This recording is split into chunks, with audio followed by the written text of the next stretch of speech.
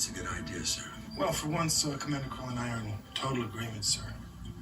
By the way, I do have 50 gallons of bouillabaisse that I need to prepare by tomorrow. My birthday. Yes, sir, I could do the cheeseburger routine. No, it's not for me. It's the crew. They really love that stuff. So we'll Round one, fight!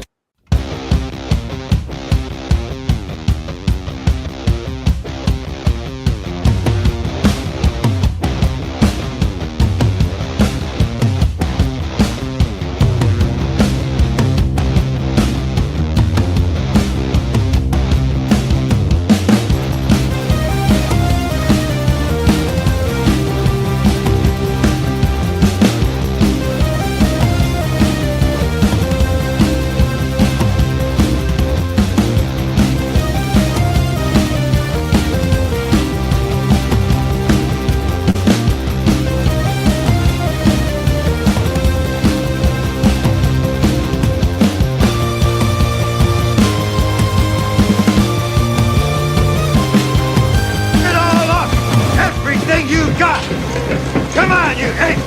You want to live forever?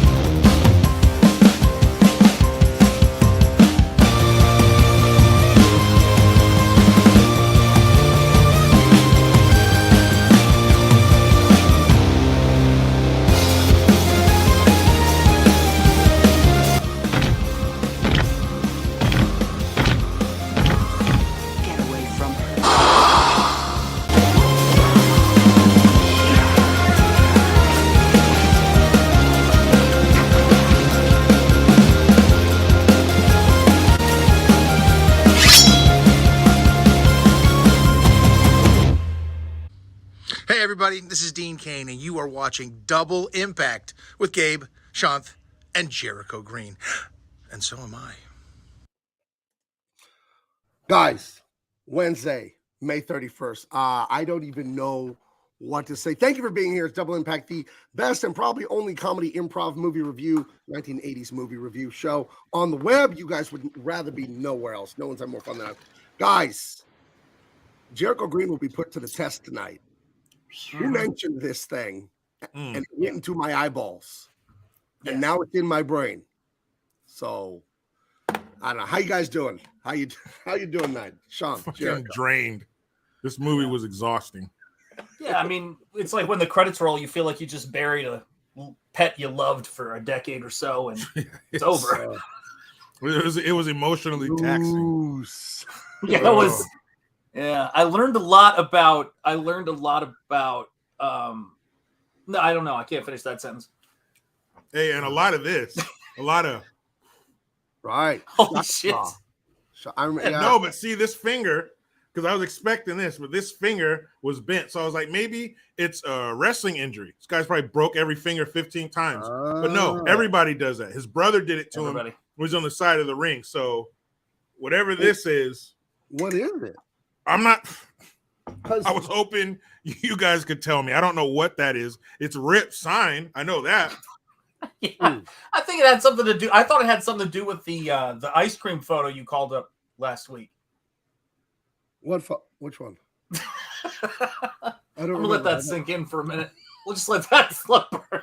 Slow burn. You guys will get there eventually. That's right. We call that the double deuce around these parts. Yeah. The peasy and the sneezy. Right. Yeah.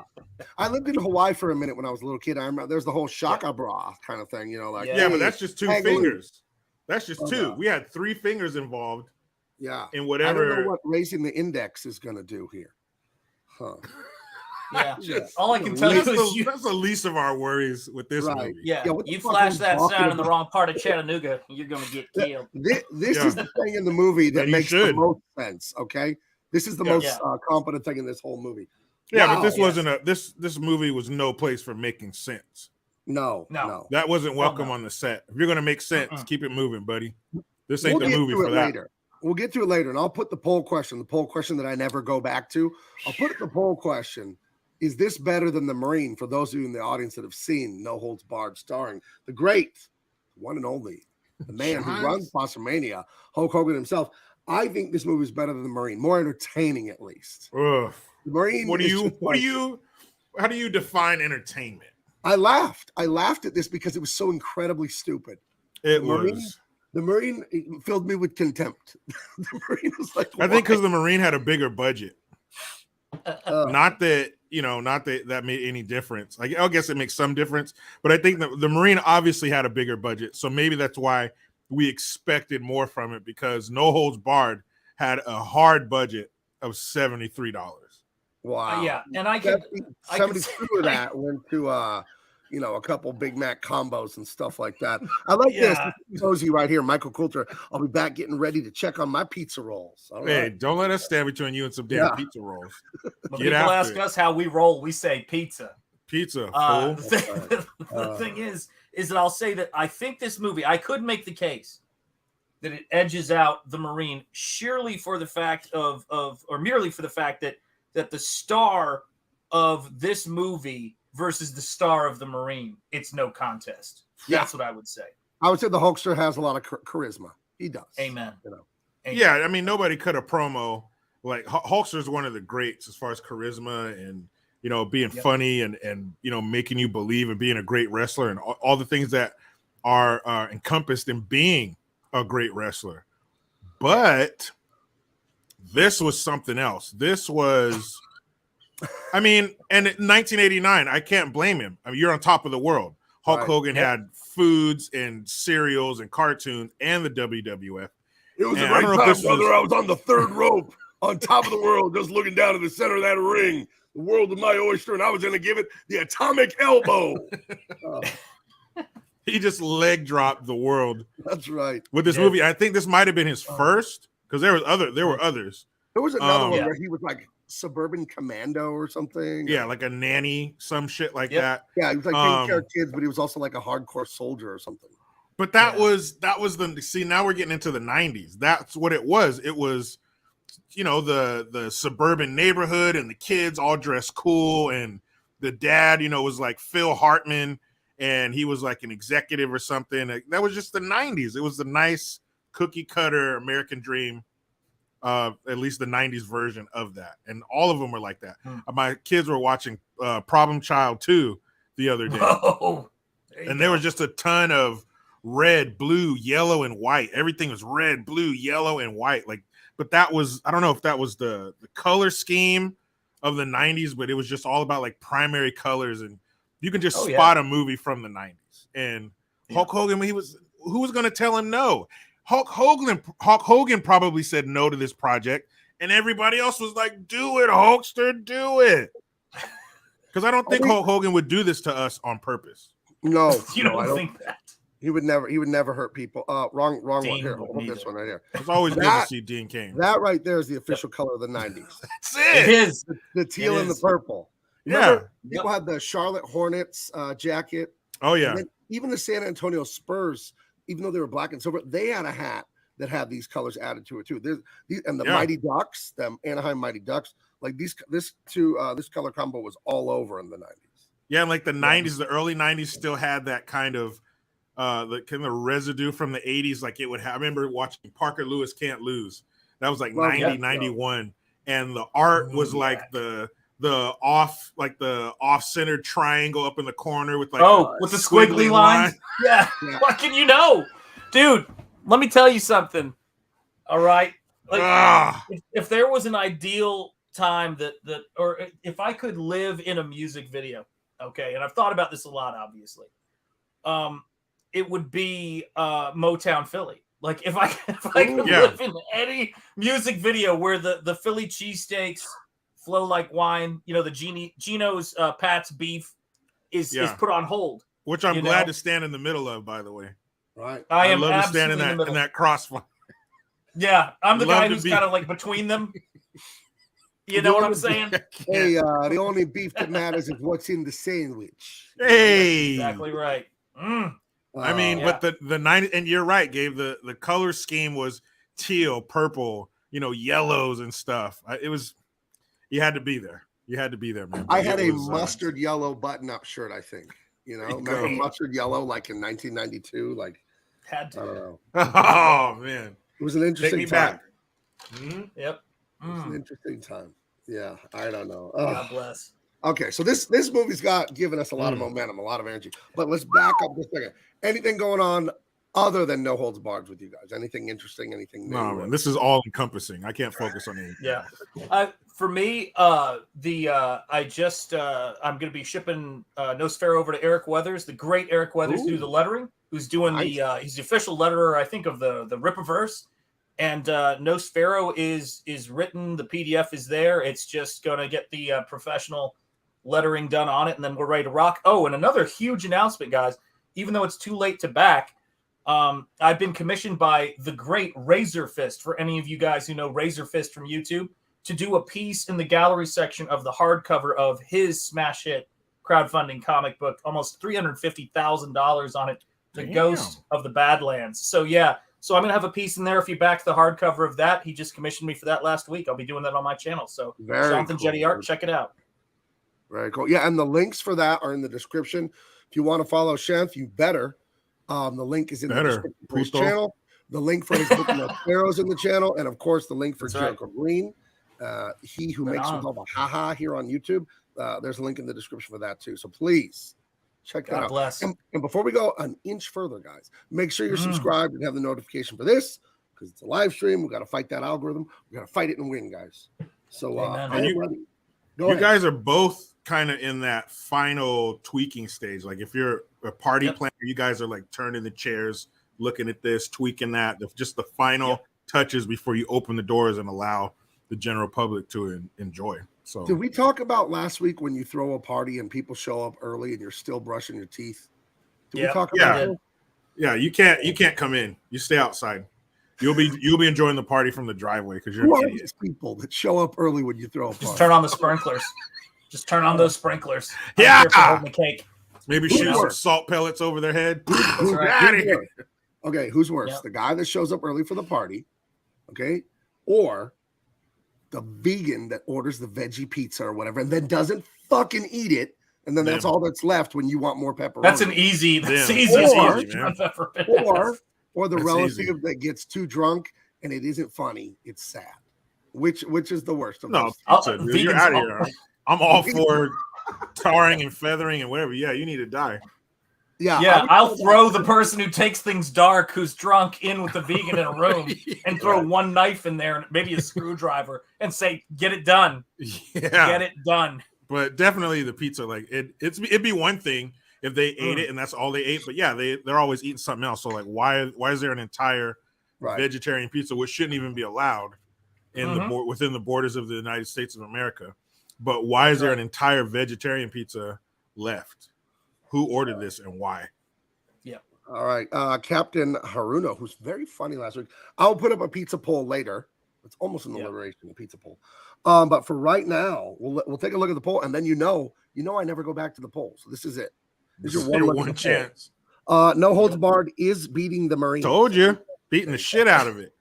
And kind of cut from a similar cloth. John Cena, WWE star. Was better movie.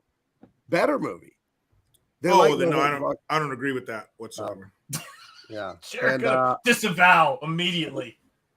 I don't agree with that whatsoever. Tell me you're from Cali without telling me from Cali. Well, I'll tell you I'm from Cali, Hunch, by I would never call California Cali. That's how you know someone's not from California. They say Cali. And secondarily, I literally do not have any vegan friends. I don't. I don't think I do either. I literally. Like, I'm trying to think of anyone I know that's a vegan. No one personally. I don't think so. No. You're in the Bay Area. I know of somebody. I know somebody who is a vegan, but we're not friends per se. We've never met. Like there's a fan of mine that's, in the comments and stuff every day and everything like that. So, I kind of in that sense, but that would be the only vegan that I have an acquaintance with. Everybody else. Yeah. Everybody I know, and I say this with love to all you vegans out there, but not really. That wasn't sincere, I'm going to be honest. But every person I know who's ever been a vegan has come to me about a year or so later go, yeah, well, now I kind of am more vegetarian because I got really sick. There's always some tragic, and I'm like going, yeah, because, but by the way, if you are a vegan and you think you're hardcore, I'm going to look into the camera, I'm saying this to you, all a vegan is a pussified Jain. So get into Jainism, eat even less. What's Jain? Really throw yourself, eat only rotten food. If you really care, go all in or get the out of here. Yeah, vegans always like, oh, I got sick. I kept waking up with stuff in my butt. So yeah, they had to stop. And I used to work with this chick who was like an aggressive vegan. Oh, you're eating that? Oh, is there meat in here? Oh, I gotta go. I can't be in here if people are eating meat. And do you know, you be eating something? Do you know that? But do you know how many things you kill for your stupid tofu? Things have to be a certain size for you to care about them? You know how many snakes and birds and weevils and moles and rats and stuff that you kill because they got to lay waste to an entire population of animals so you can have your stupid vegetarian crap? What are you talking about? If you could be a vegan, who is a Jainist, they are there's no difference. What they do, they might as well be clubbing a baby seal and eating it raw. There's no difference to that. Your body counts much higher than that of a meat eater. That's for sure. People, you put whatever you want in your body, but don't be an aggressive asshole about it. Yeah, put whatever you want in your body, guys. It's almost Pride Month, so go put whatever you want. Either way, you're going to end up putting stuff in your body. So we're bringing you on the East Coast. We're bringing you into Pride Month against your will. Yeah, get in here. All right. Nope. I got rid of No Holds Barred versus Marine. No Holds Barred one. Worst party guest. People show up early. Vegan pizza person. Insane drunk guest. People who won't leave. Oh yeah, what about that person? No, it's still pizza, vegan pizza for me. Okay, we'll see where this goes. I probably won't come back to the poll, but vote early, vote often. So, vote or die. That's right. Yeah, vote. Freaking vote or die. Rock the vote. See, look at his finger. Look at his index finger. Yeah, a lot of questions. It's all the way bent. So that's that's so weird. How do you come up with that? Maybe it was some secret sign. Maybe it meant again, something. I'm just saying there's something really, if somebody flashed that at me, I'd be like, sorry, man, I'm not into that. And just walk away. There's something very uncool about that. You gotta go find you a glory hole. Bury on, my wayward son. Roundtable Gourmet Vegetarian is the best pizza I've ever had. Oh, Barry, I'm very sorry. That must be the only pizza you've ever had. Right. Yeah. There's no way in the world. Have you tried have you tried pizza though? You might like it. There's no number one Roundtable is a great delivery pizza. Like a pizza joint you can go to, or one that also delivers. Roundtable's pretty damn good. But up there in the best pizza people have ever had, I think you'd have a pretty limited scope of pizzas if you think Roundtable's like the best. But vegetarian? Hell no. I used to deliver Roundtable pizzas back in the day, and I got some pretty weird stories, but they make a good pizza, but vegetarian the best? No, man, you gotta get a tongue transplant. I worked at Pizza Hut too, or at a pizza place. I worked at Pizza Hut when I was a junior in high school. I was making it great. That was the slogan back then. And I told you guys about the lady who got pregnant at the other Pizza Hut and she got transferred to ours. And Avoid the Noid. Yeah, I guess she should. Oh, that was good stuff, dude. She should have avoided the wiener. Yeah. I love Jericho. I got the sense right there. You were looking for the perfect word, then you thought, "Fuck it, I'm just gonna go with wiener." Go wiener. That's an underused word. Ooh, Shakey's. That's a regional thing, right? That's a California thing. Shakey's is like if Chuck E. Cheese was even sadder. Okay. Yeah, Chuck E. Cheese they have pizza and fried chicken and then Mojo potatoes, which like you take a potato, you cut it into big like flat circles, and then you sort of bread them and deep fry them. I think they have those. So I've never been to a Shakey's, But I I've was never been to watching- Shakey's either. No, but I would see commercials on TV as a kid. I think it's a California thing. I don't know if they're all over the place. Was it owned by did Michael J. Fox have anything to do with the origins of that restaurant? Why are you bringing it down, man? You can't be doing that shit. Oh, hey, Mike, we were just talking about you, man. Yeah, you guys see any funny memes lately? Anything you want to fucking share? No, nothing. Yeah, nothing new. How are things? Rub-a-dub-dub. Rub-a-dub-dub, 3 pricks in a tub, and then I set them on fire. That's what happened there. Yeah, you like that idea? That's a rhyme I came up with just for you. That's beautiful, Yeah, man. you guys, did you like that? Yeah, I did. I might be shaking, but you guys might want to try to sleep tight tonight. How about that? Okay. You've always been a mover and shaker in Hollywood, so yeah, man. Much respect. Go fuck yourselves.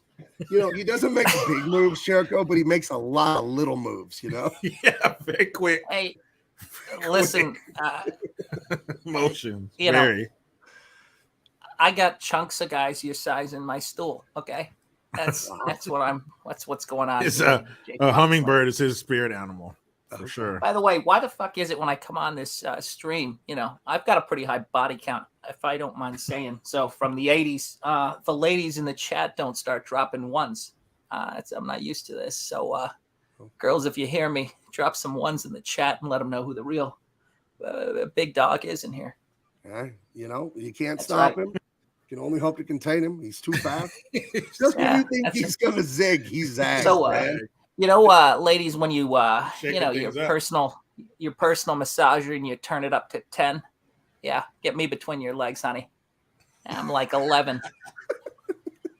They don't call him the jitterbug for nothing. That's That's right. exactly right. I'll Get take it. you places you've never seen. Yeah. Right. Speaking in tongues. Aruma Faye wants Shanta. Hey, Mr. Fox, is our buddy Shanta around, or can he come back now? Nobody even cares about that foreign kid. All right, he's frowned upon. I'll give you back your little plate. I got a quick question before you go. Hunch Dirty Roofer, he's making a point here, and I want to know if this is true because I heard other people talking about it when I was at Shakey's the other day. Michael J. Fox can turn any weight into a shake weight just by touching it. Is this true? Because I've wanted to know for a while. Yeah, I mean, pretty much so. Yeah, I mean, I'll tell you what. If I grab little Michael, it turns into a shake weight pretty fast. Oh goodness! All right, that's right. It's glorious. That was a very inflammatory question. Okay. Yeah, well, have an interesting night. Have an interesting night, Mr. Fox. We'll I sure will. Right. Take care. Sleep tight. Whoa! Holy shit! That was fucked up. I try to listen, guys. Whew. I summoned him. Man, I mean, it was a legitimate question. It was a legitimate question. So wondering if he had any. It's not just me. That guy's weird, right? A little bit. He's a little strange. Yeah, he's a little strange. Right, yeah. I don't trust him. I don't trust him. He's real shifty. You know what I'm saying? Yeah. He's kind of, yes. It's really hard to keep my eyes on him, Yeah. You can't trust Yeah, that's him right. He's shifting. He's shifting out of different time periods. He's going back to your childhood. Place. Yeah, you guys know, like, there's all those moments where you guys, if you go back and watch Family Ties, I've noticed this lately. There are these little moments where he breaks character, looks at the camera for a second, and then winks. That's how you fucking know it's happening. That is how you know it's happening, people. Like, it's scary, man. So, yeah, watch out. Watch out, folks.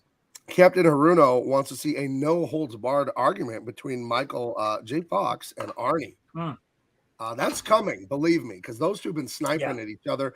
Not on Twitter. They're on Parler, the two of them. It's kind of weird. But, they go back and forth. They're on Truth Social. Mind-bending. They're trying to get on bigger platforms. But, right. That's right. That's right. Yeah, Timmy Mellow's right. Mike's got a shaky personality. He does. He's not the kind of person, He's he'll get you. All right, ladies and germs. That's stupid. Ready? Ladies and gentlemen, it's time. It is time for a movie that only a man like Jericho Green could suggest to me. He brought you. Jericho brought me The Marine, and I thought I had seen the worst movie ever. But now I have seen the sibling of The Marine.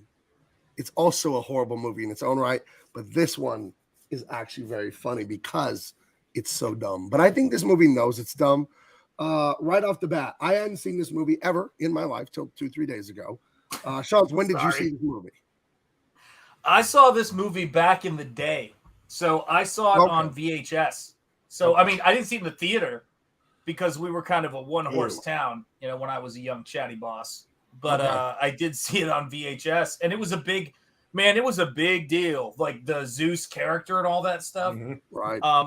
Yeah, it was huge. It was everywhere. I remember seeing the commercials for this when I must have been in 5th grade, and being very curious, but not curious enough to ask my mom to go see it. So yeah, that's about where it was. It was a big deal because Hulk Hogan, a few celebrities bigger than Hulk Hogan at the time. This came out in '89, so I was 9 years old. It was huge. I remember seeing it as a kid, and I liked it as a kid. But again, I was 9, and I think that's who this was made for. I think if my 11-year-old watched it, she would be like, "This is dumb. Can I go to my room?" But 9-year-old kid, 10-year-old, you're kind of getting on the outer limits of who this is for. But as a 42-year-old man watching this, this was tough to get. This is like trying to walk through really deep mud, and it takes you pull your foot out and your shoe is gone and just your white sock because it sucks your shoe in. I mean, this was tough to get through. There is no, if you think to yourself, well, the next scene will be better. Stop thinking that because it's not going to get better. Don't do it. It's not going to get better. It started off insane.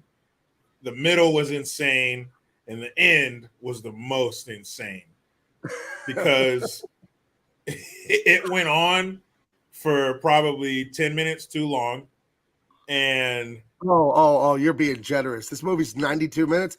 I say this movie was 91 minutes too long.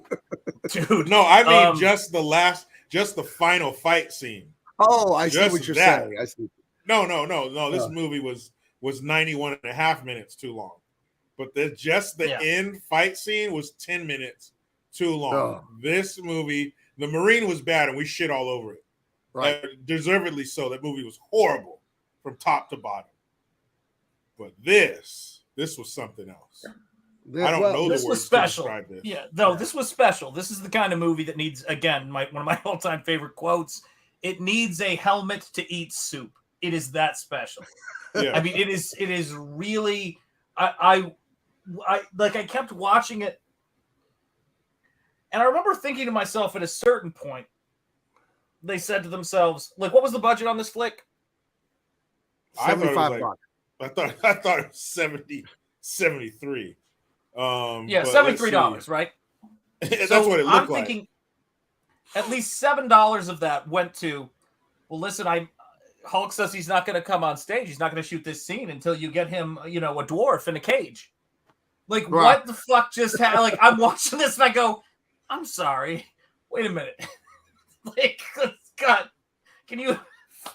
There was just there was a lot of, I could see like executives and writers working together on movies and go, ooh, wouldn't it be funny if there was, and then fill in the blank. Ooh, wouldn't it be funny if there was, but like the sum of all the parts, the parts is just like a mess, So, it's like it's just like all of your favorite foods, like in one meal. It's just too much. Oh, cool. And what if? And the budget was $8 million. It made 16.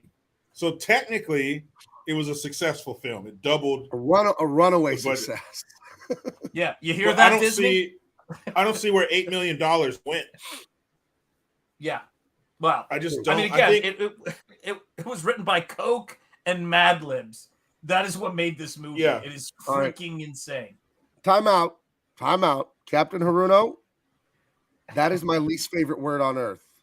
You cannot. We talked about this. That word since I'm a little kid.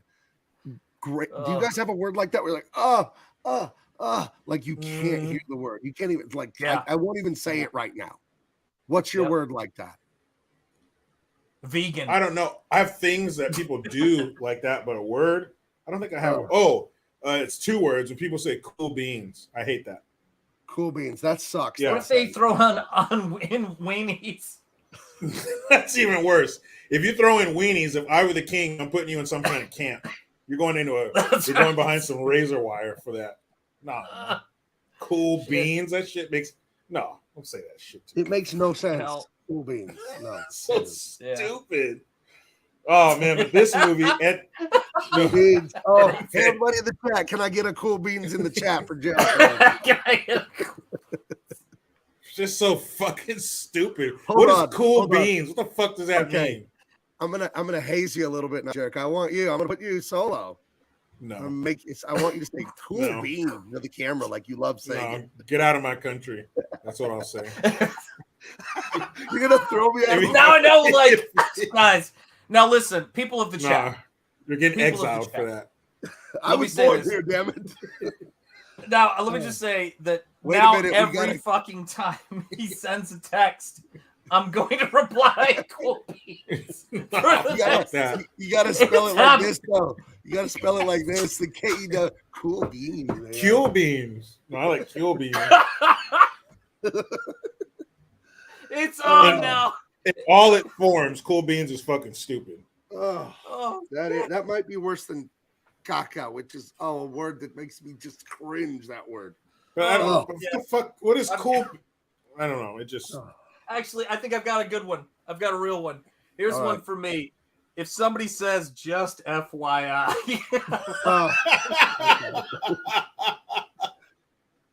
Hey, I'm just an FYI. Yeah, just FYI, man. The brain needs oxygen. Another one. The other one I hate is at the end of the day. I can't stand people say at the end of the day. Yeah. That drives me crazy. Yeah, that's a personal attack, Captain Haruno. That is a personal attack. Now I don't have a problem with that one. He's business savvy. He's business savvy. He just trademarked that. He's gonna put it on hats and everything. Oh my God. Now we can't say it anymore. Look at this. Yeah, dude. People say at the end of the day.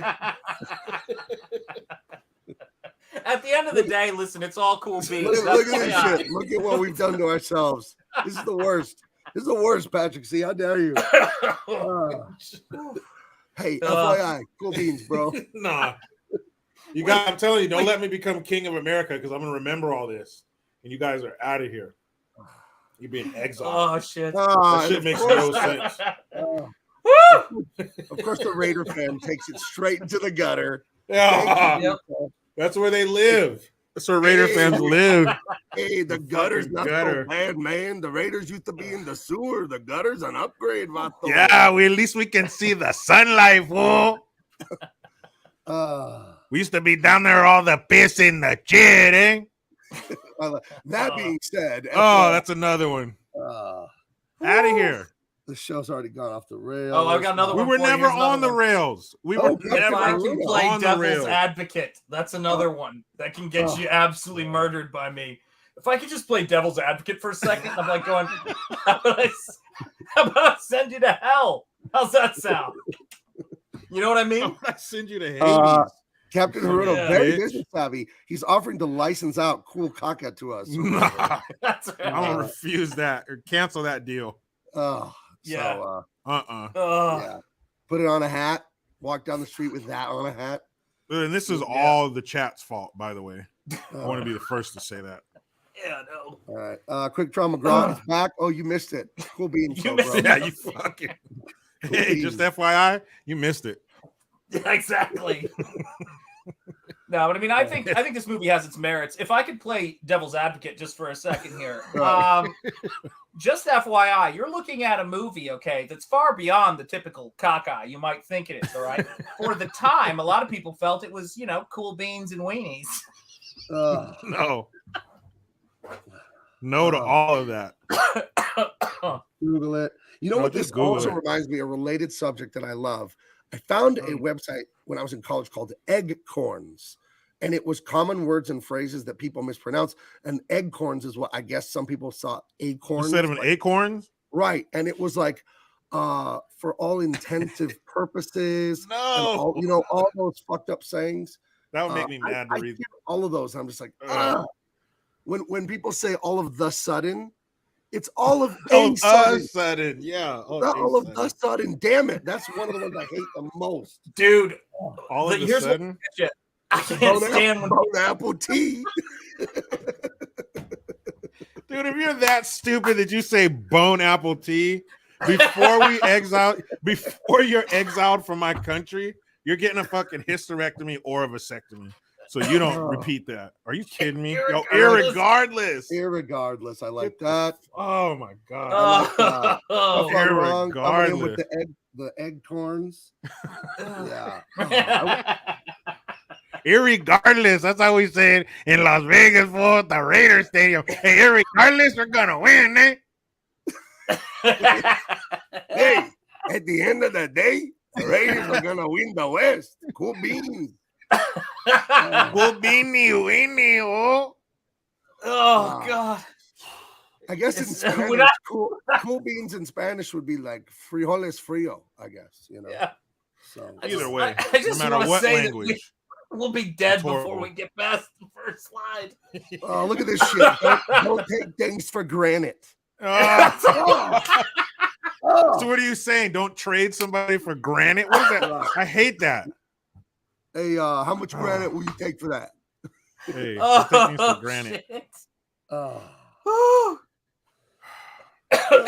Fergus saying consumption of food and drink is not advised while listening and or participating in life. Yes, the Ferg. They should know that. But you don't know that by now. That's your fault that you're choking on your dinner right now. Worried about choking on food and spitting it everywhere. But you know, that sounds very dangerous. You know where you never have to worry about choking and spitting food? Pasta Mania, brother. If you can't chew your food, Craig, I'll come to your table. I'll chew it up and I'll baby bird you right there, brother. If that's what you need, that's what the Hulkster does. That's right. You get that table side baby bird, brother. And if you start choking in Pasta Mania, brother, I'll be right there to give you the Heimlich, brother. I put my thumb right at your solar plex, brother, and I squeeze and I push my pelvis into the back of your ass, brother, until you stop choking, brother. Oh, my goodness. Yeah, there was that awful time he gave somebody that maneuver, and he had thought that they were choking actually on an entire rib cage, but he'd killed them. He just squeezed the rib cage out through their mouth. Hey, I tried, brother. Nobody's perfect, brother, especially here at Pasta Mania. Oh, that's the best line. When you're here, you don't have to be perfect. It was Hulkster. I heard it was down to two slogans: Pasta Mania, nobody's perfect, or Pasta Mania, eat here, see if I care. Were those the two slogans, and which one do you pick? That's true, brother. Those are the last two, but the third one is the one I wanted, brother. The third one, I got voted out, brother, by Vince McMahon and one of his kids, brother. I wanted it to be eat it Pasta Mania or I'll kick your ass, brother. Oh, cool beans, man. That's eat it Pasta Mania, and I'll tell you what this hand signal means. You know, I'm good friends with Jericho Green, brother. I let him take that red and yellow Harley out on his own, brother. Normally, I make you get on the back and ride on the back of that Harley, brother. But I let him take it out up the PCH on his own, brother. So that's a friend of mine, brother. So I agree when he says, no cool beans, brother. I'm in the same camp, brother. Wow. So only hot beans or just no beans? I don't like when people say cool beans, brother. Shit makes no sense to me, brother. I get all mad and I gotta do a leg drop of the first person I see in that dining room, brother.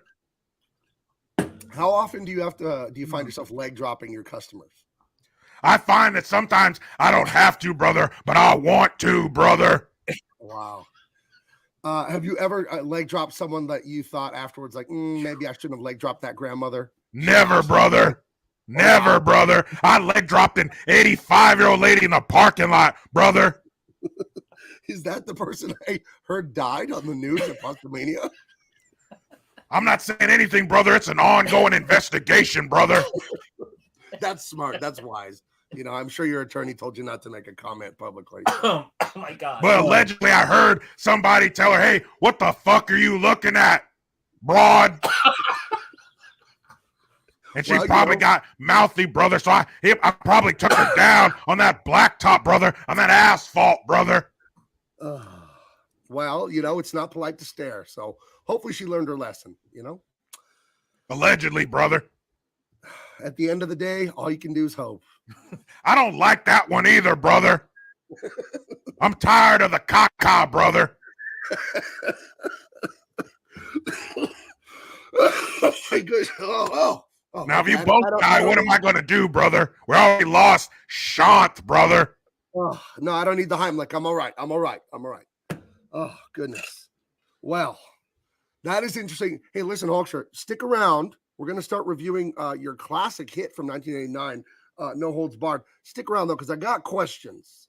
I got to know some stuff behind the scenes, stunts, different things, different story ideas that make no fucking sense to me. So I'm going to need you as a resource. I'm going to ask you, is that cool with you? Or are you really busy in the kitchen tonight? That's understandable, brother. I always carve out time for the double impact triple threat, brother. We know we're talking about Heimlich maneuvers and stuff, brother. Now that I'm thinking about it, brother, something I noticed, I do a lot more Heimlich maneuvers during June, brother. A lot of young guys out in the dining hall. I'm choking, Hulkster. I'm choking. It's kind of weird, brother. Are they choking on like big sausages and things like that? Or I just come out there and they're bent over, Hulkster. Come help me, brother. Oh, well, okay. But it's only from June 1st to the 30th, brother. Come July 1st, all of a sudden. Damn it, Sean. I was almost done with my point, brother. But July 1st, I come out. July 1st, I come out in that dining room. All of a sudden, there's no young men choking, brother. No, huh? That's weird. Are they also out in the dining room helping each other with the Heimlich maneuver, like a good Samaritan or something? I've seen it sometimes, brother, but once word got around to how good I was at the Heimlich, brother, all of a sudden they're waiting for me to come help them out myself, brother. Wow. That's interesting. I wonder how long they can wait while they're suffocating. That's interesting. That doesn't seem to make a lot of sense on their part.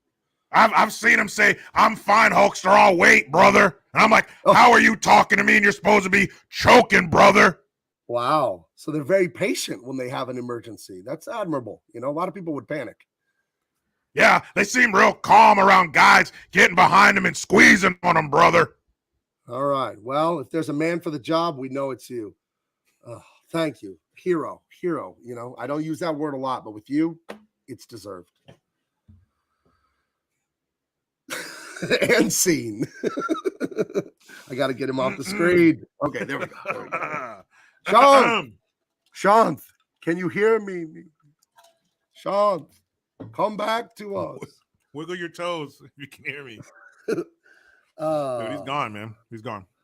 I don't know what happened, but Quick Draw McGraw hurt his rotator cuff laughing, apparently. So, damn. There you go. There you go. I'm still You got a violent laugh. People lurking must be like, I guess talking about the film is implied. Listen, we don't know what the hell we're doing here sometimes. We're just having a good time. We're supposed to talk about movies. It'll happen if it happens. It'll happen eventually. At the end of the day, all that matters is having a good time, right? Cool beat. Before the end of this live stream, we will get to the movie. That's a guarantee. All right. Double impact. No holds barred. I guess there's no time better than now to get started. Oh, boy.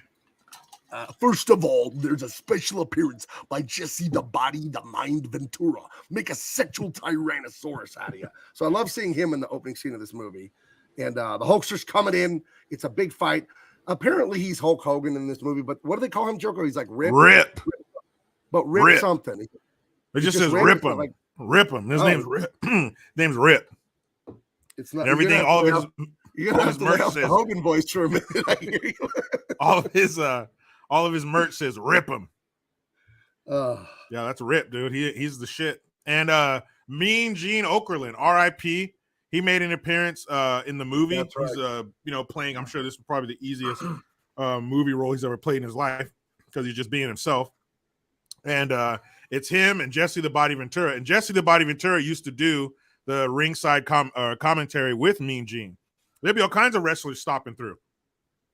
Yeah, like right. Each segment when you're watching, it could be a different wrestler with them doing the commentary. Man, I loved wrestling back in 1986 in second grade. William O3 says, holy shit, that was a terrible Jesse the Body Ventura impression. That's kind of the point, my friend. If I did a good impression, I wouldn't bring it to this show. No way. And I want to take stop and make a man out of you. Nobody. nobody gets to ever hold the title for worst impression as long as I'm doing Michael J. Fox. That's right. Okay, nobody. That's my title. I like Damn it, it. Michael J. Fox. You literally just made up a voice that sounds nothing like mine. Well, because it's like, you know, look, there's certain things I think that are going to just be universally frowned upon, and I think doing too good of that imitation might fall into that category. It's a little too soon, you know. Shrapnel. He was born in 1980. Hey, I was born in 78. Right on. I was born in 80. Right. Okay. I didn't get to see as much wrestling as you guys. I did grow up in the mountains. First-person shooter was between me and the deer, turkey, or elk. Listen, Shrapnel, you can make up for all the wrestling you missed just by watching this piece of crap movie. Yep, It'll more than that. It'll cure you of 1980s wrestling madness. You're about to get a concentrated dose of 1980s wrestling. This is the 80s, like, concentrate before you add water. You know, like frozen orange juice. This is it has an intense flavor. Yeah. This movie is intense. The crack cocaine to the regular powdered cocaine of wrestling. Yeah. This is like mistaking, you know, taking something out and thinking you're unwrapping a caramel and you're going to eat some caramel, but it's a bouillon cube. That's basically what this movie is. It's like a the old bait and switch. Oh man, but how easy was this scene? They probably threw out a bunch of Rip 'em t-shirts to a wrestling crowd that was already there. You know, did some promo work, just like you said, Gabe. And I've been there too. Like, you're at a UFC fight and they're filming for a movie or something. So the crowd's there. That's right. You know, and look at Jessie the Body. Look at that. That's like a 1920s flapper girl kind of thing with a bandana and a leather jacket and zebra print and some kind of Prince scarf. And you just know he's wearing Zubas, those pants, those weightlifter pants. Oh, you know he is. And Mean Gene. Why would I wear anything else besides Zubas? I was married in Zubas. Yeah, I'm not going to wear anything else. This is what I wear. I'm just the body Ventura. And he, you know, look at the chin. And Mean Gene doing what he does. Tuxedo. There's going to be a hell of a match tonight and stuff. And then Jesse the Body going back and forth. These guys, this was part of wrestling. It wasn't just the wrestlers.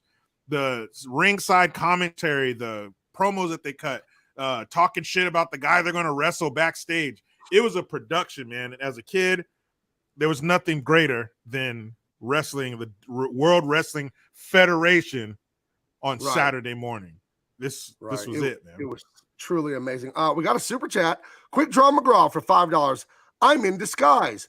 It's Tammy A nod to JG. Is Quick Draw McGraw actually Tammy A? Yeah, because somebody got mouthy in the comments today, and before I could even have him respond, she's a mod. My first mod, actually. She had already kicked him out. So I called her Quick Draw McGraw. She wasted no time. No time whatsoever. Thank you for the $5, darling. Very generous. And of course, you're going to get one. Thank you for making it rain on me. Well worth it. You know what? Since it's that kind of night, I'm going to give you one other thing too, because I love this one personally. Shake, shake, shake. Shake, shake, shake. Shake your booty. Shake your booty. That gets everybody in the mood. That was a lot of Belgian rump right there. That's right. That's right. I think this is hilarious. I remember when Mean Gene fought Epic.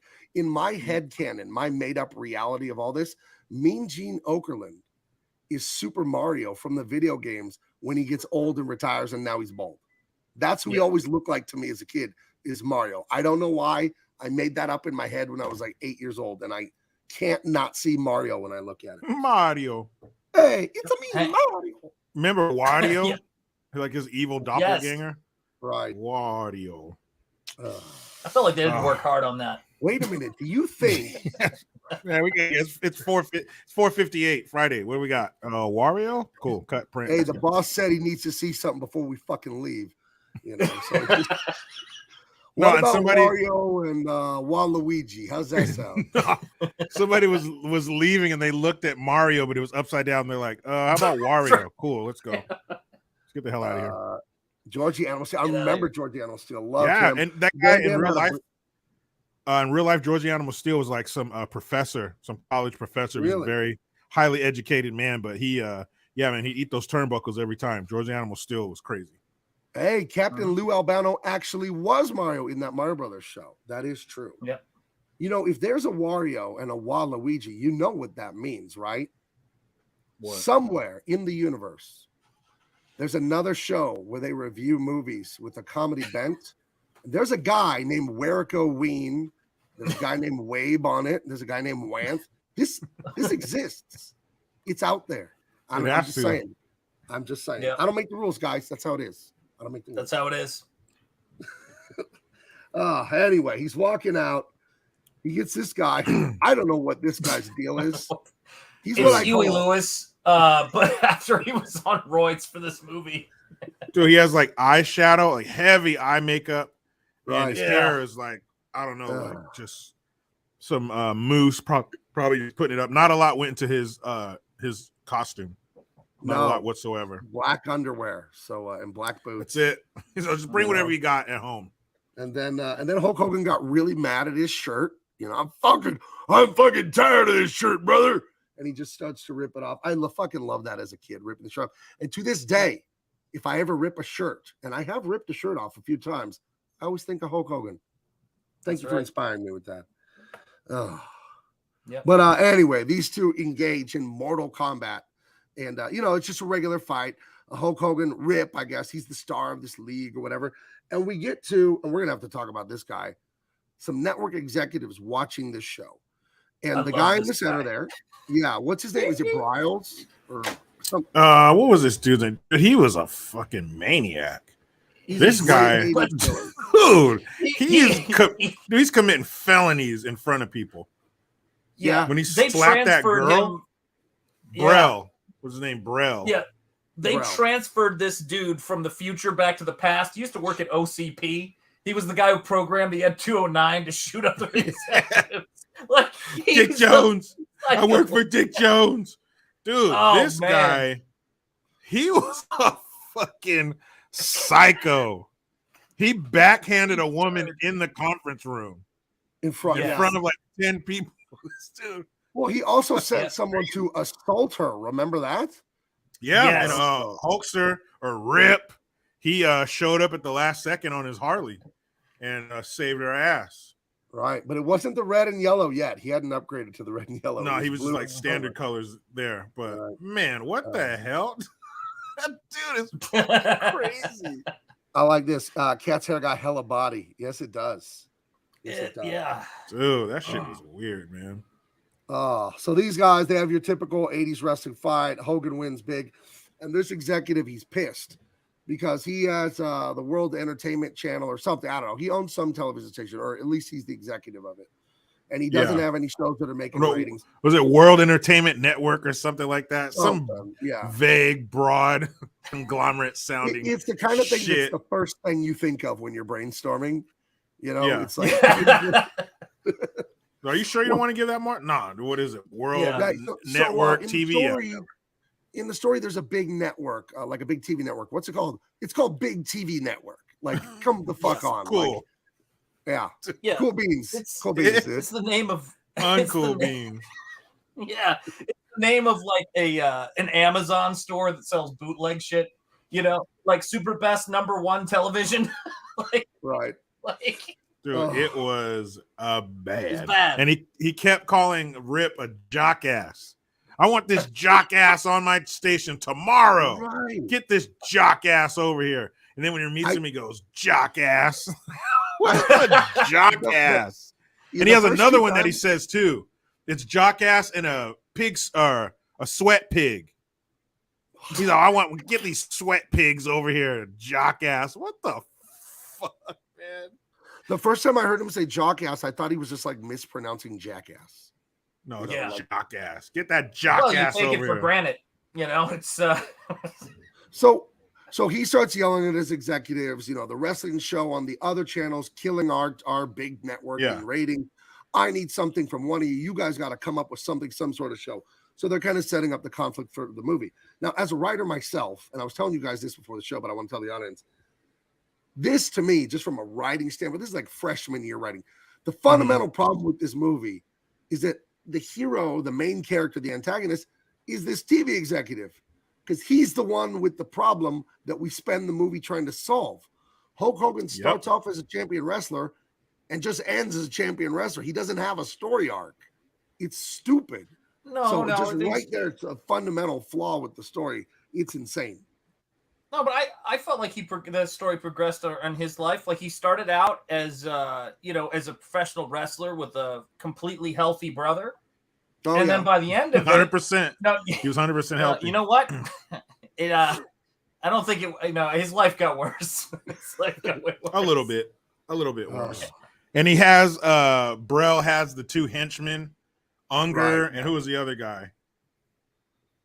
I don't know. Unger it was like Dippy and Dippy. They were just morons, these two. But yeah, I can't remember the other guy's name, but yeah, they were his two little, yes, boss, yes, sir, yes, sir. Like they did everything he said. They were scared of his, the sound of his voice. And man, these guys are total bitches, but they're all like committing crimes. You don't never see police. They're car chases, motorcycle chases, attempted sexual assaults, murder, I think. Murder. Police. Nowhere to be a couple found. People died in this movie. William, I wouldn't be surprised if the WWF writers wrote this. The credits, I think it was written by Hulk Hogan and Vince McMahon. Vince McMahon. 3 days inside of a hotel, they wrote this. And a bag of yayo.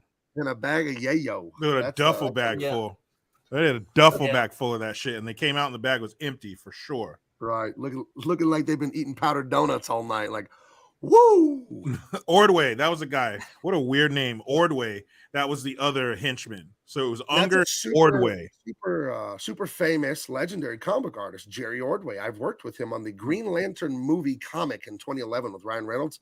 We did an adaptation of that. I colored it and he illustrated. But Jerry Ordway's in a legendary business like 40-something years. It's the only person I've ever heard of named Ordway. So every time I heard it, I kept thinking of Jerry. So. There's a pharmacy out in California called Ordway.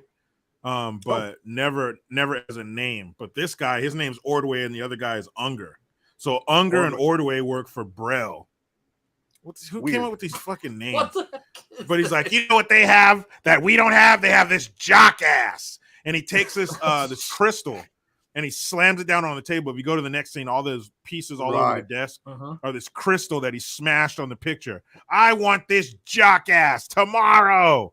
So somehow they have 24 hours to get this jock ass to come work for their station. And they get a meeting with them. They get the jock ass to agree to a meeting. And Hulk Hogan's costumes are, I don't know, in a word, ridiculous. Because he has like this one. He has these gloves on. They're stitched. They look like boxing gloves because they have like this cross stitching, like shoelaces or something. And it's supposed to be like a boxing glove thing. And he has these red and black knee-high boots with like this heel, like a cowboy boot heel on him, and the do-rag. He looks fucking ridiculous. And the do-rag has like tentacles coming off of it, like shoelaces, but they look like elastic shoelaces. That's what the red is. It's weird. And like, is there a worse material to wear than like spandex? You're just gonna be sweat. You're gonna be a sweat hog, is what you're gonna be. Be a sweat hog, jock ass. Nobody wants to be a sweat hog and a jock ass. You imagine you're going to like one of the biggest network television studios in the world. The biggest. To talk about maybe doing some sort of deal that's going to be very lucrative. And you think it's a good idea to show up dressed like this. Yes. Instead of just in a nice tailored suit, Like let me tell you something. If you show up like that, they're not going to know how to fucking angle that negotiation. Okay. They're going to go, I got to be honest, we prepared for almost every contingency plan. I've never seen one of these before. Like what? Give him whatever he wants. Yeah. This guy's insane. So this is a different driver. That looks like a young Matt Damien. Is that his name? Dylan, right? Matt Dillon. He's brother of Kevin Dillon or whatever. Dillon brother. He looks like a young Matt Dillon, but that's not the same driver that takes him out of there. That's not Mr. Dookie. That's not him. Oh, God. Sorry. He's like, picture this, jock ass. And he starts telling him, the plan, and I want you to come work for us, and what's your price, and Rip, I don't break my word for anybody, brother, and blah blah, and all this shit. And he wants to leave because Brel, just being a prick, he's like, hey, you're gonna come over here, you're gonna be a part of my network, whether you like it or not. Just name your price, jock ass. Name your price. And he hands him a check. Remember, he says it's blank. he hands Hulk. Yeah, just fucking fill it out. Put however many commas you want in there, jock ass. This looks like he's going ill. Like ill. Yeah, this look is like gross. Dude. Ill. It looks like the Gerber baby with a man. Fucking Gerber adult. Oh. But Rip's not having it because Rip is a stand-up guy. He's a squared away guy. Yeah. His word is his bond. And that's what the guy says the day before in the meeting room. But some say that Rip's word is his bond. Well, break his bond. Every man has his price. Find out that jock ass's price. So he has jock ass face to face. And he's like getting up in his face and shit, and he's pointing at his chest. You jock ass. So Hulkster, he gets sick of it. You can only poke Hulkster so many times and call him so many jackasses. Jockasses, excuse me. And so he grabs him. He doesn't say anything. So much, guys, I gotta tell you, if you haven't seen this movie, half the dialogue in this movie is just grunting. Only half. By Rip and then Zeus, the other character. Wait, and the other guys. The other guys too. I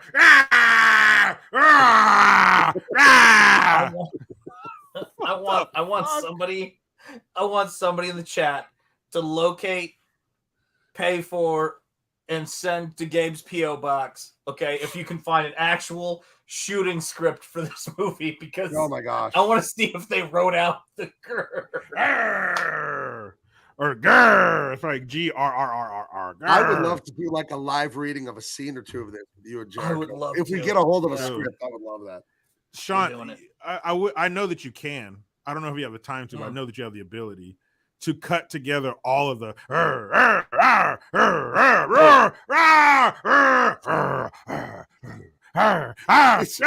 Jericho, this movie is 92 minutes long. That would be like 83 minutes. The Gurry. Dude, let me tell you something right now, okay? It's so fucking stupid. We are going to have a super cut of this movie. We're going to premiere it here. I don't care if it gets copyright struck. We got to do the Grr super Dude. I wonder if the three of us could just talk about this movie to each other, but just in grunts. And if we can probably, I think it might be tough in the beginning, but eventually we would learn the dialect or whatever that is. Yes. It's bad. And he just goes, and then fucking, he walks out. And the jock ass. William is defending the lack of creativity in the script, though, because they didn't have a lot of room to write the script physically. They had to write it, he says, on $100 bill they were snorting coke from. So, you're going to fill up both sides of a $100 bill pretty quick. You know what I mean? That is true. So, and you got to keep rolling it up to snort and then unrolling it to write and then roll it up to snort. Then you lose your place because you're yacked out of your mind. Wait, no, you're Hulkster. Wait. All right, hold on. Where was I? Oh, yeah, that's right. Dude, and people, if you haven't seen this movie, trust and believe, we're not lying to you. 50% of the dialogue has to be grunting. And then 49% is jock ass. The remaining 1% is regular dialogue. Yeah, he calls him a jock ass so many fucking times. This jock ass. So he gets a new, and I didn't see who mentioned that, but this guy and the guy in the background, they're in a ton of 80s movies. Right. And they always play the same guy. The guy in the background plays some sniveling fucking quisling, and this guy always plays a prick, a cop, a teacher, a principal, an executive. He's always a fucking asshole. And we always say in this show that a great action movie has a great supporting cast, but maybe this is the one that's not true. Because this guy has some pretty serious acting chops. The guy back there does. The old black dude who's Rip's trainer, his corner man, he's got some good chops, but maybe they were just outdone by the horrible the rest of this movie that was just too much for them to deal with. They couldn't overcome the amount of shittiness in this movie. They just didn't have it. They gave all their acting, they left it all out on the field, and they just couldn't overcome the shittiness that came from Hulk Hogan and the other actors in this movie. Because people, this movie was pretty stupid up to this point, but from the next scene, Up until this point, this movie is going up in the roller coaster. Tick, tick, tick, tick, tick, tick. You can look over and see the parking lot. Oh, there's our car down there. You're getting higher and higher. Oh shit, now we can see the whole theme park. Tick, tick, tick. And now you're starting to hear the people in front of you in the car start screaming because they're starting to go over the top. So this next scene is this movie cresting that hill. And from here on out, it's just fucking cheek flapping, eyeballs, like you can't even close your eyelids. You're going down this roller coaster so fast of fucking retardation. Actually, the people are screaming, and when you cover the top, you realize there's no more track. And all those people just fell to their death because this movie goes into remember in Star Trek where they're about to go into like hyperspeed and all the stars get elongated and shit. This is what you're about to get into with this movie, because from here on out, this movie goes to another level of incoherent garbage that you've never seen before on the planet Earth. Well, here's a silver lining though to this pile of garbage. Oh, there is a silver lining. Please tell me, because I didn't notice. William points out they learned a lot from this movie. After this, they did the Rock movies and seen his goofy movies. So clearly they learned their lesson. Yeah, they learned a ton from this. Learned nothing from it. Well, it was a hit. You can't handle the their budget. It doubled their budget, so they couldn't. They couldn't learn anything. They thought this was a hit. The next scene in this movie just starts pure insanity. Insanity. Right. You explained it to me before I saw it, but once I saw it, I couldn't believe what I was seeing. I could not. Even though you knew what you were seeing, you couldn't believe what you were seeing. They really fucking did this. Wow. Yeah. So he wouldn't take Brell's corrupt offer to join his network from the other network, but like if you have a contract, it's not really up to you anyway. You know what I mean? But anyway. No, Gabe, it totally is.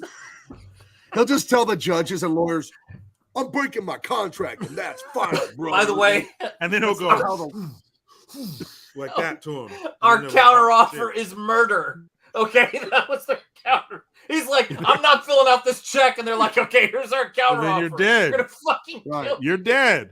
No one's gonna wonder. Sign the contract, jockass, or you're dead.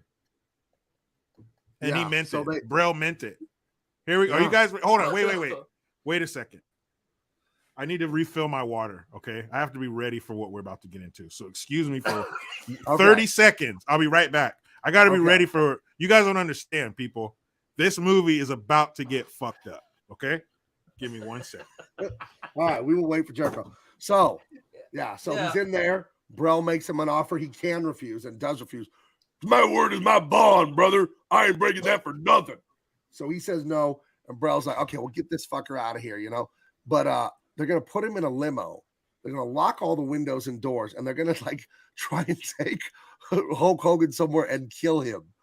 And what happens next is unbelievable. But I'm going to wait for Jericho. But I couldn't believe my daughter walked by the living room because Hulk Hogan starts kicking the inside of the car.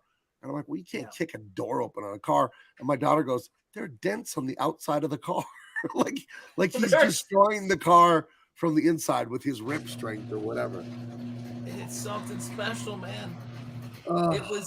It was this is the thing about it too. I mean, to say this movie takes a few left turns, right? I mean, you get this guy and it's like going, so where was the last place we saw Rip? Well, he went for that TV exec meeting. The limo picked him up and then he was murdered.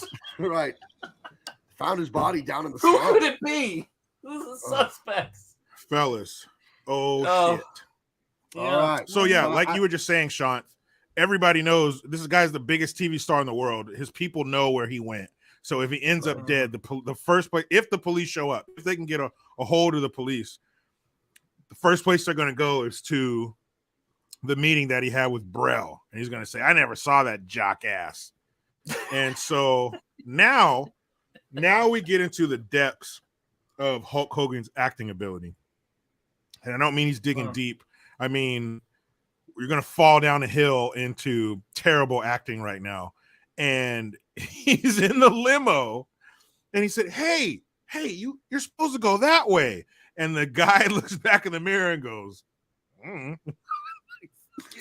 shrugs his shoulders like, I don't know where I'm going. I'm just a limo driver.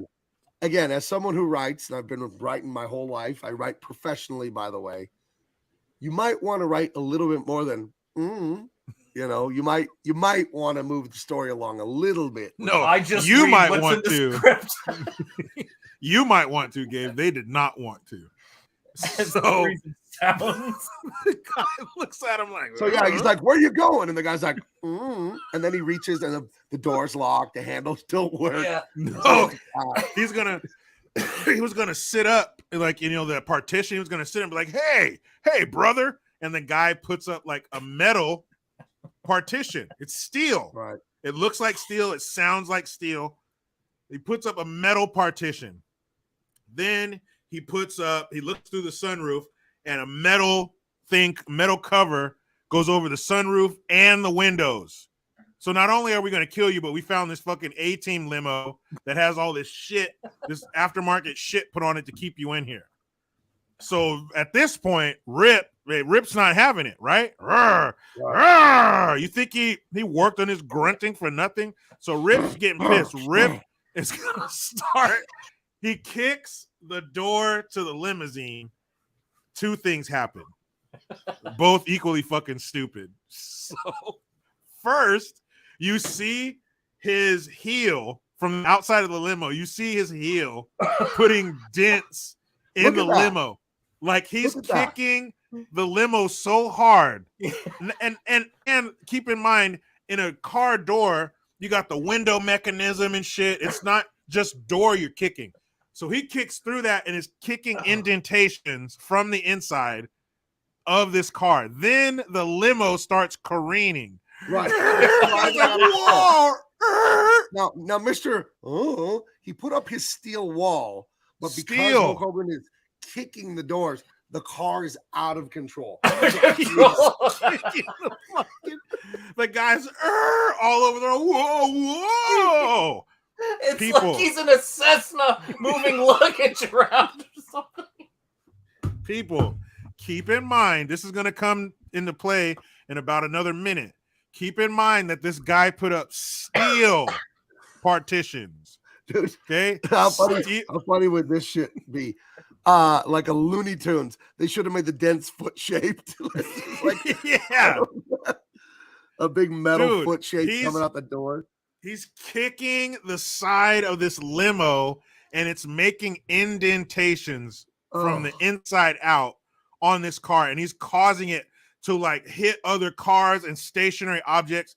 His kicks are so powerful that the limo driver cannot keep control of the limo. So we get into this warehouse. As you can see, there are some thugs already waiting for him. But when the limo driver's coming in, you're thinking he's making the limo move around so much that he's not even going where he's supposed to go. But I guess he does. Right.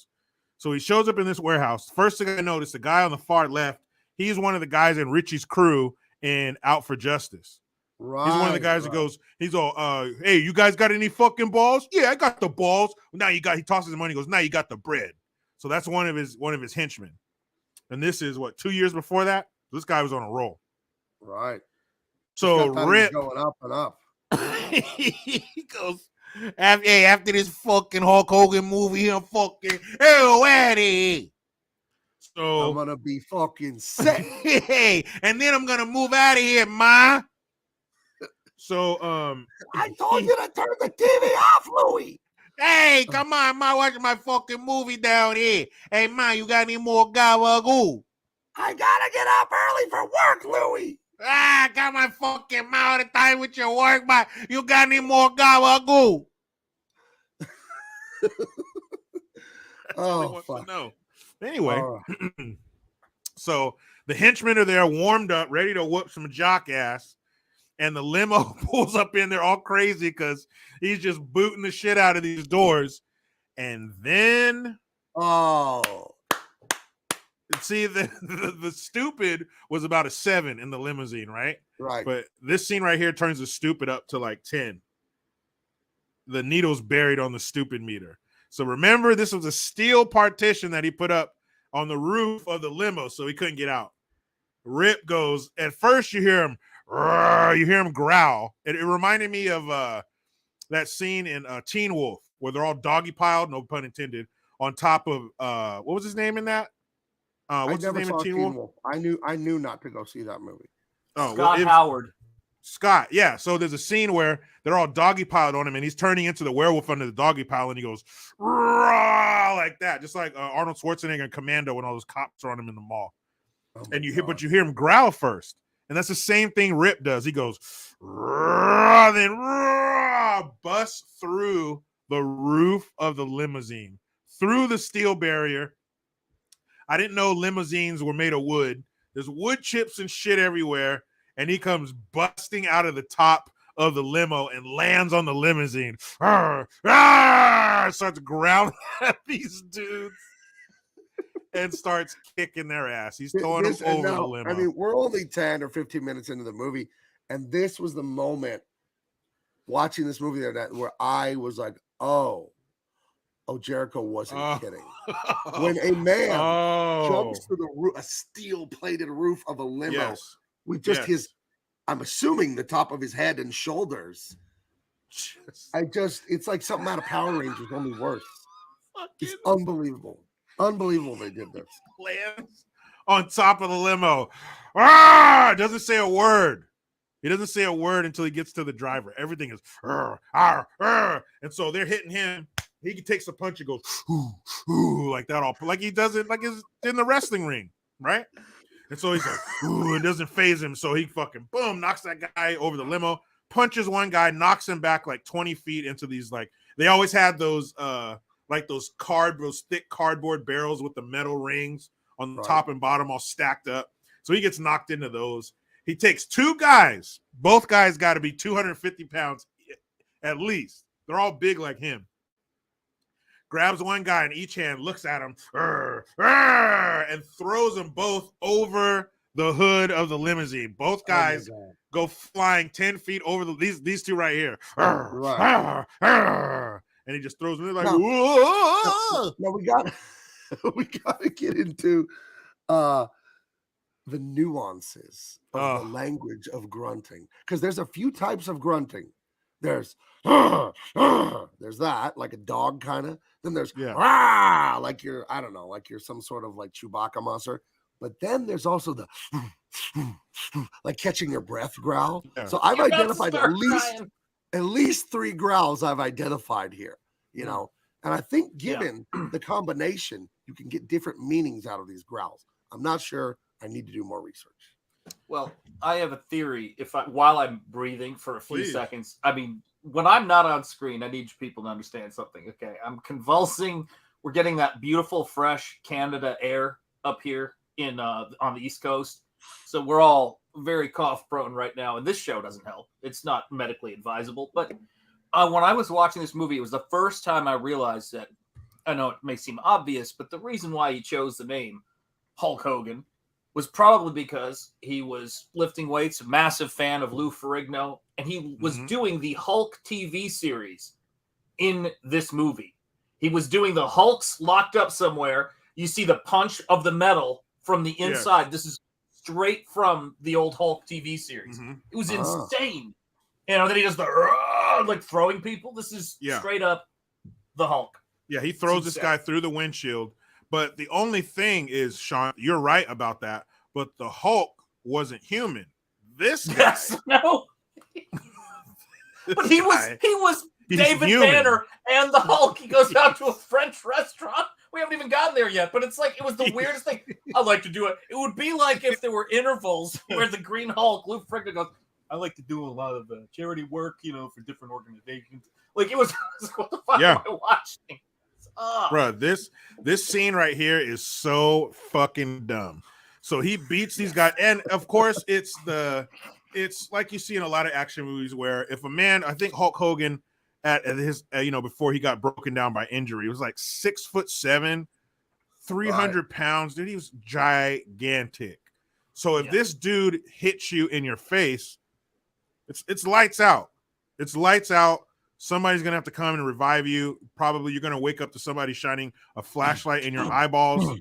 Go ahead. But maybe this is a fourth one where he's like he's not gaining his breath, but he's almost pumping himself up. I I don't understand. I'm trying to understand this right along with you guys in real time. But the guy, he's famous for having 24-inch pythons. There's some ladies out there with a 24-inch waist. This guy was huge. Not anymore, but sure. Oh, and if he kicks you with these fucking bedazzled cowboy boots, he'll fucking kill you. But these guys are taking multiple punches and kicks and slams and all this shit. Finally, he takes care of him. This guy, he throws him through the side window there, and it's the classic, clear candy, Hollywood glass. You can totally tell because windows don't break like that. He throws him in there, and then he saves the best for last. The limo driver, Mr. Put up the partitions. Oh my God. Oh, hey, you were supposed to turn back there. Ooh, that guy. Right. He saves him for last. Now, this is the most famous quote from this movie. It is, but hold on. There's a build-up to this main course that we're about to enjoy. Okay, there's an appetizer for this. So let's please take the time to enjoy all the courses of this meal. So he goes up to him, and instead of, what would you do if you came up to a door? You probably try a handle, huh? Right? No. Usually. Ripped. I don't got time for no fucking handles. What I'm going to do is rip this door off the hinges. Guys, that's hard to do. I've hung around a body shop or two. That's hard to do. But not if you're ripped, not if you're kicking a limousine all over the road. So he rips the door off, throws the door, there's a lot of grabbing. If you like being grabbed, being grabbed is porn to you, you're gonna enjoy this movie. There's tons of grabbing of the lapels. Right? So he grabs this guy. He goes, what's that smell? And then the camera goes behind the guy, and he's like, it looks like he sat in like motor oil. There's this thick, wet brown substance on his clothing, and the guy goes, Dookie. I'm not exaggerating. I'm not trying to be funny. I'm not being extra because we're on camera. This fucking guy goes, Dookie. That's what he says. Look, people shit themselves. People piss themselves when they're scared. And I don't begrudge this dude for shitting himself.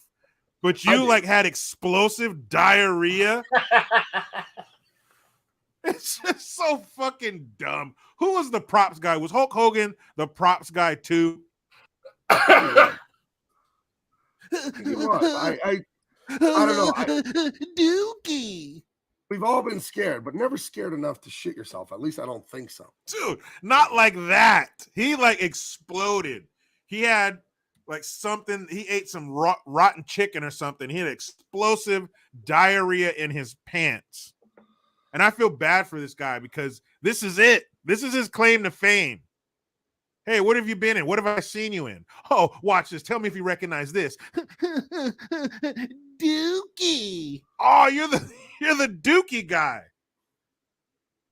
Oh, absolutely terrible. Well, there are some questions I have, and I think we can get to the bottom of it. I have questions about how he jumped through the roof of a limo. Did this guy really shit his pants? How do you splinter? Hulkster. Hey, I thought I'd dress up tonight just for the movie. I have these in my closet. I haven't broken these out since 1989, brother, but I thought I'd wear them while I was making that rigatoni for my customers here at Pasta Mania, brother. So, a lot of that. That's why I was out to lunch the last 2 minutes. I was making this in Photoshop. If you thought I was looking a little weird, I was working in Photoshop. So, yes. Oh. So this is happening in real time, people. We're making this shit on the fly. I was working on that just now. Oh my god! Oh, I missed a super chat. Let me grab that. And then Jericho, if you grab Hulkster, get that money. Hulkster, we need to ask him questions. Get that money. Haruno, I don't want to miss your super chat. Please give these 5 freedom monies to your daughter for getting these pictures of the film. Priceless stuff. Thank you, and I will. And thank you for being so generous, friend. And always when you're generous here on this show, we're going to get one. Look, people, Minnie is great. Yeah, Minnie is she's amazing live tonight at what she does. Yeah. She's live tonight on stage at the Comedy Store. That's the world famous comedy store, one of the best comedy clubs in the world. Pretty Funny Women. Women is the name of the show, and she's working tonight. She's a laugh. Her name is Minnie L. Taib. You can find her on Instagram. Maybe I'll grab her link and throw it in the description. And I do a show Thursday mornings at 11:30. Father-daughter dance. Jericho has been joining as of late, and we just shoot the breeze, and we have a lot of fun on that show. It's very good time. The hour and a half. Yeah. Or that it lasts is not enough. Until Big Baby tells us the show's over, I was just gonna ask. I was gonna ask, where is your 75-foot grandchild? I guess she would be in the parking lot of the comedy club with her grandmother in the car while my daughter's on stage. I hope she doesn't. So my daughter does comedy a few nights a week, and I'll drive to the club and I'll sit in the car. It's usually my wife or my son, but because I'm working more. But Big Baby waits in the car with us. My daughter, they put her up right away at the club because they know she's got a baby, she's got to breastfeed and all that. So she'll go up, first, second, third, and then she'll be out in and out of the club in 10, 20 minutes. So yeah. Shout out. I hope she doesn't start stomping on people's cars in the parking lot if she gets bored. I'm concerned. That's right. Well, Big Baby's gonna do what Big Baby wants. All right, step back and hope she doesn't step on you. Yeah, I became a grandfather December 5th, Walt Disney's birthday. And turns out my granddaughter is a 75-foot tall baby. And if you piss her off, she will stomp your city into dust. She don't play, man. That's right. She's the cutest, most ruthless person you'll ever see. Right. That's how she keeps people off guard. Dude, how crazy is her first birthday going to be? Oh, holy it's going to be all out. It's going to be holy hell. I told you, I'm going to get her a hat, custom made, that says Grandpa said I could on it. And then when her mom tells her no, she's just going to point at her hat. She's not even going to say anything. Out of here. Get out of here, you broad. Just snap into the point. Hey. Read the hat, lady. Be gone. All right. So Jericho, is the Hulkster, is he there? Is he making the podcast? Yeah, man, he's hanging around. He's very excited about the wardrobe change. Okay, well, what I wanted to ask you first, Hulkster, is about the Dookie, because I heard from a friend on the playground that actually happened, that you were so emphatic and all that grunting and moving, and this poor guy, he's just an actor trying to make a living. He actually shit himself, but he was such a pro, he insisted to work it into the film. Is that true? That is true, brother. I was Vince McMahon. He wrote some special kind of grunting in there, brother. I was like, the Hulkster's not feeling that right now, brother. I'm feeling like my grunt should be different, brother. So I went with my gut, brother. So I started with the a little more like that, brother. Vince wanted to take it in another direction, brother. But I knew deep down inside, after I got off that red and yellow Harley on set, brother, that this was the way I was going to grunt in this scene, brother. So I grabbed that little pencil neck son of a bitch out of the limo, brother. And side note, I really did rip that door off, brother. So I grabbed him, I pulled him close, brother, and I got the grunt. And next thing you know, brother, he's shitting himself, brother. And it smelled like shit, brother. But I'm such an actor. I'm in my role, brother. So I stayed in it. I said, what's that smell? And he looked at me, brother. I looked at him in those big brown eyes, brother. I said, give it to me, brother. And he said that world famous line, brother. You got a lot of poets, brother, and a lot of writers. You're Shakespeare's, brother. But this guy was about to utter the most known line in literary history, brother. You might know it. Say it with me if you know it. Dookie. And I knew right then and there, brother, as I rode home, coked out of my mind, brother, on that red and yellow Harley. We had a hit, brother. Wow. It's movie magic like that you only get here on Double Impact Triple Threat. I researched this movie. I researched this movie a little bit, and I didn't know that. Yeah. Right. Yeah, that guy went on to shit his pants in like 5 other movies. Yeah, he did. Yeah, he's the shit. He was that. He got typecast though as the pants shitter. The checks kept coming in, man. What could he do? That's right.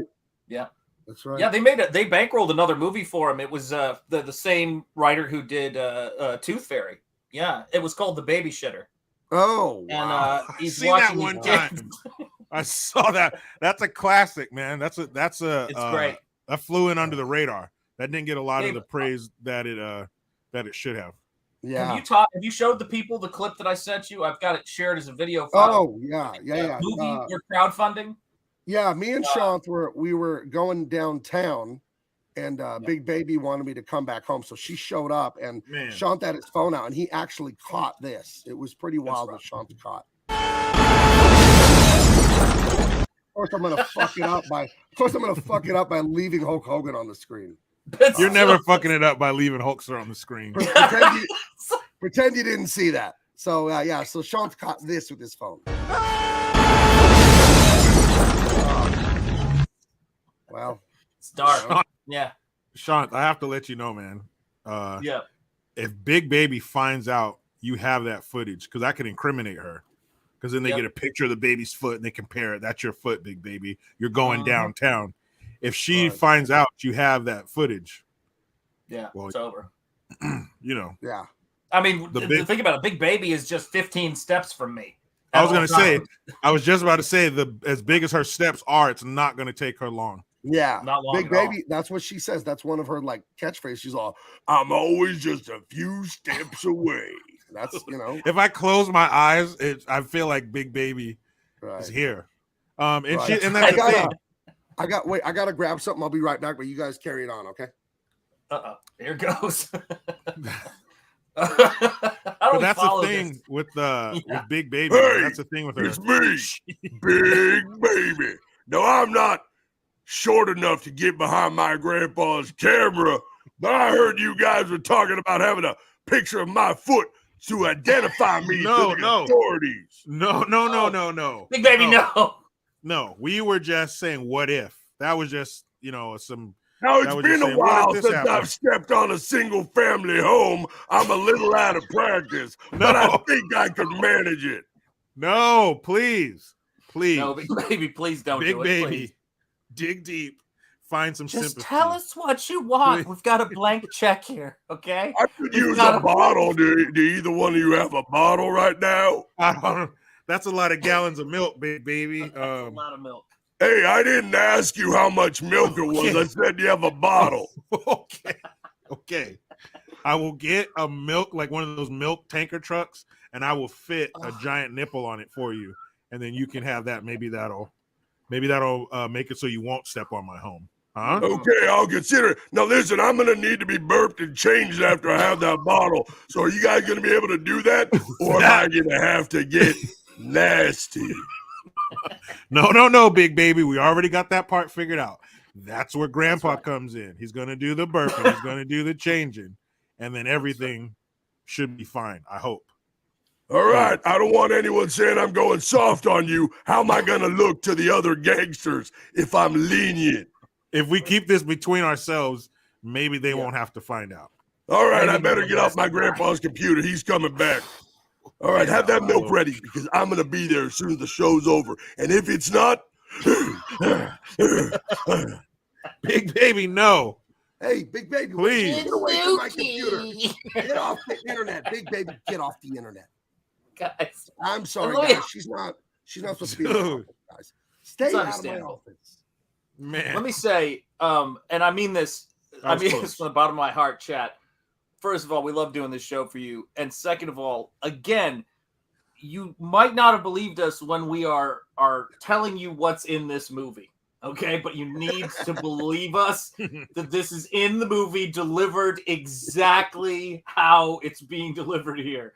You would not believe it. Like, you just watch it and you think, this isn't real. This can't be happening.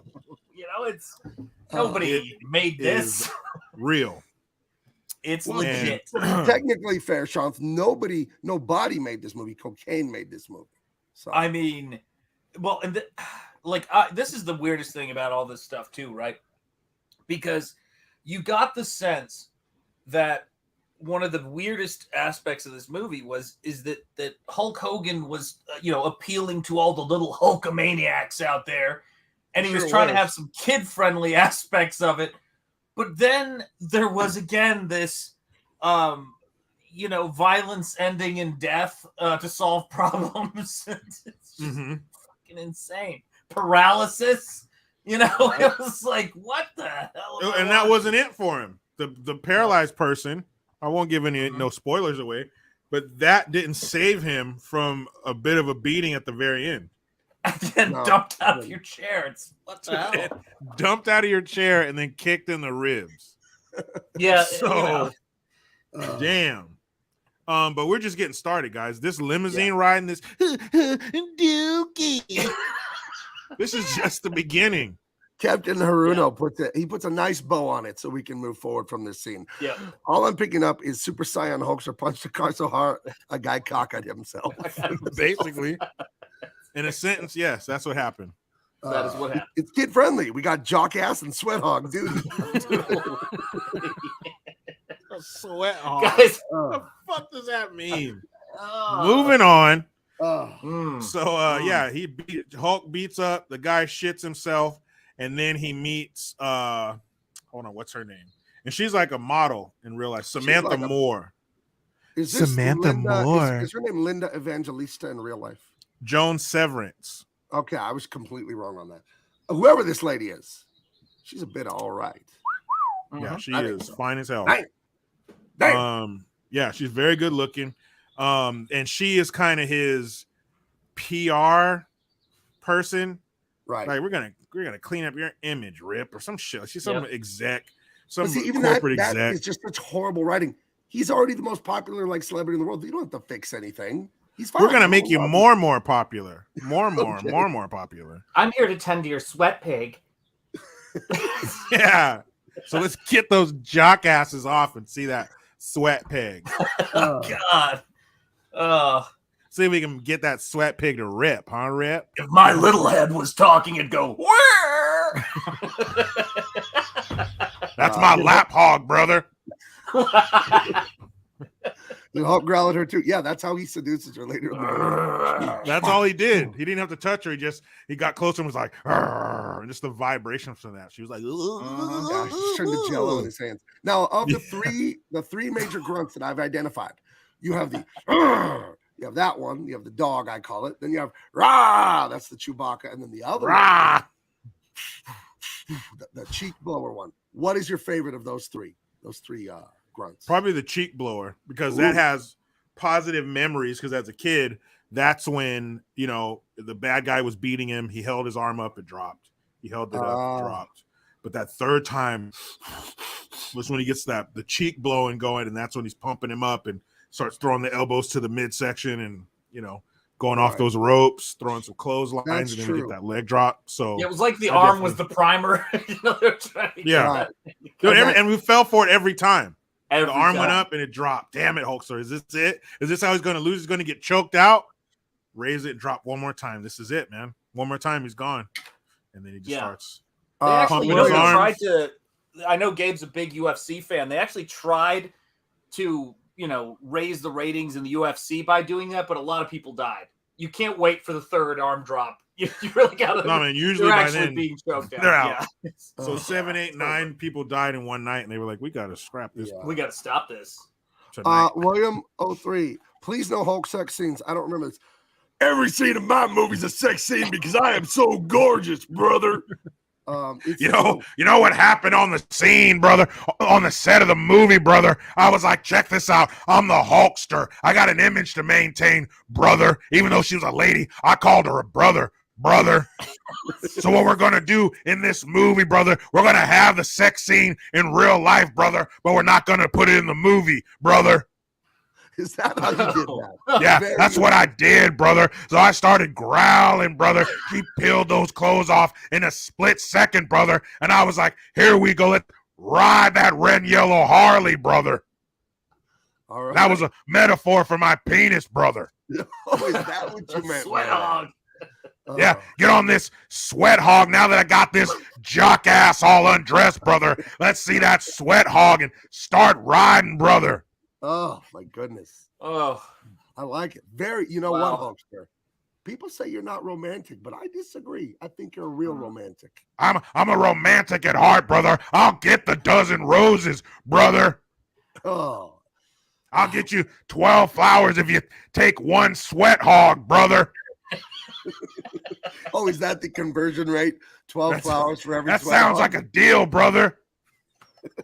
And where can people get the best deals in town? Right here at Pasta Mania, brother. Out back, I'm starting a nursery, brother, so you can use that line when you get home, brother. Here's the 12 long stems, brother. All you got to do is take one sweat hog, brother.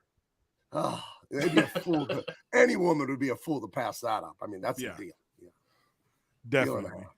All right, Hogan. I think the pasta's burning. We'll see you a little bit later, though. Oh, goodness. I think I saw a super chat. Let me grab that real quick. Don't want to miss that. Oh, here we go. Quick Draw McGraw, also known as Tammy A. For the time she's killed Shanth when he was not feeling well. Payback is a big. I know it happens. She didn't want to say bitch, but I'll say it for her. So yeah, that's all right. We're all friends here. Dude, this scene is terrifying. This it's terrifying how much you love this. Is what's terrifying. This scene is weird. He basically this is an HR representative's nightmare. Wait a minute, I'm sorry. He's a romantic, brother. I love that. He is. He is. This scene, though, he commits the highest level. Sorry. The chat is too good. That's a lot of sweat hog, man. 25 shit. Those are some man. Sweat hogs. Man. Thank you. My daughter is pretty. Is Chrissy Mayer? Is she? Who's Chrissy Mayer? You know, I'm not going to say too many women are pretty when I have a wife. I'll say an actress is pretty because I don't know the actress, but a real person I know, like I know Chrissy Mayer, she's a fine looking lady. You know, I don't want to get in trouble with the wife. Let's see. Yeah, we'll leave it at that. Yeah, we'll leave it at that. Looks fine to me. You know, her face is put together well. Yeah. How far into the film are we? Gonna do a 24-hour stream on this one? You know, far enough. Not 24, probably 20. We're doing good. Yeah, I mean, the sweat hogs are primed. You know, he performs every sexual harassment in this scene, and he's not hiding it. He's like looking up and down, like you hear him going, like,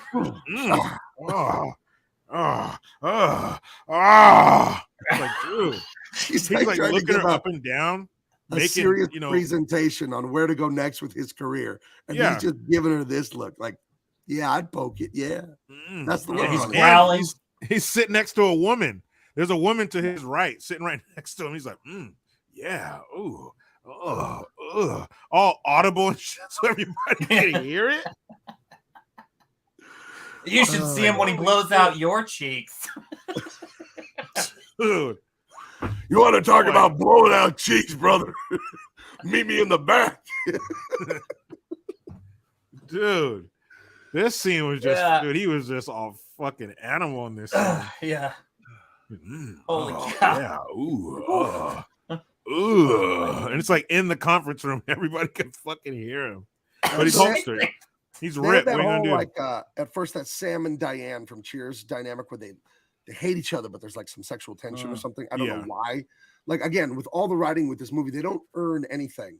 In writing, I'll be quick about this. It's A plus B, and then the audience goes, well, it must equal C, and then sure enough, it equals C, and then it feels good when you see the story. This movie is like a 7-year-old telling you a story. And Billy was there, and we were at the park, and I was wearing my shoes, and I had my skateboard, and then I had a gummy bear, and then he fell off this, and it's just like it's and there's no internal logic to the movie at all. Just stuff happens. Insane. There's no reason for them to have this Sam and Diane kind of relationship other than her preconceived notions. She just thinks he's a jock, he's an asshole, and he's a jock ass. He's a jock, he's an asshole, he's a jock ass. Right. But he doesn't say anything to her. I mean, other than like looking her up and down and eye fucking her for 10 minutes. He doesn't really do anything to her because she doesn't, in this scene, she doesn't seem to be bothered by it. She's like she kind of almost like expects it. Like, yeah, I bet, big boy. Like she wasn't like insulted by it, or she didn't feel fearful he was gonna do something to her. So I don't see why she didn't like him. Well, and there's another aspect to this too, and I'm not too concerned about spoilers because, God willing, none of you will ever see this movie. Yeah. The thing that's amazing is, as we're going to find out later, you were talking about the dynamic doesn't make sense. It's not earned. Well, especially if you think that her strategy was to seduce him, which was the whole reason she was there. So that's a pretty bold strategy, the will they or won't they strategy for your seduction. It's a little off. It's like, you know what? It makes about as much sense as jumping through the roof of the limo, you know? Or bursting through the roof. Yeah. He burst through there like a 1990s fruit roll-up commercial. Remember how extreme everything was? Like kids are just trying to eat like Doritos, but they have to explode through a wall like the Kool-Aid Man or something. It was fucking. That's so true, man. There's so many products like, new fruit jammers, and then it's like fruit the jammers? kids. I can't believe it. And their head turns into a fruit. Like the girl's head turns into a bunch of grapes. The boy's head turns into a strawberry. I love fruit blasters. Fruit blasters. Yeah, very much like that. It's just. Oh yeah, the Kool-Aid Man coming through the fucking Holy shit, man. This movie. And so they go, of course, they're gonna make him a fish out of water, right? She goes, meet me here, I'll pick you up, we'll go to the chateau, blah blah blah. You're a big jock ass. You've probably never seen a knife before. So you never had French bread at a French restaurant. Have you tried the sweat hog? So she takes him to this fucking restaurant, and her and the waiter team up on him and just start like, and the guy he's telling her, and he's all close to her, like inches from her face. Ooh, you should try the escargot and the butter and all this shit. And then looks over at him, and he's sitting there with the menu, and he's like, we probably don't have the hamburger or the hot dog for you, you stupid American jackass or whatever. Because they don't know when you go to a restaurant if you're the most famous wrestler in the country. They have no fucking clue, right? Dude, but he is a level of disrespect here. Like, you're not going to talk to a fucking customer like this. I'm sorry, we do not have the hamburger, and fucking be all up on his girl. Dude, talking shit to him. Like, if he would have stood up and threw that dude across the restaurant, I'm like, yeah, you fucking deserve that, you asshole. And she's not even coming to his defense. She's not like, oh, hey, that's not cool. Don't say that. She's like, like laughing at him too. And then the wait staff, he recognizes him at first. Right. Let me ask you both. Have you ever been to a restaurant where the waiter or the help is being like really rude to you or anything like that? Never. I have. Me neither. Like, I'm trying to think if it's happened. But it was where you'll never have to worry about the wait staff being rude to you? Pasta Mania, brother. We're nice as it fucking gets. That's right. Here at Pasta Mania, brother, I only have saints on my wait staff, brother. They're the nicest people you ever met in your life, brother. And if they're not, brother, if I get a complaint from a customer, brother, I'm going to take that staff member, lift them up high, slam them down on your dining room table, give them a leg drop right there on the floor, brother. Is that something you've had to do often? Man. I haven't had to do it yet, brother. I've wanted to, brother. But they're so nice. Like I said, they're saints, brother. If you could choke slam any WWF wrestler, living or dead, through a bowl of rigatoni on a dining table, who would it be and why would it be Randy the Macho Man Savage? I feel like you're kind of leading the witness, brother. But I wouldn't want to slam Macho Man, but there was that time with me and Miss Elizabeth, brother, so we have that long-running beef, brother. Right, when she got on the sweat hog and Macho Man found out. What about he walked in while she was worshiping that sweat hog, brother. Oh, no. That was a terrible, by the way, that was a terrible situation. I want to make sure I'm clear about this. But there was a WrestleMania where Randy Macho Man Savage, of course, teams up with Hulk Hogan, and Miss Elizabeth, to distract their opponent, removes her skirt. I don't know if you guys recall this. And And I had that, but there was a defect in the video cassette. It would rip at that part. It seemed like it got burned through. Oh, like it got on that part of the Like tape. that was a weak point. Strange. Like it was a weak point in the reel. Yeah. Yeah. So I don't know. Maybe it wasn't made in America. I don't know. Kind of weird. As if something had affected the tensile strength of the tape over time. That's right. Yeah. Like that scene was kind of the go-to whenever. Well, you know what they say. Real sweat hog. You know what they say. If you pull on something long enough, something's bound to happen. Exactly. That's right. Yeah. No matter what. Woo. Oh, Lordy. Agreed. So the punchline of this scene is that this waiter is just mistreating Hulkster and, oh, you stupid American, you and the Amber gal. But the rest of the staff knows Hogan, and it's like in your face, lady, I'm a regular customer here. So they spent money to film this for some reason. I don't know what this scene is for, but it exists. I don't know, just to show that she's a bitch, I guess. Because the guy filling the waters, he recognizes him. He's like, oh, hey, shit. And then he does something weird. He comes over to the table, but he stands on the opposite side of this guy. So it's this guy and then the Hulkster, but there's like 6 feet of space between them. That guy could have easily walked around the waiter. So he's standing right by the Hulkster, the guy he happens to be a huge fan of. But he comes to the other side, I guess this guy's right shoulder, and he's standing there. He's like, oh, Rip. And he's like, what the hell are you doing? Who is he, Rip? While speaking, I know Rip.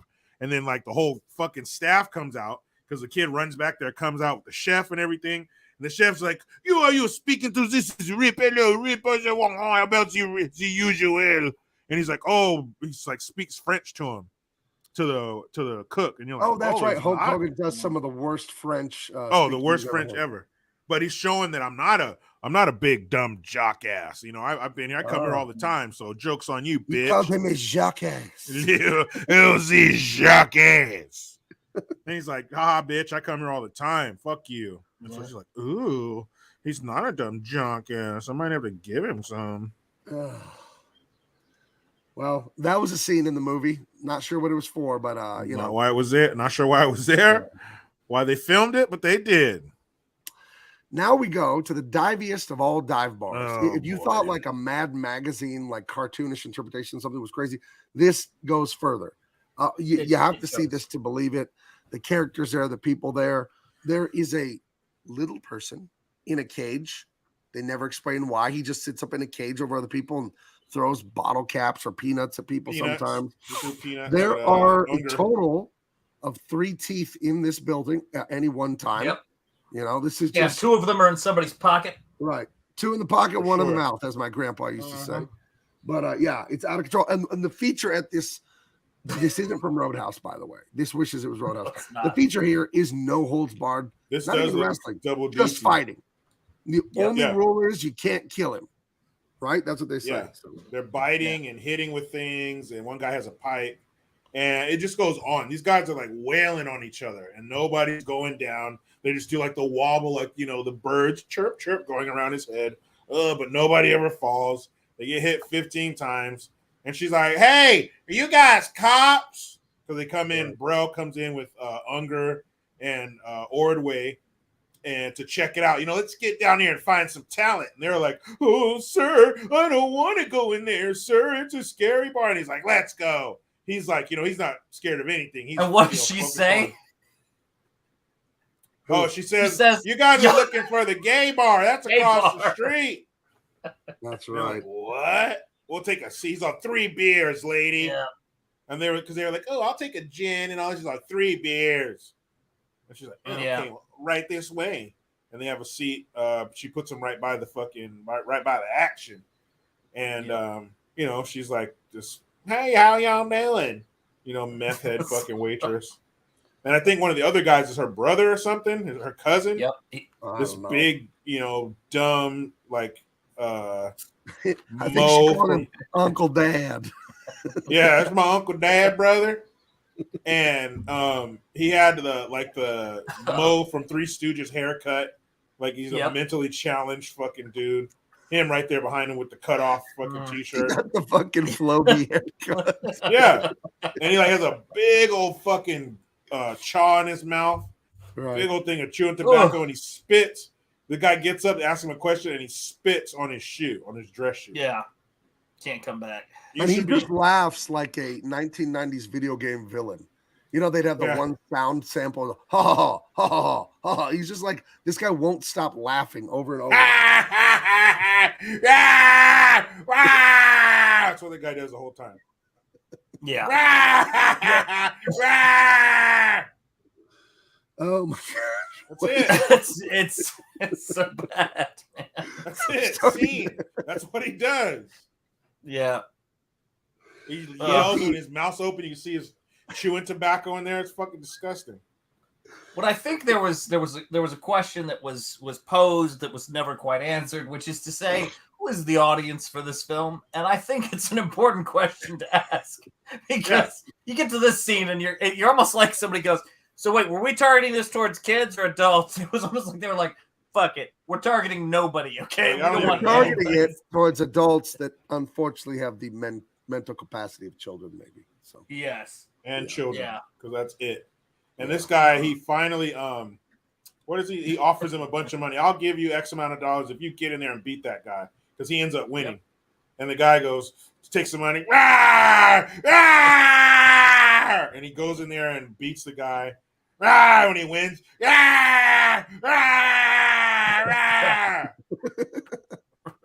respect there.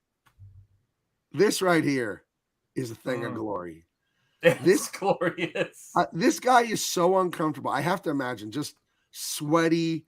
His fucking overalls are tight. It's so uncomfortable that to me, that's uncomfortable to look at. I don't want to look at this guy wearing this. It looks so bad. He's just a big old son of a bitch, man. I feel like this guy doesn't have any drawers on, and he's got skid marks. Hell no. He's got skid marks inside the overalls. Hell no, man. He's fucking running commando, man. He's bald and everything. Loose in there, threw it on too quick, man. I threw it on too quick. My sweat hog just rolled over. Rolled right over.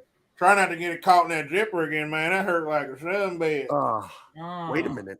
Captain Peru says this guy may be the sweat hog himself. He is the sweat hog. He's sweat hog. Have a halo around him. We found him. It's the sweat hog. You're damn right I'm the sweat hog, man. Have me a cold beer. I'm the sweat hog. Who the fuck wants to know? Who the fuck wants to know I'm the sweat hog, man? I'll go over and kick your ass, man. They call me Boss Sweat Hog. Now hold on and watch this. And then he just like racks the 8-ball in or something like that. You know, man, I'll fucking make you drink some of my sweat hog. Oh, man. Yeah, these guys are fucking ridiculous, man. They're all very cartoonish. Right. But this is where you hear most of the grunting. Most of the grunting takes place in these bars or whatever, these barns. Yeah. But I got to read this comment. It's about what's on screen here. Do you guys have like embarrassing moments as a child where it's like with an adult or something, like the time I told Debbie King she looked ugly or whatever? This to me is a Hall of Fame. I would be embarrassed if this happened to me. Thank you for sharing this, Brian. So I convinced my dad to rent this movie back in the day. My mom left the room. Damn. She probably got halfway through packing her suitcase. She's like, no, I can't. Seriously. I can't for the kids. Yeah, man. No fault state shit. Movie is fucking terrible. My mom would have left the room for sure. Right. There's no way my mom would have stayed and watched that shit. Yeah, man, it's pretty bad. He's drinking that big bottle of Sweat Hog. Right not to mention he takes a miniature keg and pokes a hole in it with his finger. Right. Yeah. They throw him that keg. He like pokes it with his finger. Or did he take a cap off? I don't think the keg you can just fucking pop. You cannot poke a pony keg with your finger. Dude, he did and just fucking. That's all he did. And wasted all that fucking beer. Captain Haruno saying maybe a woman would leave because they're getting too hot and bothered from all the sweat on the screen. That'd be the only thing. Man. You could see hunger.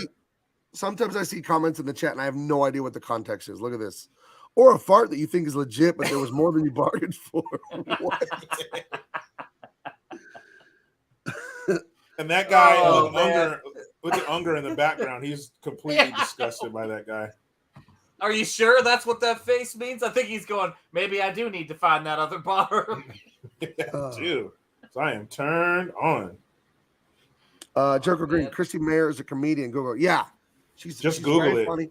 I was in Las Vegas a month ago for Geeks and Gamers and Nerdrotic and all them. They had a get together for fans at the Millennium Fandom Bar in Las Vegas. And Christy Mayer was there. She did a little emceeing for a bit. She was very funny. She's a nice lady, very funny, and she's a comedian, professional comedian. So, yeah, you'd like her, Jericho. Okay, she's based as hell. She's based. Okay. Hey, boss, what are these two saying here, Sean? Caption this for me. Fuck, I don't know.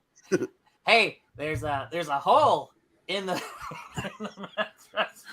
There's a hole in the bathroom wall. Would you be mad if I went in there and Can I ask you a question? How do you feel about kissing bunnies' noses? No reason. Get out of here, you jackass. Go in there and fuck that wall, jackass. Man. Oh. See, good. And there. What does it look like he's saying right there? Told you. That's a perfect picture, Minnie. That's perfect. That is this movie. If you had to reduce this movie down to one picture, that's why this movie's head and shoulders above the Merino. This movie knows it's a piece of shit and embraces it. It doesn't know. It does not know. It does, dude. No. This, if you have to go into a room full of people that want to know what is No Holds Barred, you only have one picture to show me. This is it.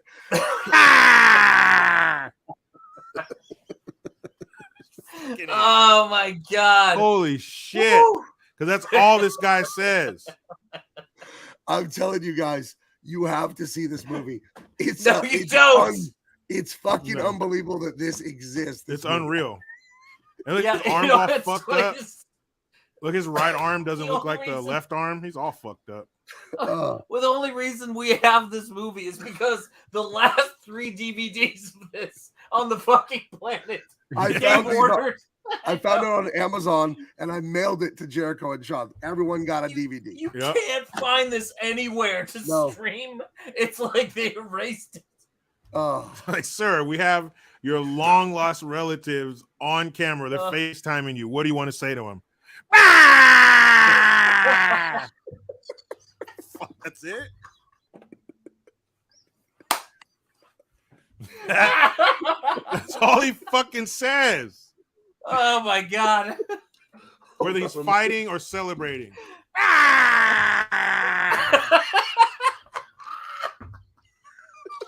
This guy back here. So what the fuck am I doing? What am I doing here? He's like, oh my God. What is my life? What does my life come to? He's like, do I leave the car running when I pull in the garage, or do I not?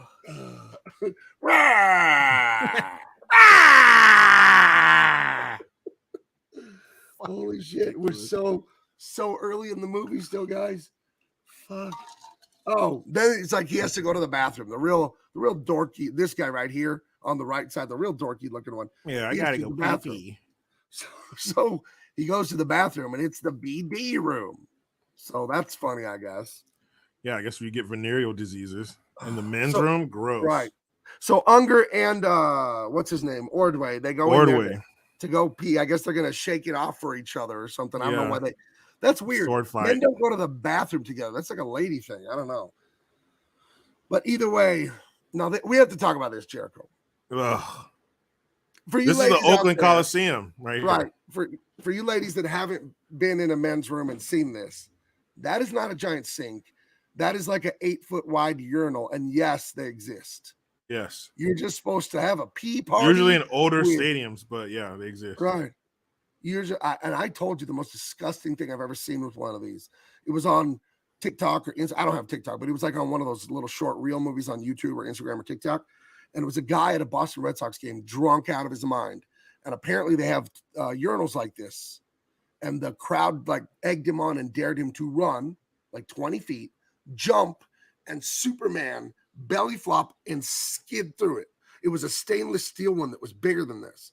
And he did it. And that thing was 4 inches deep with piss and chaw and loogies. And he just dived in it and then like came out like, yeah, and like pubes and fucking, yeah, dude, that's fucking, somebody should have taken him out of the gene pool after that.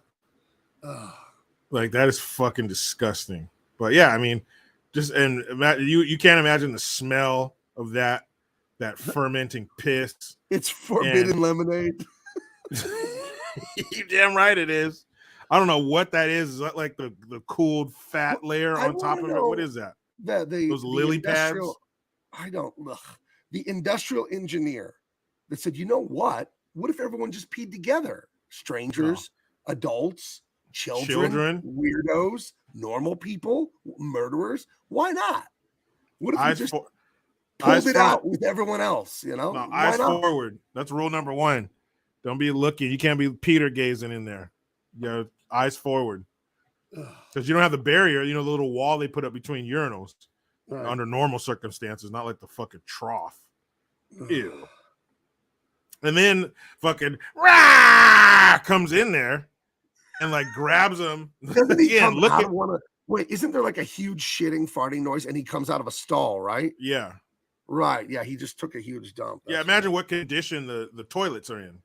If the trough looks like that, the piss trough looks like that, you can imagine what the fucking toilet looks like. He just sat his bare ass on one and went shit.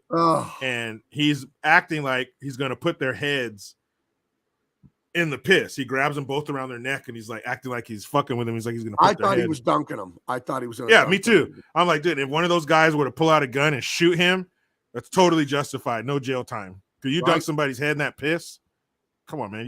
You're lucky if you don't get 12 diseases in your jury eyeballs. Jury nullification exists for a reason. Yeah, he did what? Oh yeah, no, cancel that. You're good. But instead of dunking him in the piss, he goes, "Hey, what do we got here? 2 teeny weenies." Yeah, he's looking at their dicks. Two little sweat hogs. Two little tiny little sweat piglets. Yeah, look at these Vienna sausage sweat hogs. He's making fun of their weenie. Yeah, and does that guy strike you as the type to wipe his ass? But apparently he has toilet paper sticking out of his drawers. You can see how he's wearing high waters. Like he's a big, like Forrest Gump, special needs fucking wrestler. Showing. Yeah. I've always seen the toilet paper on the shoe or in the pants in movies and TV. But to me, that was always a TV thing. I was like, that doesn't really happen. I was traveling, as I am wont to do, from California to Las Vegas or Colorado. I love open road. I love driving. And we were at this big stop in Primm, Nevada. It's on the border of California and Nevada. Okay? Huge gas station there. And there was a gorgeous looking woman. And you want to talk about being brought down to size. She was in her 20s. She had everything in the right place. Beautiful hair, beautiful clothes. And she had about 15 feet of toilet paper stuck to her heel, walking out of the gas station across the parking lot. No idea. Just walking like out of a shitty movie or TV show. She's just walking on sunshine with 15 feet of butt wipe on her. Is that playing in the background? I'm walking on sunshine. Yeah, she was walking on something else. I'm walking on shit stains. Yeah. I'm walking on 2-ply. Yeah, no, I'm walking on Dookie. Dookie. You guys make quirky. God. Oh no, it's real. It really is. Seems too highbrow for Vince McMahon. Yeah, there's an argument to be made there. It's a fucking man skunk. That'd be an upgrade. What up, guys? I'm upgrade, man. Listen, Brian, King B. King Falcon. B. Yeah. You just jumped into the middle of something. I hope you're prepared. Yeah, man. That's all I'm gonna say. Yeah, I mean, you definitely do. You're don't worry, you're not you're not late. Yeah. Not late. We're like 20 minutes in. And that was There's weird no that they got continuity. like they got a boxer. That's weird that's a dangerous animal in the bathroom. Fucking but a boxer? Why a boxer? That's never been a vicious dog in a movie, a fucking boxer. Like it's a pit bull, it's a Rottweiler, it's German scary, Shepherd, man. but not a boxer. That was weird. They're not very intimidating. cut over to Lassie, chained up over there. A little fucking border collie. What's that, girl? The piss is overflowing. The VD room is filled. Fucking Whoa, no. Timmy's in the urinal. Timmy's under the piss. Drowning in the piss. Good girl. Man. Brian Knapp makes a horrifying observation. Yeah. I didn't know these were real till like a year ago. I actually saw one. I don't remember where it was. He says it's those towel dispensers that have actual cloth towel.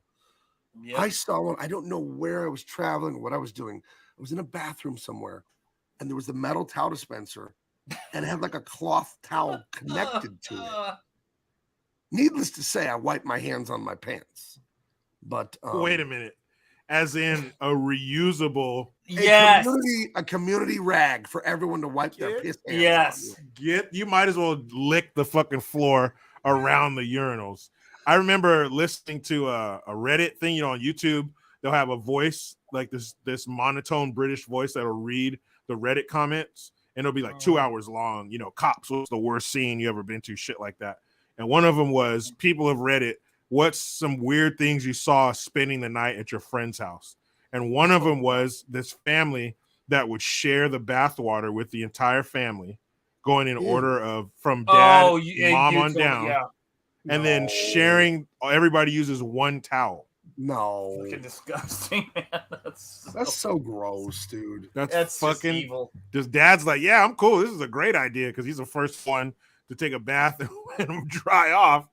But everybody after that, come on, you can't find a clean square inch on that fucking thing. One thing about women versus men, that somehow women know how to tie the towel around their body and their head, and men don't know this.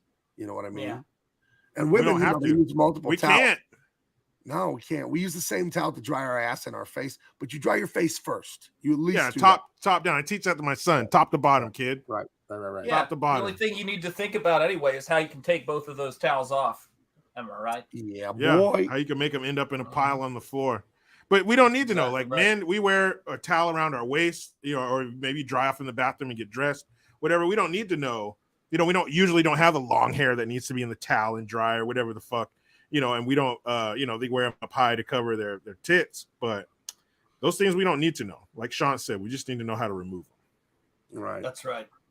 And yeah, if you're sharing someone else's towel, the last place you wash is the first place you'll wash. Ass to face. But that is just fucking. Now, do you guys hang your towels up after you shower? Because my mother was meticulous growing up.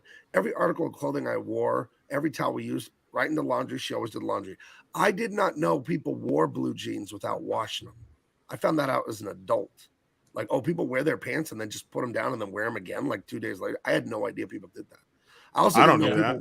People use towels. Take a shower, use a towel, and then hang it up and dry it. I had no idea. We never did anything like that growing up. But apparently it's common. I have no idea. So, no, I don't do that. No? Yeah, I need to. I got to towels every day. Wait, what? No. Go ahead. Repeat the question. No, I use it and then fucking throw it in the laundry. I don't know. That's what I'm saying. Our washer and dryer is going 24 hours a day any fucking way. Oh, dude. With two kids. I take my towel. You got to let your towel dry, man. You can't be doing that much laundry. Just lay it across the toilet seat. That's what I do. And then let it dry. No, I lay it in front of the toilet seat. Let it dry on the floor. That's the best part. Captain Haruno speaking the ugly, disgusting truth. Let's be real, though. Women are way dirtier in the bathroom than us, at least probably. Yes. I was a bouncer at a bar. I worked in restaurants and a bouncer at a bar. At the end of the night, the nightclub, you go in the ladies' room, it looks like a murder scene in there. Yep. It looks like disgusting. A murder scene. Shit, pee everywhere, poo everywhere. Vomit, fucking toilet paper. Ew. I'm certain people, there is a certain breed of person out there, 10%, that pee standing up, spinning. That's what I think. Yeah. There's piss like a sprinkler, like a damn rainbird. It's everywhere. Yeah, and women sit down to piss. So how do you get it everywhere? But they're hovering, dude. They're hovering and it's spritzing or something. Oh, it's disgusting, man. Yeah, you got to get that fucking stream lined up. Got to fix that poon so you're not spraying everywhere. Yeah. Dude, I remember one time walking past the women's bathroom at a club, and the door was like, the door swung open, so it was closing. And I glanced in there, and there was a stall that just had vomit and a big old pile of wet toilet paper. It was fucking disgusting. And it really, it shakes you to your core, because until you have that first experience, you're still under the belief that girls are clean and they're pretty and they smell good, and the men are the pigs. We're the pigs. We piss all over the toilet seat. We're every man is the opening scene to a cop action movie. We just have shit everywhere. We put a piece of last night's pizza and a beer and Pepto-Bismol on a blender. Yeah, we're animals, right? Yeah, and then eating the smallest piece with the scissors. Fuck you, Cobra. But then, I wasn't that hungry that night. You know what I'm saying? Like, I thought he was gonna take the bigger piece. He takes the tip, like the top of the fucking triangle of the pizza. So, but until you have that first experience in a public women's bathroom, you really believe that, and then you see it, and you're like, "What the fuck? Ew! Women are gross in public." What is this about? The men's bathroom at Barnes & Noble was nasty, hence Playboy magazines. I don't want. Oh, they were in there jerking off. Hey. That's what that was. Good. You cannot do that at Barnes & Noble. Nah, man, you don't do that in public. You jerk off at home like a fucking normal person. like a man. You jerk off at home like a man. You jerking off at Barnes and Nobles? That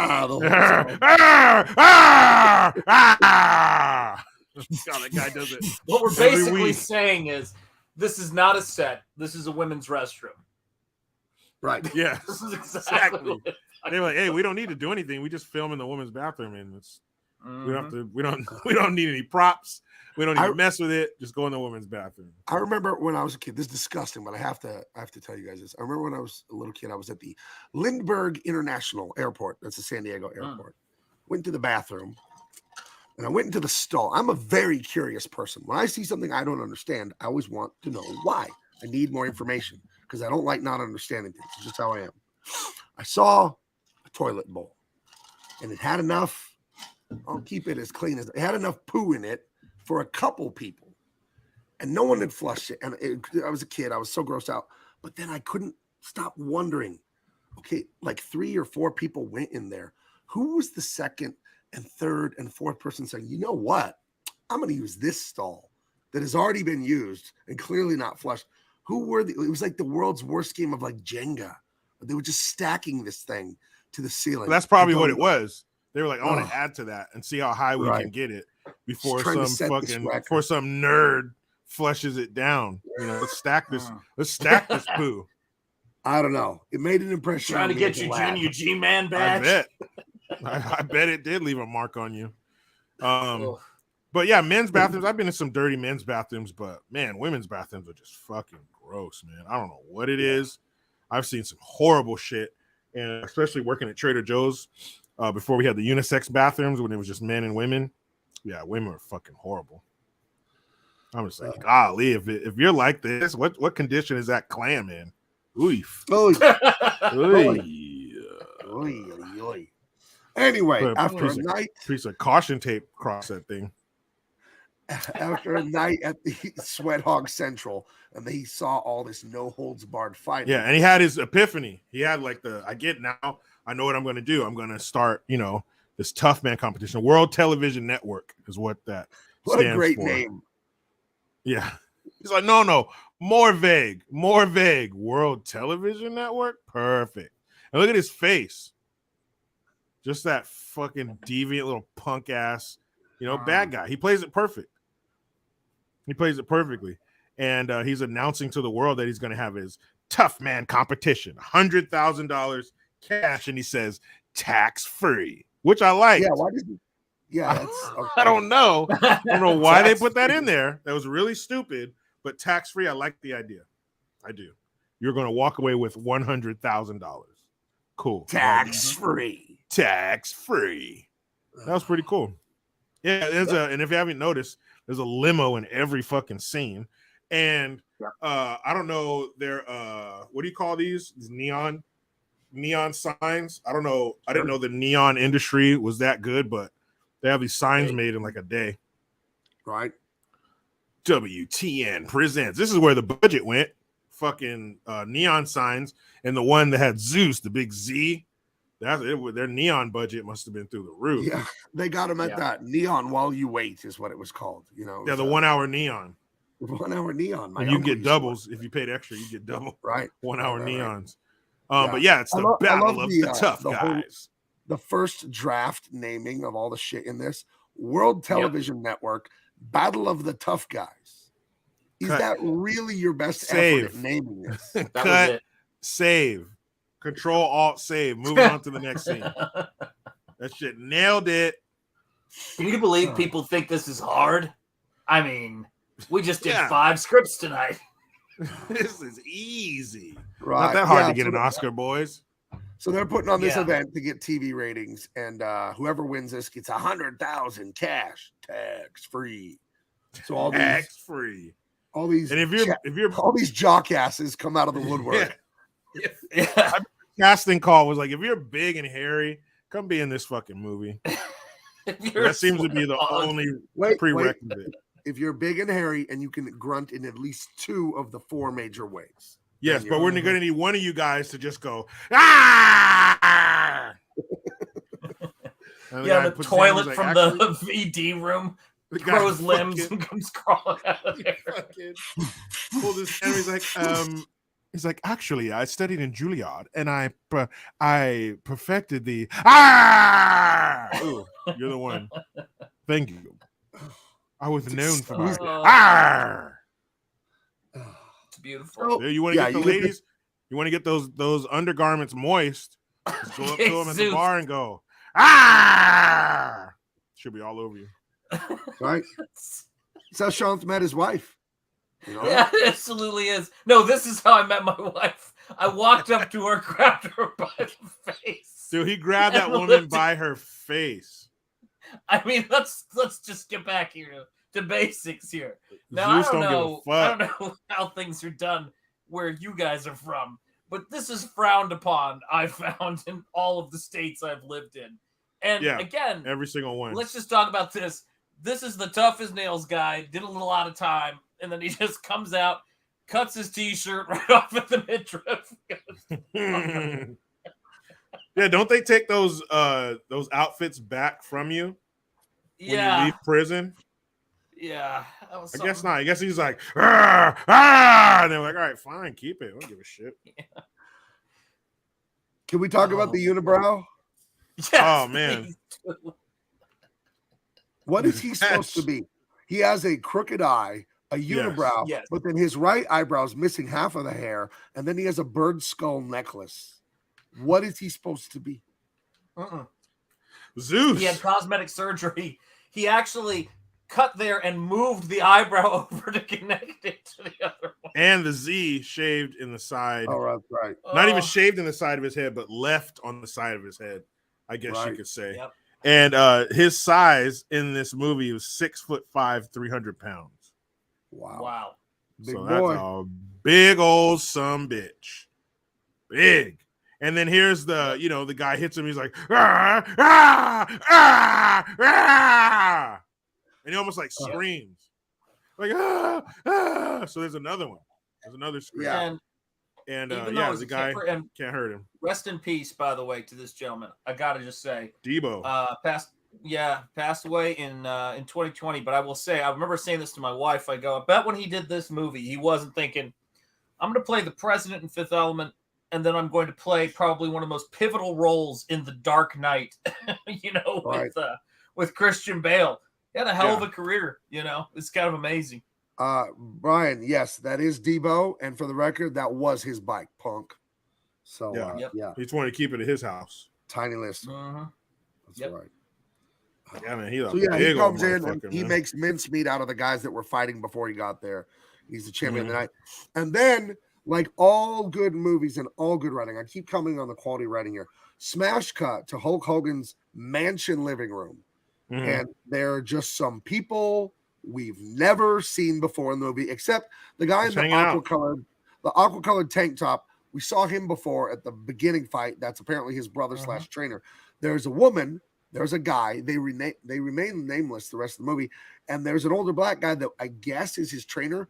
but they don't establish any of this. They just dump them on you on the screen. Like, yeah, they're people. That's what I'm talking about with the writing here. It's like, and this happened, and that happened, and they don't earn anything in this movie. I can't believe this movie. It's a masterpiece of how not to write. Yeah, that's his brother. But they really don't like establish this warm, tight relationship to where you really. They got the hand symbol they do to each other or whatever. Oh,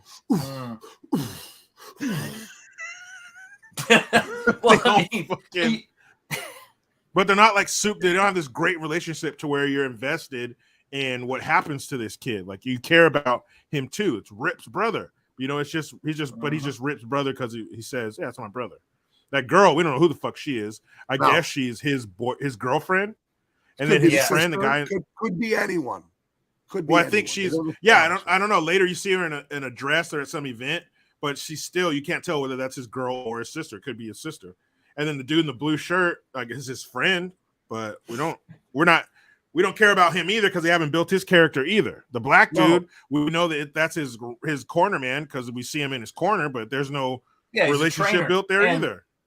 The thing was so funny about this, do any of you guys recognize a famous comedy that he was in? He had a very small part in it, but he delivered quite well. Yeah, No Holds Barred. No, that's true. Yeah, that one. He was the police officer who comes to the house in the movie Clue. And if you remember that, oh my God, man. Yeah, it is. It's worth a watch. One of the best movies based on a board game. Captain Haruno, being a regular Wikipedia for us, he points out those movies ever.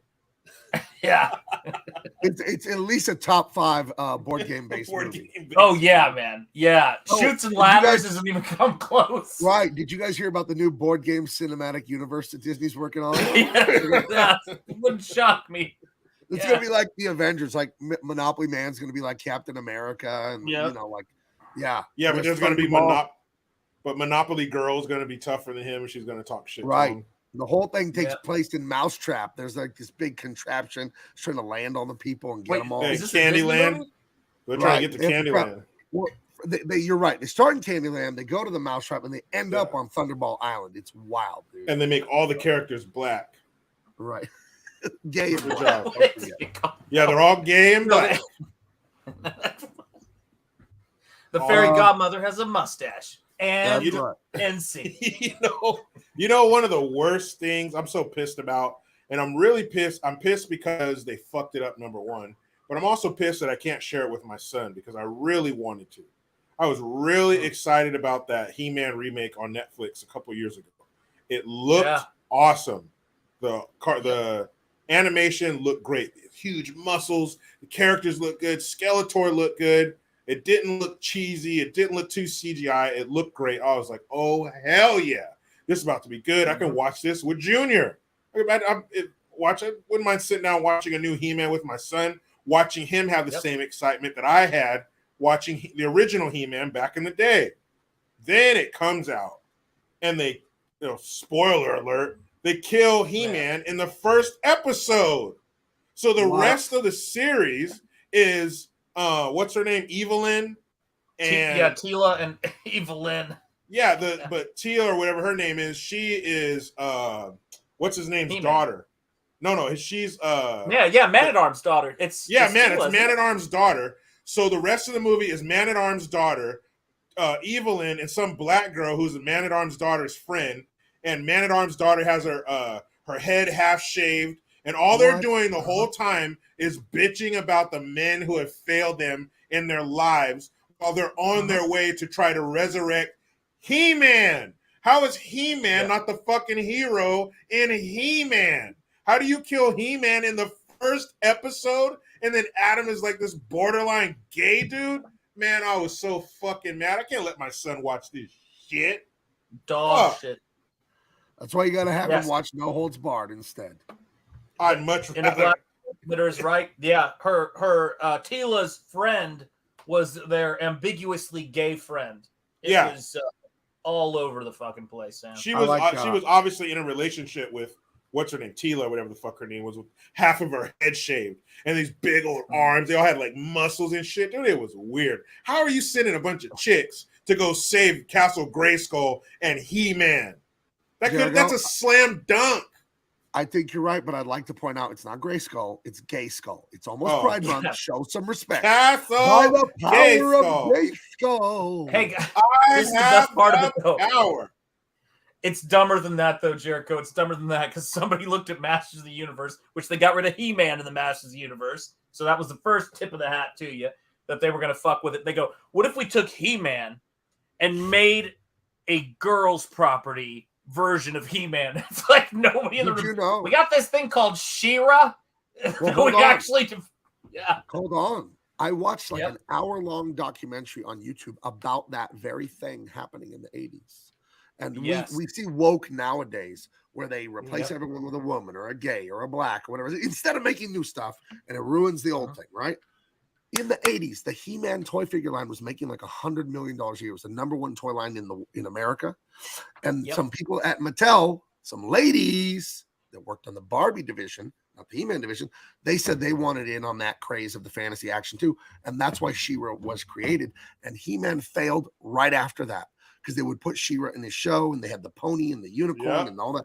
And little boys, when surveyed, I don't know how you survey them, why do you quit buying He-Man? Why is it the show failing? Why are the toys not selling like last year?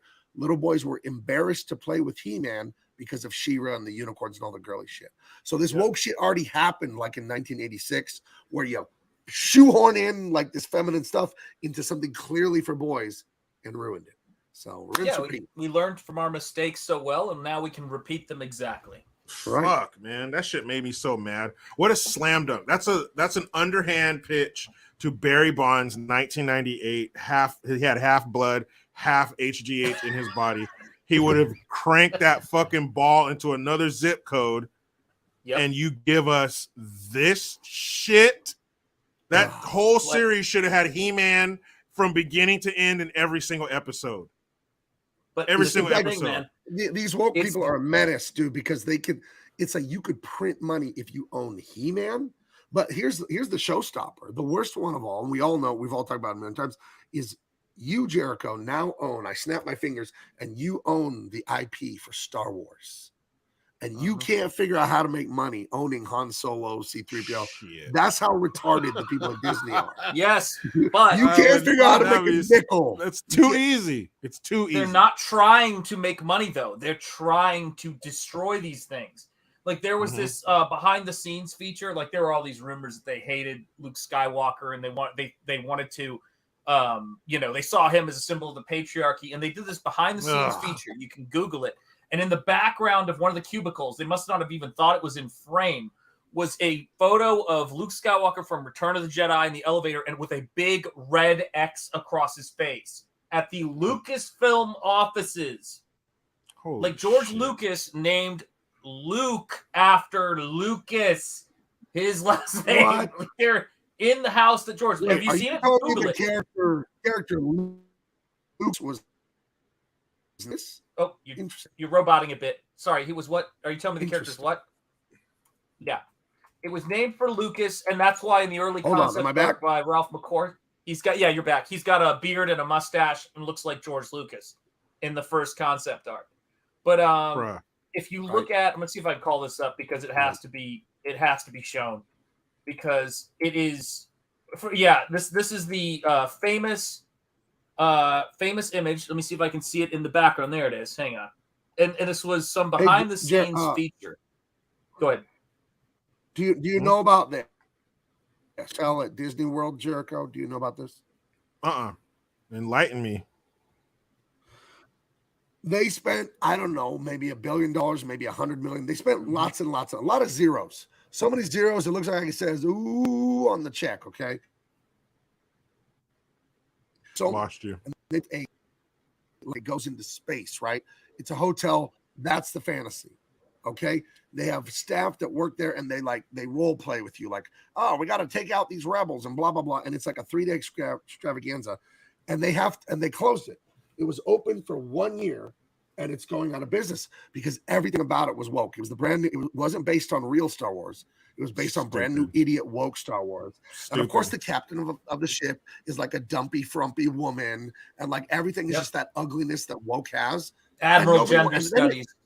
And then it was like $6,000 for 3 nights or something. I'm not kidding. 2 nights. Slightly less than 48 hours. Call up this image. This was a behind-the-scenes video where it's like, hi, welcome to Lucasfilm. We've now got only female writers. If you zoom in on this cubicle and some enterprising person caught this, they had a printout that was in a lot of these cubicles with Luke fucking Skywalker's face with a red X across it. And they made it happen. It's so simple. With that hotel, with the movies that you make, with the features, the rides and shit at the theme parks, all you have to do is who is going to spend the money, what demographic is spending the money. Them, right. Cool. Yeah. Give them exactly what they want. Give them the original Star Wars. Give them the reason that they keep coming back to us. Right. The Star Wars that they watched when they were kids. Those people are the ones with the kids, with the grandkids, who are willing to spend whatever they have to give their children and their grandchildren the same experience. Right. If you want to make money. If you do that, there's money bursting out of the fucking windows. They can't hold it all. Why would they do that? You own Star Wars and you can't figure out how to make huge money. It's so stupid. It's already been done. I'll just do what they did. Having worked for these companies, here's what it is. It's the woke people, and their entire ideology revolves around like satanic level self-worship narcissism. That's what the woke they hate themselves. They love that they're a narcissist, right? And what they do when they see Superman, when they see Star Wars, what they see is nothing but resentment. George Lucas isn't better than me just because he made that up and he got rich. I'm better. I'm smarter. I can do Star Wars my way and it'll be way better. And it's like, dude, if you fucking could, you would have.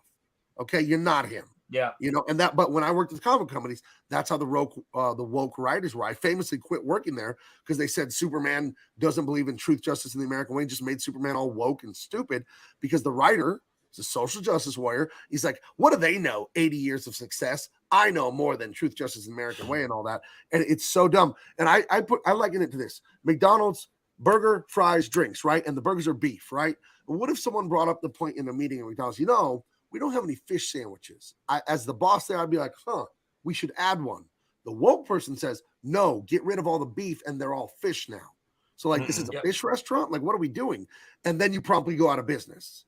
So that's what's happening at Marvel and DC and all these woke companies is they take the beef, the mainstay, the champion, the Big Mac, and they get rid of it. Because the wokester knows better than everyone. So it's all based on it. It's so dumb. Just add a gay character, like a new one.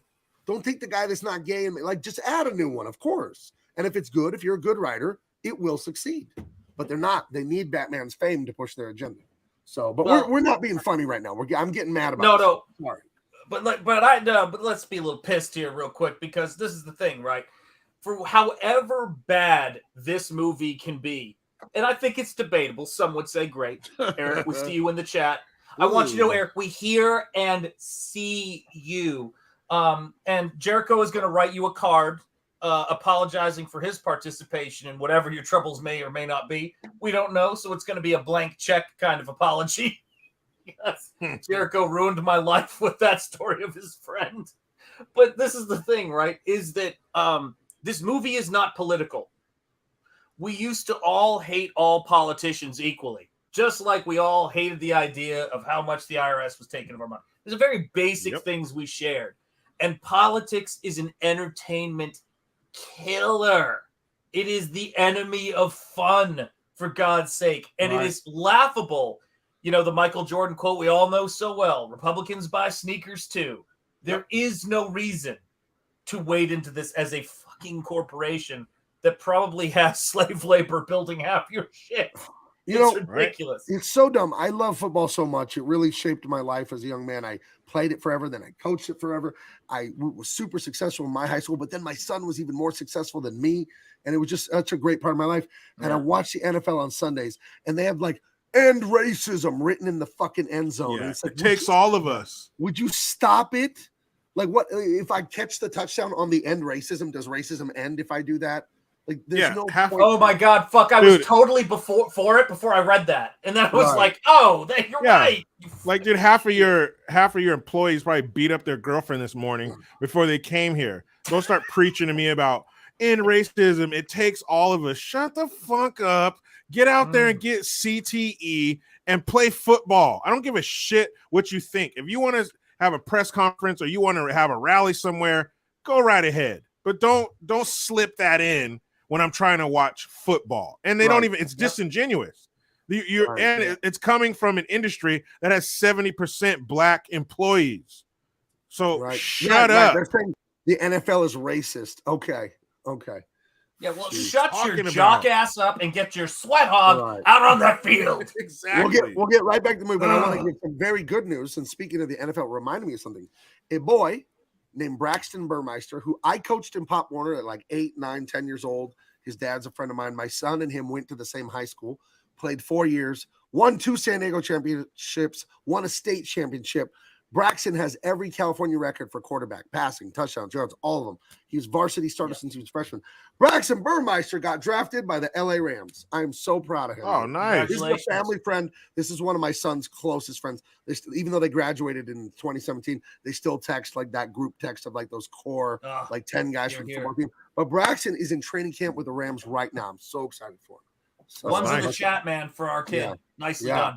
So hopefully he's playing wide receiver. He played quarterback growing up and in college, but they got him at wide receiver. So I hope he makes it. His dad was on the Redskins back in the 80s, so he's got really good genes, Braxton. So, well, hey, I hope he has a long and healthy career. I hope he doesn't get hurt, but he's in my division, so I hope he loses. Oh, that's right. You hate the Rams because you're a Niner fan. Hey, at least he ain't on the Raiders. Hey, that's right, boy. Could have been worse. He could have been a fucking Raider. There's a level of hatred there that's borderlining on a severe form of prejudice. The Raiders are the best kind of villains, Sean. I mean, they were like made in a lab to be villains. Because they for years they were the most penalized team in the league. They were always roughhousing, dirty, the dirty moves, and then of course they wear black. You know what I mean? And they got the pirate with the swords on the helmet and everything. And I don't know, they're a perfect villain.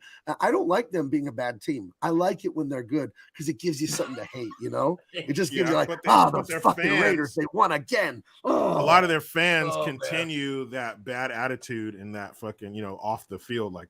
They're fucking animals. You're in danger. If you go to a Raider game and you wear the other team shit, you are in danger. Right. Period. Right. And that is crazy. Maybe it's not so much like that because they're in Vegas now. But when they were in Oakland and LA, especially Oakland, shit. And don't be a Rams or a Broncos fan or a Chiefs fan or a Chargers fan. Like playing a divisional game, wearing a jersey, you're gonna get stomped out. Oh yeah, in the stadium and the parking lot. I've told you guys before, but I'll tell it again for people in the chat that haven't seen this, heard me tell this. I live in San Diego. I grew up here since I was 8 years old, and the Raiders would come to San Diego once a year to play the Chargers back when the Chargers were still here. And I would hear on the news and sports radio about insane fights. Raiders and Charger fans fighting at a bar in Pacific Beach, fighting in the stadium at the tailgate. But I remember one year it got out of control, and a Charger fan got his ear bitten off by a Raider fan. And then at the stadium, some Raider fans killed a Charger fan's dog. Literally, I remember hearing like wild rivalry. It's just like that's why I watch boxing. You don't ever see shit like that. Somebody getting their ear bit off and all that. Fuck that. We're way more civilized. No, man, it's fucking crazy to me. Absolutely crazy. Okay, we are 85 miles away from the movie. We got to get back on the rails. Okay, yes, we do. So anyway, they're having the tough guy contest at a bar. The TV executive guy puts that there because he wants to get ratings and he wants to promote an even bigger fight later. And Hogan and his new characters that just get out of the movie, they just happen to be watching this stuff. And there is a tiny one sentence of good writing in this scene to help give some lore to the story. The trainer guy, who I never caught his name, the black guy, he says, "I can't believe they let him out of prison." That's actually good writing to write a line like that. It gives you some background on Zeus. Like, oh, he's a former inmate. Okay. I was like, okay. So they wrote one line of dialogue that was good. But they take your uniform. He looks like a runaway slave. I hated it. I was like, hey, why does he look like he just came running through the swamp somewhere? Like, this shit looks stupid. What the fuck, dude? Who the fuck did you escape from prison? Like, why are you wearing that? Oh, you know what? I made a mistake. Captain Haruno, he's been great tonight. He does point out to me they did name the other characters. One guy is Vagina, and the other one's Richard Suckle. Yeah, Richard, but he goes by Dickie in the movie. That's right, Dickie Suckle. That's right. And the trainer's name is Charlie. Who is actually, it's a weird thing because you'd think you would see an actor of his caliber because he can actually deliver, as you said, he can actually sell a line. Mm-hmm. He should be the Mickey, in this, he should be the trainer, but he's in it for like 8 seconds. It's fucking insane. They had something here. They could have had something. You have a good actor playing his trainer.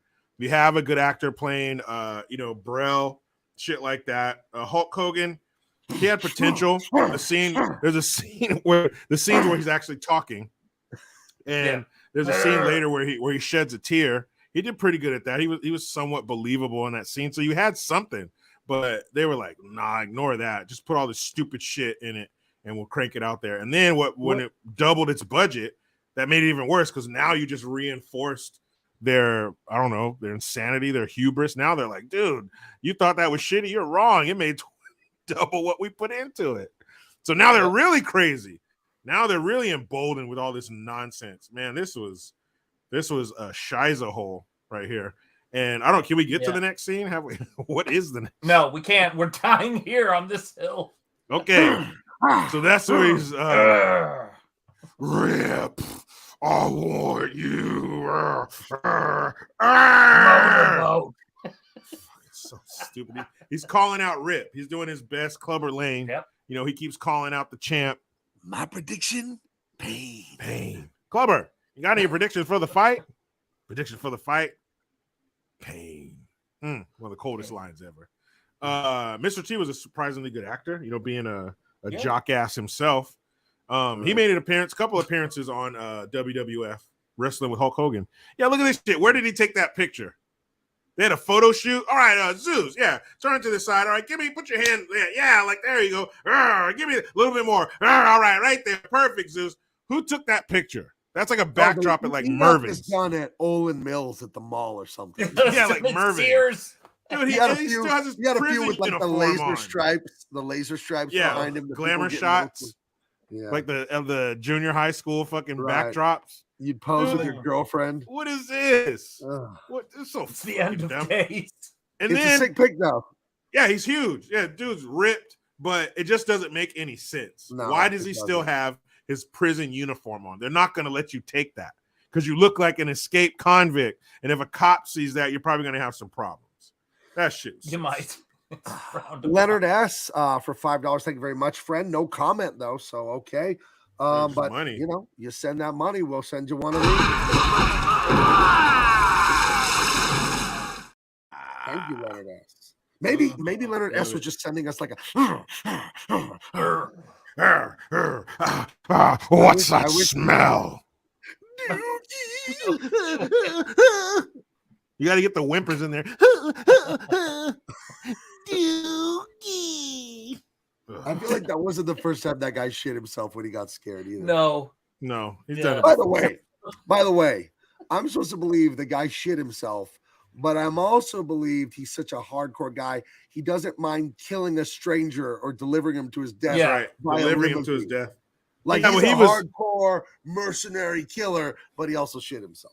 Yeah, well, have you ever been in a limo that's been careening or off the road because of this beast in the back fucking kicking it around? That'll shake anybody.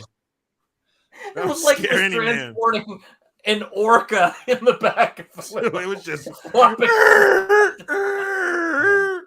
dude crashing into shit, hitting other cars, running into the guard shacks and shit, splintering that everywhere. This shit is a menace. It is dangerous what he's doing back there. Kicking the door. We got to get a picture of the dents he was putting in the fucking door. Yep. They say you sound like Gollum in a new video game where he whimpers. I guess Gollum whimpers in some video games. Who's Gollum? Is that the one who had the my precious? That thing? Yeah, my Yep, precious. that's the one. Yeah, that guy. My precious. Fucking stupid. Dookie. Gollum looks like a you know what Gollum looks? He looks like a pornography fanatic to me. That's what he just jerks off constantly. All he does is jerk off. Yeah, he shucked that corn. It's just tough, Yeah. man. Yeah, I don't know a lot about Lord of the Rings. Sounds pretty Lord cool. of the Rings, Awesome. isn't it? It's a Isn't classic. it, Brev? Lord of the fucking Rings. And Did you like woke Lord of the Rings with the big black lady that was now an elf or something like that? Oh, nice. And also Viggo Mortensen's character, Aragorn or some shit. He's a black now too. It's actually Cadillac Cimarron is his name, I think.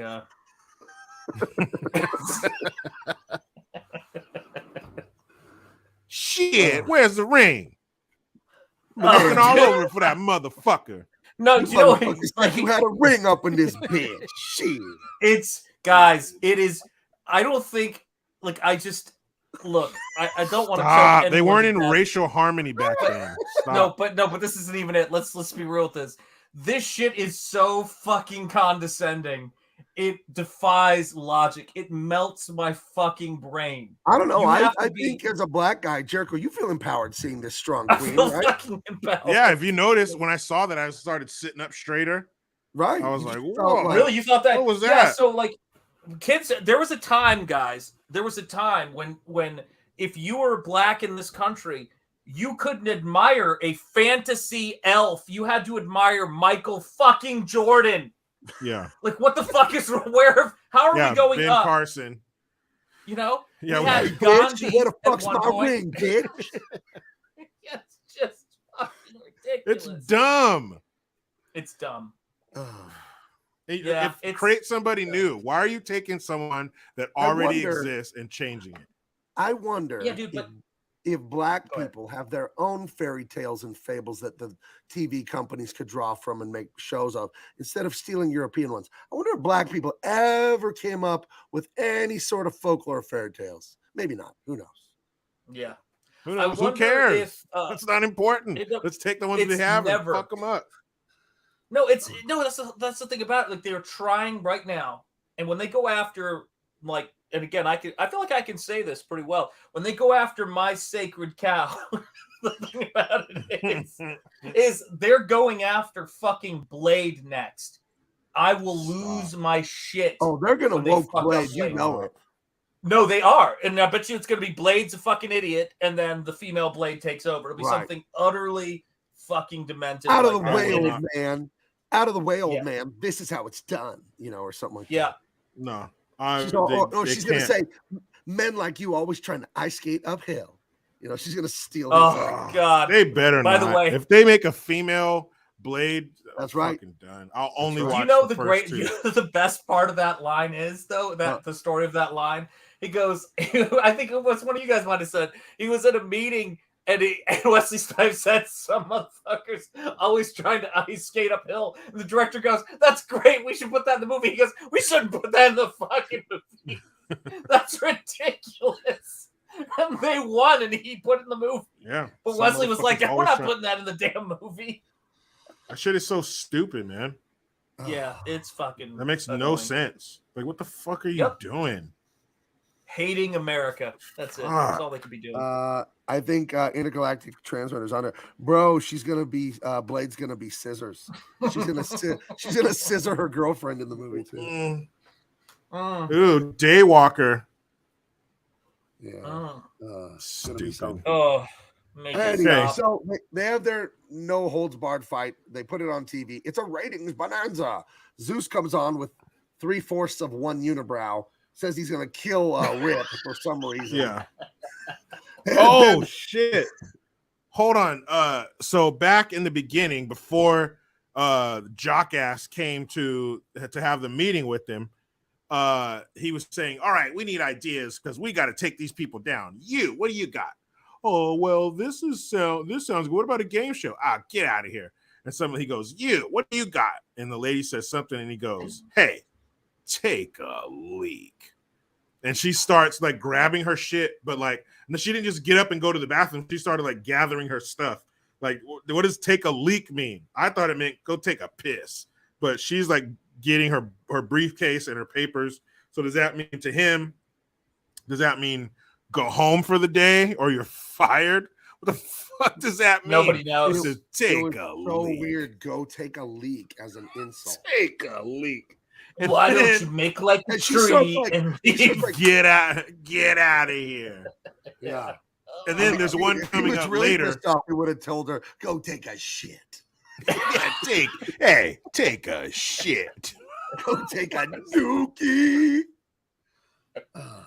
What does that mean to tell a woman go take a leak and she grabs all her shit like she's going home? Right. She gathers up her belongings. She starts like almost crying because he tells her to take a leak. I don't even get He told me to take a leak. Be honest, if you order a woman in a work environment to go take a leak, hey baby, why don't you take a leak, baby? hey, go piss. What? It's weird. It's a weird thing to say. It's amazing they're still in business. They're going. Here's the irony. Maybe he's one of those weirdos who want to get peed on or something.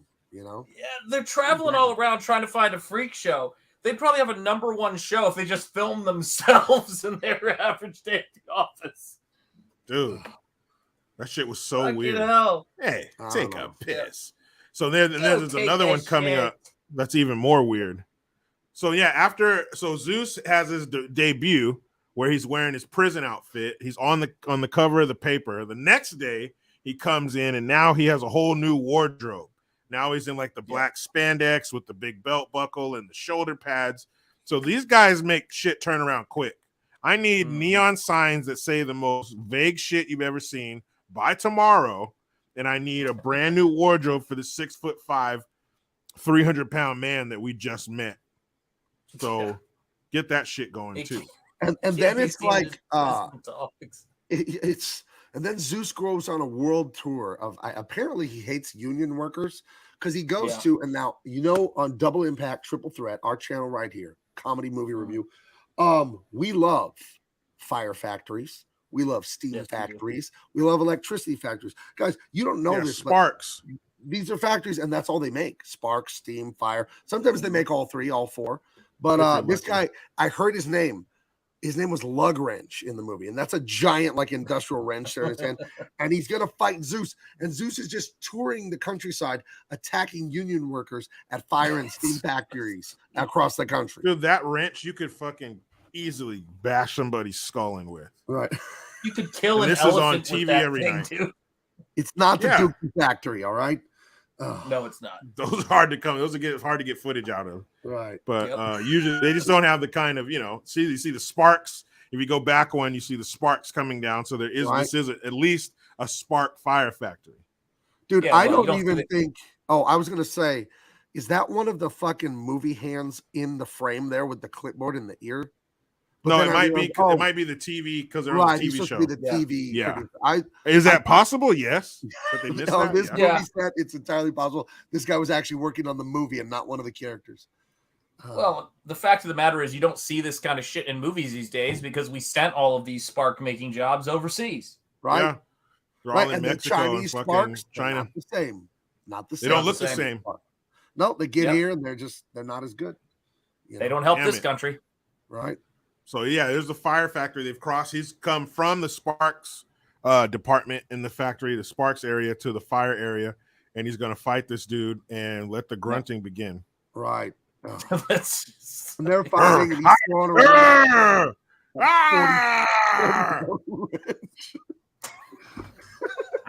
Yeah. I guess wrench weighs like 100 fucking pounds. Is that a chainmail tank top? Yeah. In case he gets stabbed. Didn't the gay bad guy in Commando have that? Yep. Bennett. Yes. I'm right here. Kill me. Kill me, Bennett. Oh, yeah, but dude, if you got a body like that, you can dress however you want. Who said that? You can. Is Arnold there? Yeah, he was over my shoulder. I didn't like that. Oh, can I ask him a question? Was he leaning behind you? No, he didn't touch me. He knows better. Was he breathing on your, No, was he he knows breathing better on your than that, neck too. gently? Yeah. Let me ask you, Mr. Schwarzenegger. I didn't know you were there. Thank you. I want to ask you a quick question. Do you think that you could take either Zeus or Rip? Do you think you could take them in a fight? I could take them both easily if I wanted to. It all depends on how I feel. Do I want to toy with them like a cat with a mouse or something like that? Do I want to just take them out so I can get home quicker to my frumpy, dumpy housekeeper? Oh, she doesn't like it when you go away? She doesn't ever want me constantly holding my leg. Please don't leave me. Arnie, I love you. Let's make another love child or something like that looks just like you. I wanted to ask you about the love child. Why is he so big and strong and huge? Is there something special you did when you were making him, or how did that? I mean, he's a genetic freak like you, but how did you get him to be that way? Was it intentional? Yeah, he's gigantic, and I love it that he's so big. I get him in the gym. I tell him the deltoids and the trapezoids and all that there, and we're working out in the gym there. Right. But yeah, I did do something special. I picked up, I tossed in the air. I'm like, here he comes. When you land on it, make sure when I'm done, you keep your legs up in the air. Oh, so is that the technique? She's got to land on it at the crucial moment. Yeah, yes, I would do it in Austria. I have on my lederhosen and she gets it, jumps in the air, and then she lands on him like, keep your legs up in the air till it comes running out here. Oh my goodness. Now I could see that going wrong though. I mean, what if, God forbid, what if she missed, and just kind of landed on it? Oh, that's okay. I don't care.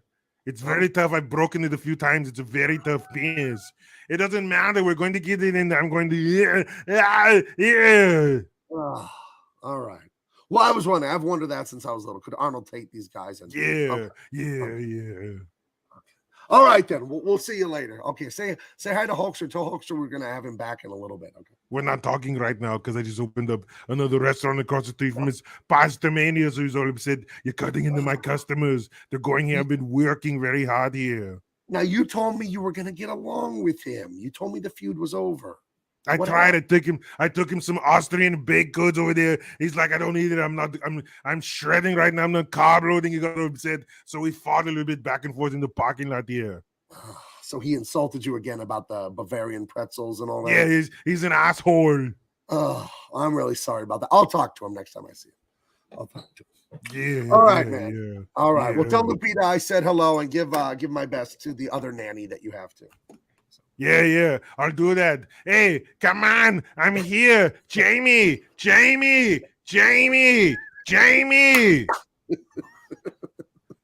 I keep trying to mute. I was so fucking annoying in that movie. Jamie! Oh, God. Wow, everyone's here tonight. Arnold, Michael J. Fox, Big Baby, everyone's showing up. It's crazy. Star-studded. Right. Yep. I We're just gonna make it happen, man. In the Arnold cinematic universe in my head, he's with Lupita, the nanny, right? But you saw me add that in at the end there. There's a new nanny, and she's even more Latina and dumpy and frumpy. Damn. So we'll see where this goes. We'll Powerless. see. Powerless. I'm telling you this right now. Everything you think you're creating, Gabe, I know how it is, right? When you're a creator, this is the fallacy of control. You're like, what is this going to be? How's this going to be? Your big thing, we will be at the movie premiere in a limousine, is going to be Big Baby, okay? We are going to be absolutely in this limousine going, remember when we were talking about Big Baby? Now Big Baby merch alone is $5 billion a year. It's just happening, man. Big Baby makes big profits. That's right. When we show up to that movie, guys, you're not allowed to open the limo to get out. We have to kick our way out of that limo, okay? Yep. or explode through the roof. What do you mean? We're gonna be on red and yellow choppers? That's true. Yeah, there's a few ways to go to it, but I call busting through the roof. All right. Anyway, Zeus is apparently he hates unionized workers.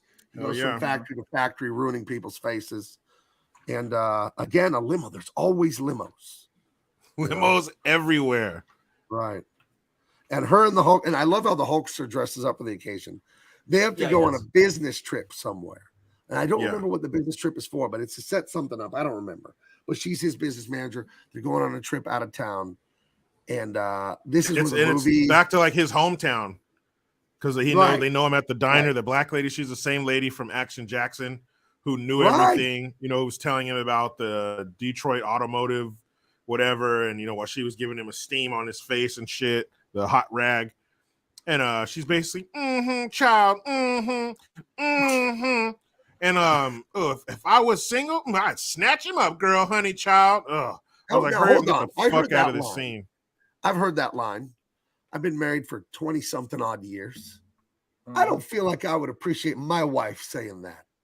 You're a married woman. You're saying, well, if I was single, I'd be jumping on this sweat hog right now, girlfriend. I'd be riding this sweat hog right now. Do you know what? Do you know what someone shouts to her off screen?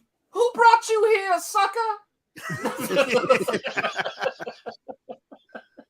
It's Joshua, man. He shows up. Terrible. I was like, get fucking hurry up in this scene. And she's just like, oh. Now, Sean, you always say we can't fall out of the basement. You can't go any lower. This movie has had a guy shit his pants. This movie is mostly made of grunts and 4 different type of growls that I've identified. So far. He's busted through the roof of a limo. But have you ever seen a guy? Now, if you're going to rob somewhere, don't rob anywhere. That's against the law. I am not saying that. But if you were a criminal, you're going to rob somewhere, you'd probably want to rob a bank where they keep the money. What you wouldn't rob is a a hole-in-the-wall shithole that is just some diner that probably has $283 in the register. But 2 criminal masterminds fueled by cocaine and despair, they come in drawing pistols down on the customers like, give us your wallets. These guys are going to collect a cool $400. They're going to go to prison over $400, these 2. You know why you don't ever see that happen successfully?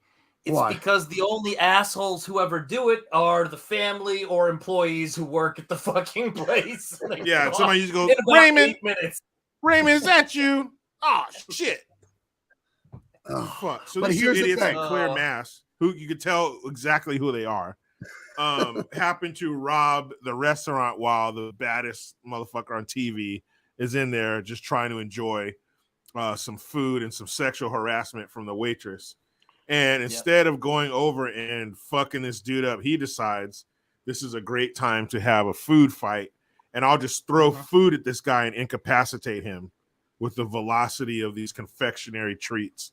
So he's throwing pies at him and shit. Instead of just going over there and fucking him up. Huh? I couldn't believe what I was seeing. 2 men draw down on him with pistols. Yes. And he throws a lemon meringue pie at this guy. Fucks him up too. Yeah, he's knocking him down with the pie. They can't seem to compose themselves because there's too much. Like, don't step to the side or duck. They're just stuck like, oh, the food. And they totally forget about their loaded guns where they can just shoot this fucking dude. But he hits him with a few pieces of food, then goes over and disarms him. And then that's just one guy. Remember, there's 2 guys. Right. This guy just getting blasted and pelted with fucking diner food, and he can't handle it. And then he goes over and takes him out. And then the other guy, for some reason, the other guy didn't just shoot him because he was fully focused on the first guy. He was just like, whoa, look how he's throwing those pies. And he didn't do anything. And then after Rip gets done with him, then he goes over and fucks the other dude up. And then she goes, I see you still have your touch. And then, thanks for destroying my business, Rip. Yeah, what the fuck, man? That's not the only pie I'm going to smash tonight, baby. Oh, she already knows, brother. Soon as they yelled cut on the set, brother, I had her behind that prop restaurant going deep, brother, giving her the sweat hog, brother. Blowing out those cheeks, brother. Had her bent over the back of that red and yellow Harley, brother. What the fuck?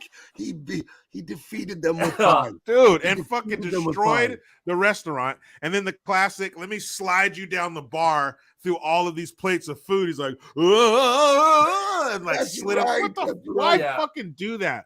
That does not hurt anybody to slide them into a bunch of glasses and meals and shit. It's so stupid.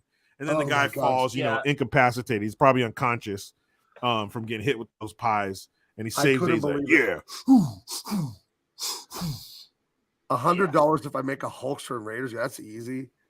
I could work on that real quick. Ew, but do we want to see that? Do we want to see that? No. Well, Diesel, he keeps hoping they open that Pastamania at Allegiant Stadium in Vegas. Dude, how many times does Hulkster himself have to shoot that? I'm hearing the deal fell through. I'm hearing once he found out that's what he Hulkster said. Yeah, Hulkster said he's not doing it. He said he won't have anything to do with them because they're losers. Can we talk about modest girls and things that they wear when they are absolutely not interested in having sex with you? Because I feel like this is the quintessential modest girls wear. There is not a woman alive on the planet who I think could pull off the "I'm so modest" wearing that. Yeah, I'm wearing a fucking half a negligee, but I don't get any ideas. And then same with his outfit. He's got some like silk nut huggers on. he's dressed more provocative than her. Yeah, he's wearing an orange condom stretched across his hips. Yeah, he's like wearing fucking an orange thong. You can see whether or not he's circumcised through that thing. And he's like, "Oh, sorry, brother." And then he starts doing push-ups, but he has his feet up on the bed. So then she's getting rocked. Like you think that it's like he's fucking somebody on the other side of that blanket. But she's getting rocked back and forth as if he's fucking her. I was like, what a genius way to get her turned on without even touching her. But he's doing push-ups on the bed, so the bed's rocking. Ooh, ooh, ooh, ooh. So from her side of the bed, he's like brought somebody in there and he's fucking him, right? She's like, ugh, but she's kind of like smiling, like, ugh. And she looks around and he's going, "Oh, sorry, brother. I just get some exercise." And like they already gone to bed. So what the fuck is he doing? But he's like doing push-ups and stuff, and she's all turned on. Wait. Are you saying you don't do push-ups at 3 a.m? In my peach silk fucking nut huggers? No. And then, so he ends up having, when he's doing the push-ups, his shirt is off. So all he's wearing is a silk peach fucking orange thong. That's all he has on. She says something and closes the little curtain, and he lays back in the bed, and the bed breaks. And then she like, the bed's tilted, so she rolls like into his arms, like, "Oh, what are you doing?" He's like, "Hey, easy, brother, the bed broke." Like, but she was like, "What are you doing?" Like, she didn't know that. You just heard the bed collapse. It's not like he grabbed you through the sheet and pulled you over. The fucking bed broke. The dude's 6'5", 300 fucking pounds. It was just such a weird scene, dude. The curtain falls down, and then that woman from the restaurant goes, "I decided I'm not married anymore," and just they're going at it. You know what? Leon has been pissing me off lately. Yep. I'll hit it, brother. Exactly. I'll tell that diner ass up, brother. So he gave her the business. But that's what he did. He's like smashing pies. It was amazing. Right. And she's he was ahead of his time. I mean, the porn mainstreaming it. And she got all pissed off and said some shit to her. I don't remember what she said. So he gets mad. He's like, "You know what?" And he's gathering his shit. She's like, "Where are you going?" He said, "There's a couch out in the lobby that's has a better sense of humor than you." And so he basically walks out in silk underwear and a fucking tank top, and he's gonna go sleep in the lobby because we've all been to a hotel. Yep. And there's some big motherfucker sleep in the lobby. Sir, this is a hotel. This is based on bedrooms. This is based on bedrooms. You don't have to do that. Puts on a pair of her panties. Look at that. Hey, more power to him. The Hulk is ripped. He probably got some serious fucking ding-dong action in there. Good for him. But that shit still looks weird. Such a big guy to be wearing such fucking skimpy shit. Yeah, and then the poor thing was the hotel that, like, when he woke up and went back up to the room, they had to burn that sofa. They were like, there was too much shit on that sofa. He was dry humping the sofa, dry humped a hole in it. So yeah, she rolled. That's where she rolls into his arms, and he gets mad and he leaves. And then so she kind of panties and bra. Ew, that's disgusting. There you go. There you go, Diesel. Wish granted. There you go, Diesel. No, that's for it only Diesel. took me a few minutes. Yep. We make to order here at Pastamania. There you go. Yeah, when you see me start like spacing out and like, yeah, funny Jericho, yeah, I'm like not even paying attention. Yep. That's but like, again, she's angry because she was wearing her Amish outfit, when she rolled over. Yeah. Like, she didn't have much more on than he did. Right. She was all skimpy too. So then she's kind of sweet on him now because she saw that he's just not this jock ass who wants to get in her panties, because he probably could have, and she was being a bitch, so he rolled out.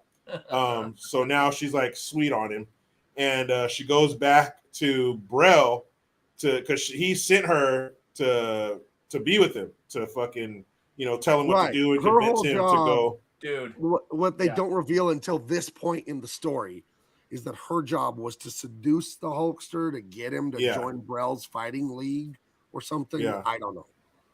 Yeah, to get him to join the network, so they can be number one. Him. Right. Yeah, because she's like, he's a really nice guy. I know you sent me over there to seduce him, but he's a really nice guy, and I don't want to do that to him. And so then, in front of a room full of people, he fucking backhands her in her face. No, and pimp slaps her.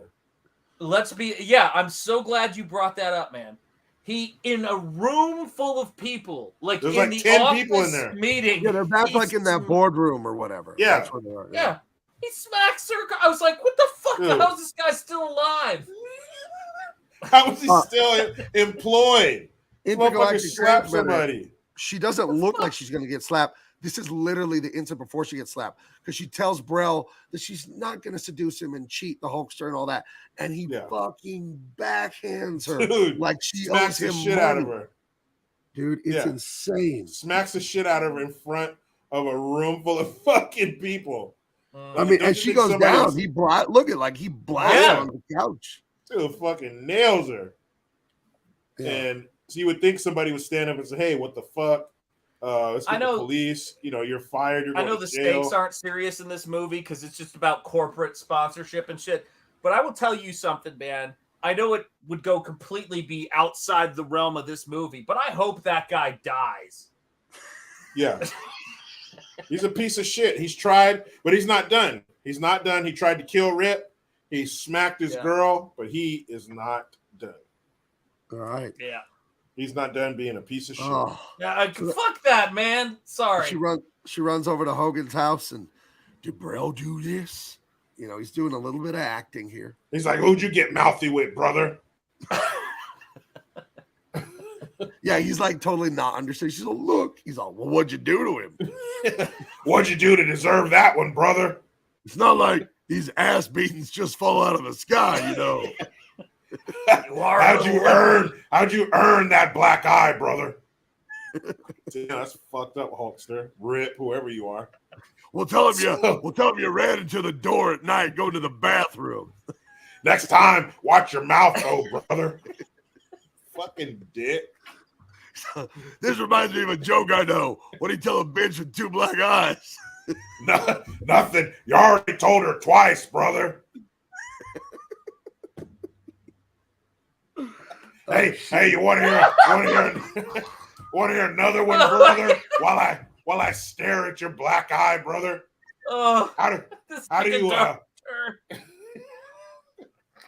How many male chauvinists does it take to change a light bulb in the kitchen, brother?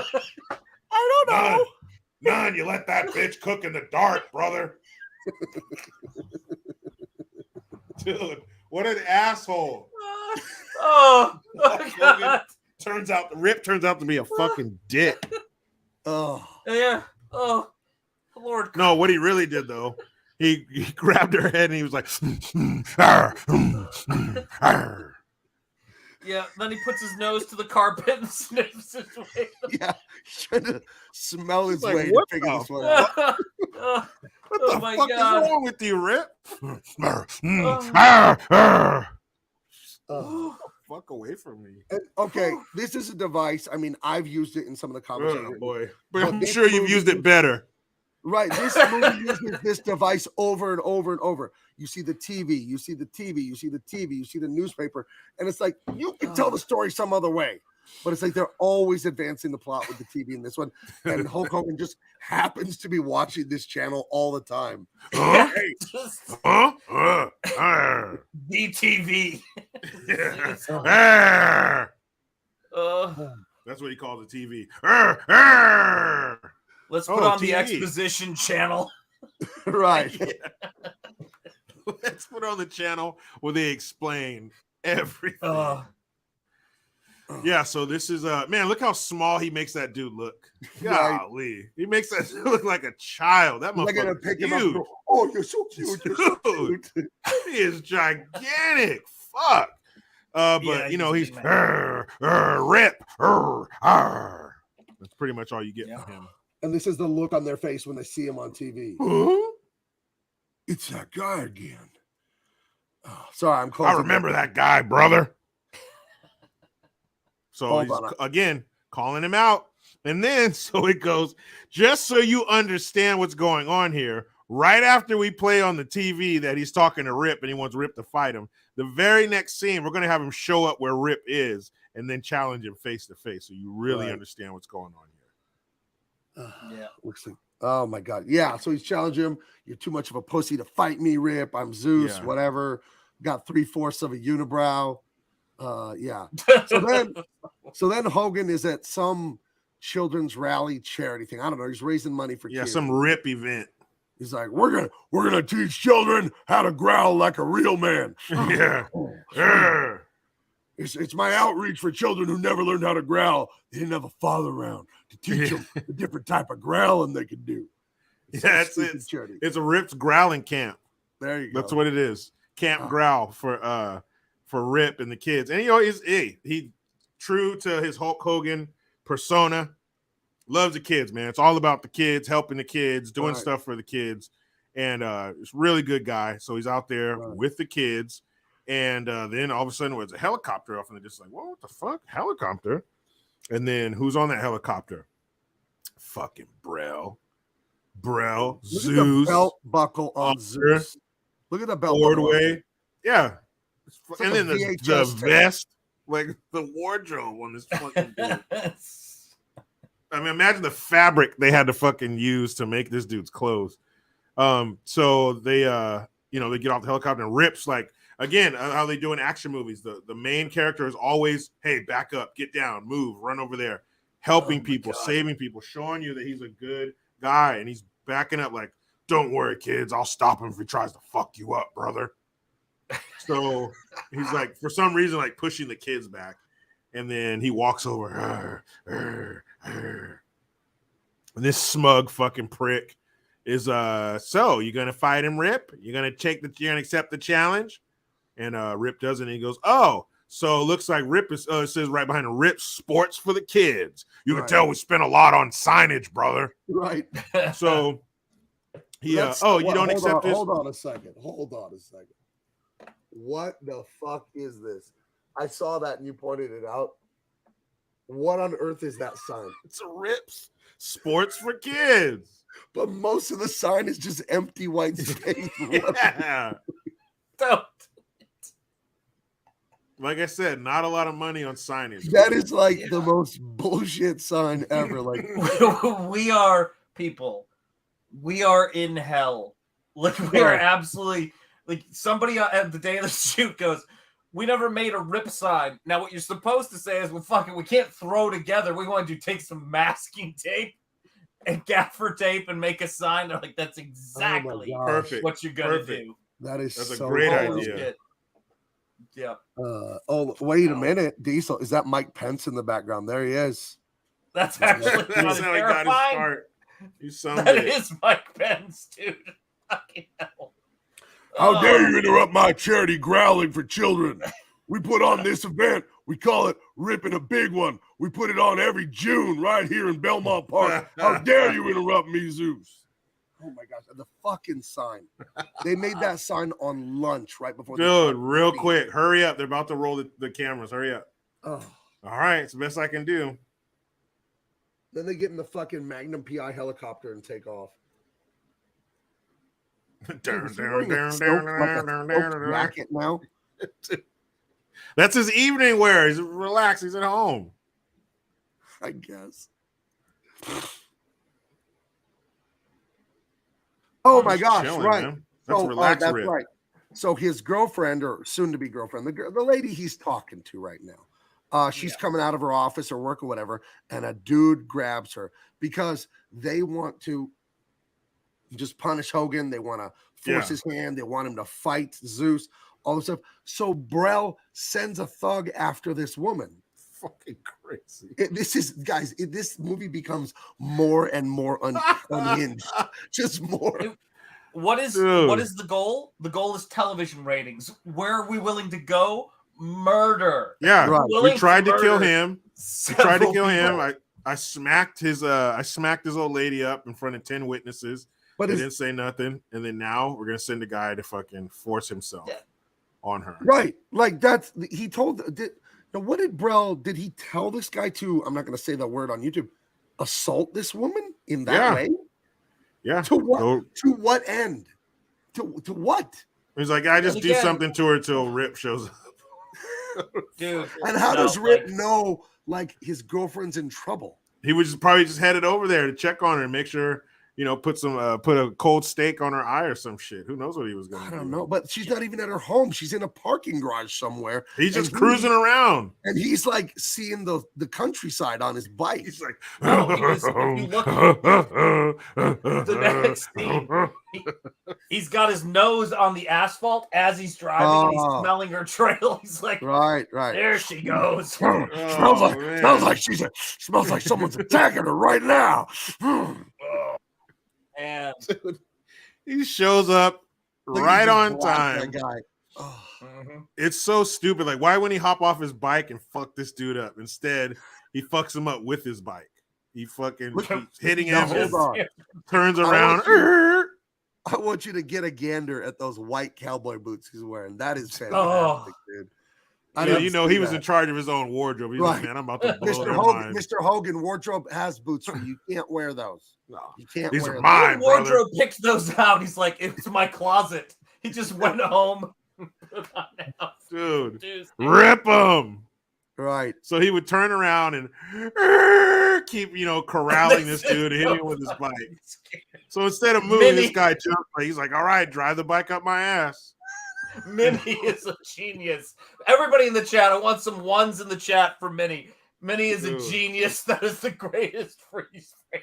And then, so he hits the guy who's attacking his girlfriend with the bike. Guy goes ass over tea kettle, blah, blah, blah. Then the guy stands here he's like, he didn't get his prostate exam this year. Maybe the Hulkster will do it for him. And then he puts him on the hood. He puts him on the front of the motorcycle. He's like, you ever die by getting run over by a bike and thrown into a tree? So the guy, somehow, the guy somehow is holding on to the bike as he drives him across the street.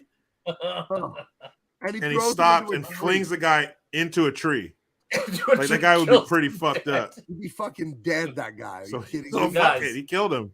Fucking Rip killed him. I've seen, as you guys know, I've told you, I've seen some messed up shit, but the worst thing I've ever heard described to me was the missus saw a kid coming down a hill. If you don't know, downtown Providence is like, in Rhode Island, is like San Francisco, some of those hills.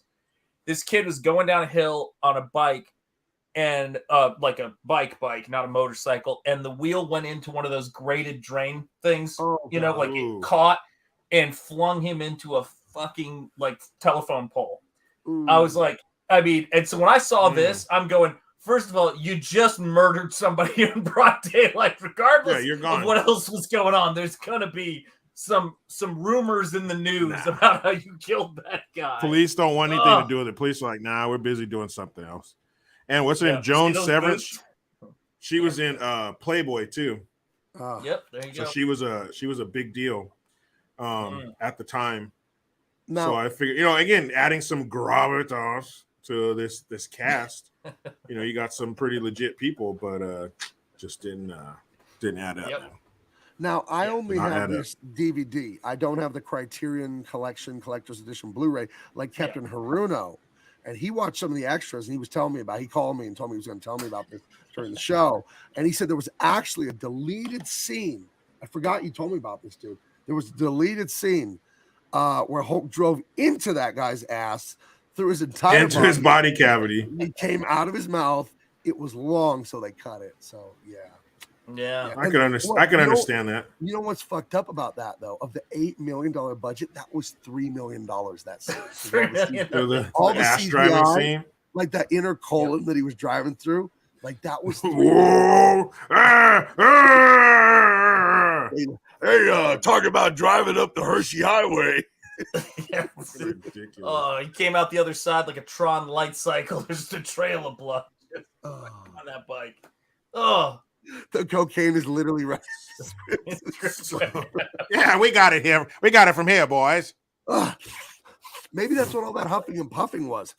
Dude, he drove the dude across like 2 lanes, two or 3 lanes, 4 lanes of road, and then flung him, hit the brakes, and flung this dude into a huge ass tree. Anyway, so that's like vehicular manslaughter, I guess. I don't know. But there isn't a jail built that can hold Rip, so don't worry about it. that's right. Yeah, that's why the cops don't even fuck with him, because if they put him in, he's just gonna bust through the roof like he did the limo. So they're like, why have him destroy our property? Yeah. And now you guys tell me if I'm right, because I only saw this movie once and I don't think I got a picture of it, but I'm fairly certain when she's getting up off the ground, and I'm not trying to be funny, her shirt is like ripped open, right? Like this guy was up to something more than just robbing her. Like he was trying to have his way with her. And I'm like, of all the insane writing in this movie, that does not belong in this movie. That is like way too serious. Yes. For like You think? a super farcical action movie. Like that, that was so weird to me. That the TV executive is sicking a pervert on Hogan's girlfriend. Oh my god. This is some We gotta get those Roadhouse ratings, shit, man. You know? This is some Roadhouse shit. You know, it's like there's moments in this flick where you're just like, I mean, even in Roadhouse, you had yourself what we call a party foul. You know, it's like I used to fuck guys like you in prison. It's like, again, what the fuck are you doing, dude? Yeah. Ugh. Weird. Scary. So then his rampage against Union Workers of America continues. I told you, I don't like the unions. The dues are too much, and the leadership is always corrupt. That's what he goes around telling people. They had to cut some of it out. It was kind of a boring, very preachy. But yeah, he hates people who work at the fire and spark and steam factories. I don't know why. He hates them. And he's beating the shit out of them, and they're just filming these things there. And then, what's his name? Randy, right? Randy is Rip's little brother. Yeah, his little bro. Right. Him and the other unnamed characters, they end up at this fight at the Spark Factory, and he gets fucked up by Zeus. Because he's wearing a shirt that says "Rip him," and he was trying to leave, and he bumped into Brell, and he's like, "Hey, watch it, kid." And he sees a shirt. Oh, you're a Rip fan. Yeah, we're converting Rip fans. And then his dumb friend goes, "No, he's Rip's brother." So if they wouldn't have said anything, they could have walked out of there just thinking that, oh, they're just some Rip fans that came to that they converted. But he goes, "No, that's Rip's brother. Tell him, Randy, so they can kick your ass." Yeah, Randy, tell him your social security number is this, and this is the key to your apartment, and then like fucking moron, dumbass, and he still lives. Yeah, he's fine. His friend is fine. Yeah. Well, Randy gets fucked his up friend just good. watches him get beat to pieces. Oh, come on, Randy, fucking friend. He just watches that guy destroy him. Yeah, idiot, dude, idiot, fucking dumbass. Do you have any friends like that? That like you can't take them anywhere. They want to get in bar fights. And when I was younger, I had some interactions where young friends of mine, they wanted to be troublemakers. I'll put it that way. So, yeah. And then he goes back to this outfit, or then they just mix it up to where they were shooting this day and they got the scenes mixed up because this is the outfit he wore in the limousine. Right. This is the outfit he wore to the meeting where he got the blank check and all that. Yeah, and he's kicking the limousine all over the road. Right.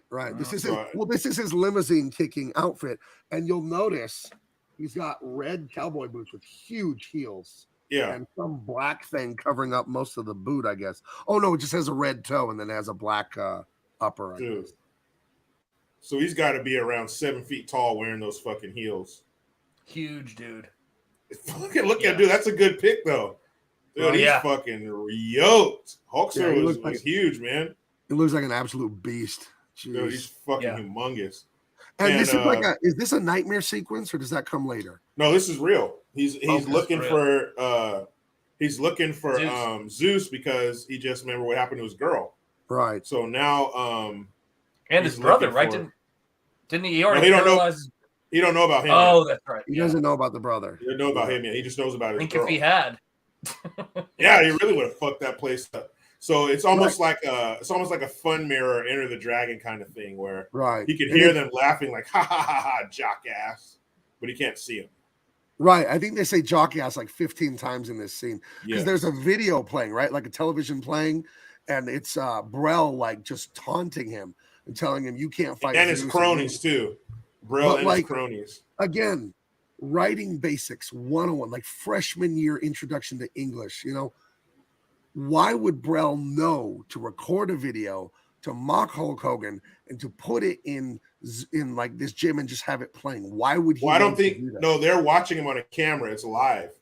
Right. Right. But like, why would they know he was going to be here at this time? Like, oh, I'm going to sit around and watch a camera all day. No, they've been show up. They've been waiting there for 24 hours until. They haven't taken a shit. They haven't peed. They look terrible when they cut to them. Yeah, they're just in agony. I mean, they're like on an international flight. Shaking and sweating. Yeah, they've got deep vein thrombosis. I mean, shit is awful. They were like, let's see. We sent the guy over there at 12 o'clock. It's about 20 minutes to drive here, so they knew when to be there. Yep. So they're talking and shit and laughing at him and you fucking dumb jockass. And they're watching him on the camera, and he's throwing dumbbells and breaking mirrors and ripping shit down posters, and he's breaking the big giant letter Z on the wall. Again, that great neon work that has a quick turnaround. He's throwing shit at him and they're breaking everything up, and they're laughing. And then finally, he takes a bench press bar with no weights on it, and he throws it like a spear, but like right into the camera lens. The camera lens is like 3 inches Not across. easy to do. No, it isn't. Fucking threads the needle on a fucking camera. And then when he throws the bar at the camera, the guys who are watching the screen, like they jump back like, oh, like he was going to throw the fucking bar through the damn TV. These, for those of you that are wondering, 45 pounds. I have my bench press and everything over here. These are 45 pounds Olympic barbell. You cannot throw this thing like a spear. He did. No one can. You know, you can't. A tank cannot throw that like a spear. Listen, dude. I'm 6'4". I'm not that much smaller than Hulk Hogan. But dude, if you think you're gonna take this fucking thing and throw it like a javelin, you're gonna blow your shoulder out.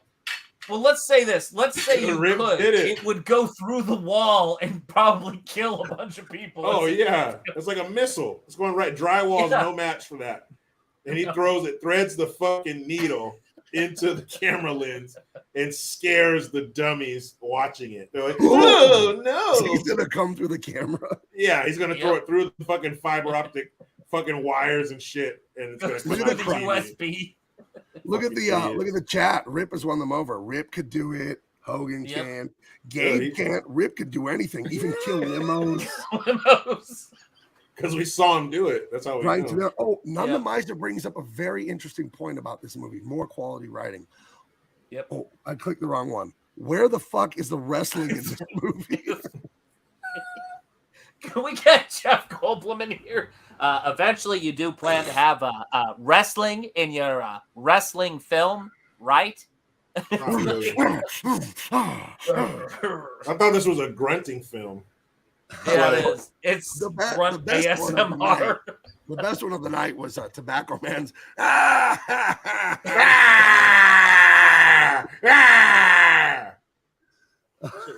Stupid.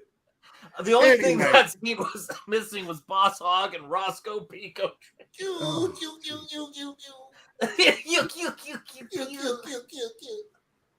Dude, but again, great fucking pose right there. The gun, everything. Bruno points out, hold on, that we're wrestling with sanity.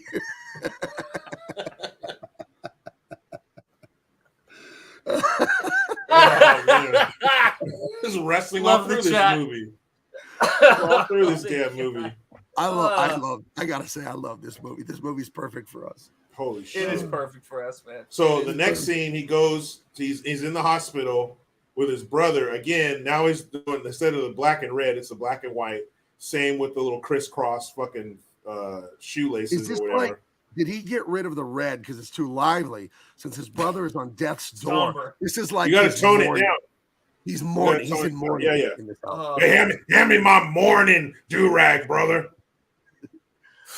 So he put on his mourning, his, what is it? What's the word I'm looking for? He put on his bereavement do-rag. There you go, his bereavement do-rag. So, no, not this one. My other bereavement do-rag.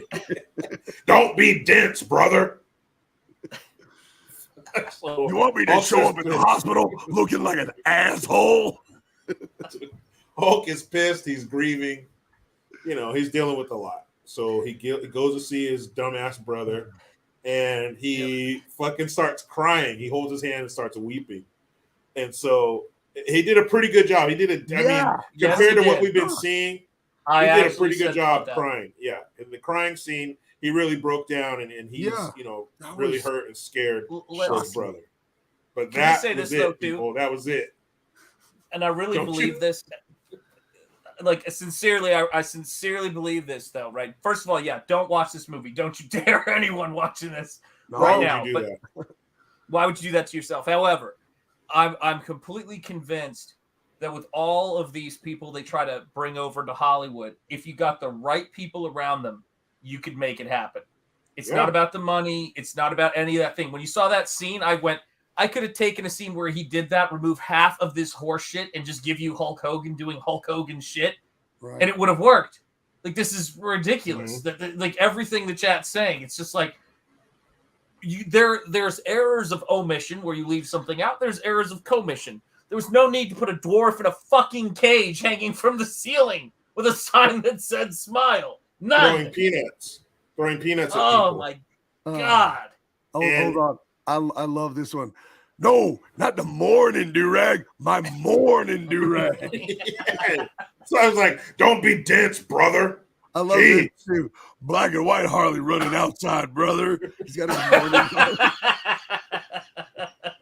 Dude, he did no bullshit. He did a decent job crying. But he did. It was bizarre. But don't he could act. Don't you dare expect any more good acting from anybody. That was it. That was the beginning and the end of good acting in this movie. Next scene, forget about it. You won't see it again. And you're just gonna see misplaced murder. Yeah, you're gonna see more murders, but you're not gonna see more good acting. And so Jockass is pissed. And so here comes a training montage where for some reason they hung a bunch of cinder blocks, and Zeus is just punching cinder blocks with his bare hand. And I don't give a fuck who you are. Tyson used to do that. It's real smart. Dude, unless you're like a fucking some kind of Chinese monk somewhere, you're not punching cinder blocks into fucking dust and not having a shattered hand when you're finished. But these guys are cut from a different cloth. They're punching each other in the face 20, 30 times, no problem, no hands broken. So, of course, some measly cinder blocks aren't going to stop Zeus. Yep. Oh, my goodness. He shits cinder blocks. That's the way it is. And then he puts on his rehab do-rag. Hey, can you hand me my rehab do-rag out of the cabinet there? Actually, I call it my rehab, brother. My rehab do-rag, brother. It's a rehab. Oh. It should have been white with a red cross on it. Little nurse fucking outfit. Oh my white God. with a red cross in the chest. Yeah, stethoscope. Dude, that's what I mean. That's why take your pulse, brother. That's why it's so weird that he reused that red and black outfit, because obviously he has a different outfit for every fucking day. Yeah. I got to double dip, brother. I got to double dip. So the zebra print. The Zubas. What the fuck is happening? You don't know? You know what Zubas are, Sean? Of course, I fucking know what Zubas are. I grew up in Tennessee. Do they have Zubas on the East Coast? Dude, we had Zubas in Chattanooga. I thought you said, "What the fuck is that?" Oh. No, I meant to say, "What the fuck is this whole thing?" Dude, everything we're seeing. And then he has like the scrunched up socks with the red high tops. Now this is a different day because that's a different do-rag. Right. So it's like a red tiger stripe do-rag. Right. Yep. Little white wife beater. Yeah, he definitely handled all his outfits. We'll get you Wardrobe back podcast. in your own pair of Zubas soon enough, Randy. You just keep working hard. Fucking Hulkster. So, Wait, Brel, okay, again, fucking shit. Okay, you got these guys announcing a fight, right? Then this guy's training, but then it's a day and then a different day because the clothes are training. But then with these guys, well, has it been 3 days or has it been 3 hours? They've been standing there for 3 days. So they're just wearing the same suit until the fight. No, their clothes are different. The shirts are different. Okay, I'm wrong on that. For a minute here, I thought that was the same outfit 3 days. But later. is that possible that they did that? Yes. And if you go back to, and I mean literally, you don't have to, but if you go back to the scene where he was there with the kids and the helicopter came and he asked him if he accepted Zeus's challenge, and he said no. So he said, all right, you don't accept the challenge, so Zeus is now the world champion. Like, wait, you can't just take that from him at a fucking baseball field with the worst signage we've ever seen in the world. You can't just declare since he took it, all right, fuck it, you're not champ anymore, Zeus is. I was like, what? Get the fuck out of here. You can't just take that man's title from him because he didn't accept the challenge. But I guess it's awesome when shit worked like that, though. Yeah. You know, you could just challenge people, and if they didn't want to do it, then you were just the champion. Fuck it, I take your championship. Yeah, does he have any other brothers we can cripple permanently? What the fuck is going on? This. Stay in school, say your prayers, eat your vitamins, and you'll be fine, Randy. You'll be fine. That'll heal your spine, Randy. Can you feel your toes? Yeah. Wiggle them if you can move them, Randy. So far, this TV executive, that's it. You know, Blackwater, no shit, like TV. He's a numbers guy. He's tried to kill Rip. He's sexually assaulted his girlfriend. He's beat her up, and he has crippled his brother. Whoa. He outsourced that. So let's not make him a monster. Yeah, his fingerprints weren't on it. But he had her sexually assaulted. Right. Or attempted to. And then he cripples his brother. So when is Rip finally going to take this guy's challenge to kick his ass? There are no more people he cares about for him to fuck up other than Charlie. So what's going to happen, Rip? What you going to do? Yeah. So everybody shows up. Yeah, everyone shows up. There's that girl. There's that girl who was sitting next to him in the house. Don't know if she's a girlfriend still or not, or a sister. She hasn't said a word, but she's there again. Yeah, Richard Suckle and what's her name? Vagine or something like that. Vagina? Yeah, something like that. Vagina? Dickie Suckle. There he is, pushing this guy in a wheelchair, looking like Ted Kennedy with the neck brace after he flipped that girl into the water or whatever. That's right, left her. Yeah. Fucking see ya, lady at the bottom of the lake.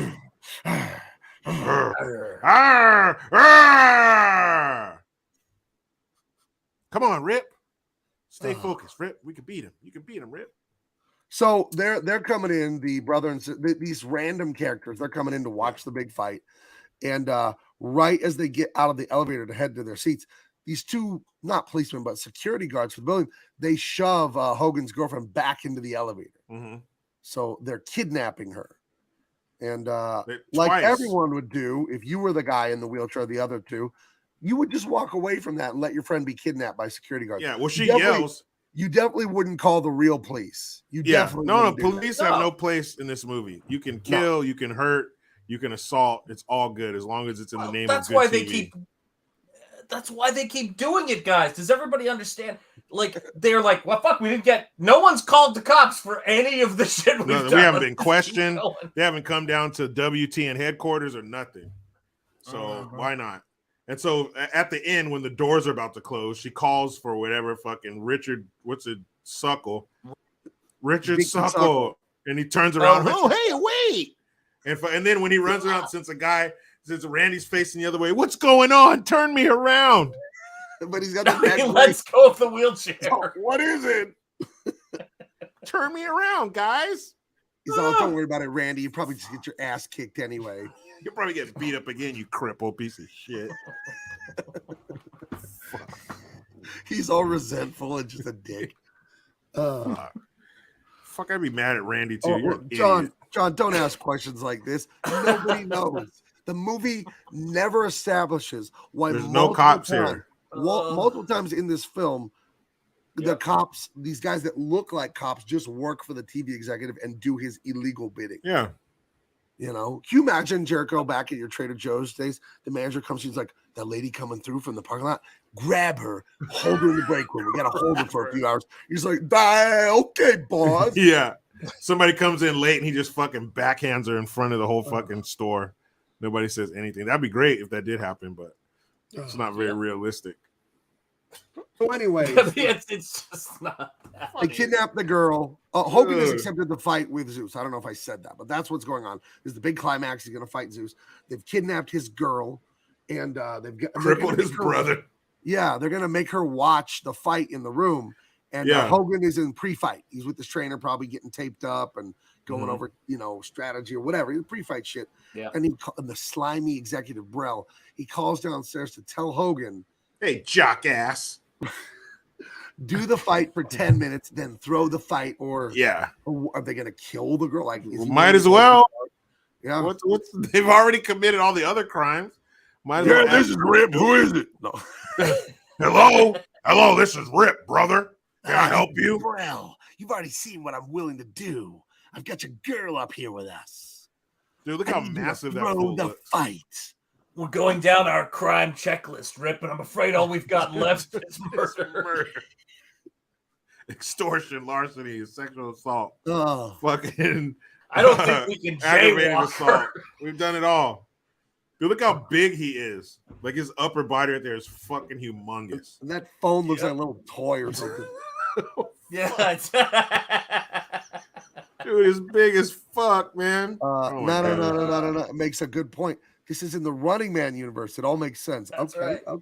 You know that's one we got to do. That's a shitty one. Mickey O'Brien, now you're ice cold, or what does he say? You're zero. You're sub-zero. What the fuck? Yeah. He's all used to be Sub-Zero. Now he's just plain zero. Oh. You know what makes that line so bad is the word plain. Just the word plain zero is awful. Nobody says plain zero. Ugh. Now he's plain zero. No, man, now he's just zero, you fucking Austrian jackass. Mickey O'Brien has seen better acting in adult films. In pornos. Yeah. I'd say so. You order a pizza, mister? Better than this shit. Oh my goodness gracious. So, on to the fight, shall we? We've exhausted all the dialogue at the script. Just grunt the rest of the Oh, no problem there, brother. What kind of grunt do you want? You want me to blow my cheeks out? Or should I sound scary like Chewbacca? Rawr! Dude, that's another thing. That's another thing, dude. When he fucking in the restaurant after he kicked those dudes' ass with the pies, I was like, dude, don't do it, Rip. Don't do it. He looks like and goes, yes, dude. fuck out of here. Don't you do it. No, and I know, but then the woman who owns the place goes, honey, don't do that. I tried that with him once. You don't know what that means. You don't know how that finger got bent. Don't agree to anything. Well, now he knows what he has to do. He has to save his girlfriend from a TV executive by throwing a phony fight. That's fight right. to the death or something. Jeez. Because you got to make him go against his principles because his word is his bond. He's not a cheater. He's not going to cheat, but he has to save his girl that they've already showed a propensity for fucking hurting. So. And there's a white and blue Harley running outside right now, brother. Holy fuck. Dumb. This movie, see, this is why this movie's better than Marine, in my opinion. Because this is like, I think this is the most insane movie I've ever seen. I'm serious. I can't believe this is real. I can't believe something is this poorly written and then just like executed with a giant star attached. I can see B movies. A lot of B movies are garbage. It's low level writers, low level actors.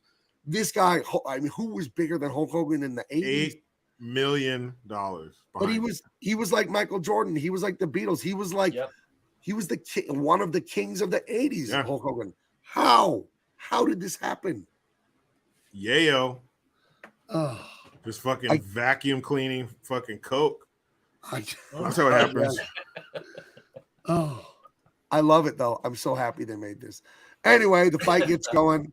There's a crowd. There it is. Fucking stop. And then also lots of that garland, that shiny shit hanging down. What? Sorry. I'm sorry. This guy just has a dopey face, dude. No, Yeah. you gotta. That's the greatest. Sorry, That's why he fucking beat him up. He had a That stupid ass better face. be his girlfriend. Because if that's his sister, that's fucking. Fucking idiot. Oh my goodness. So you deserve to get crippled. What the hell? Oh. So now it's just, he looks like Biff Tannen from Back to the Future 2 when they're in the future. Griff. Yeah, it's Griff.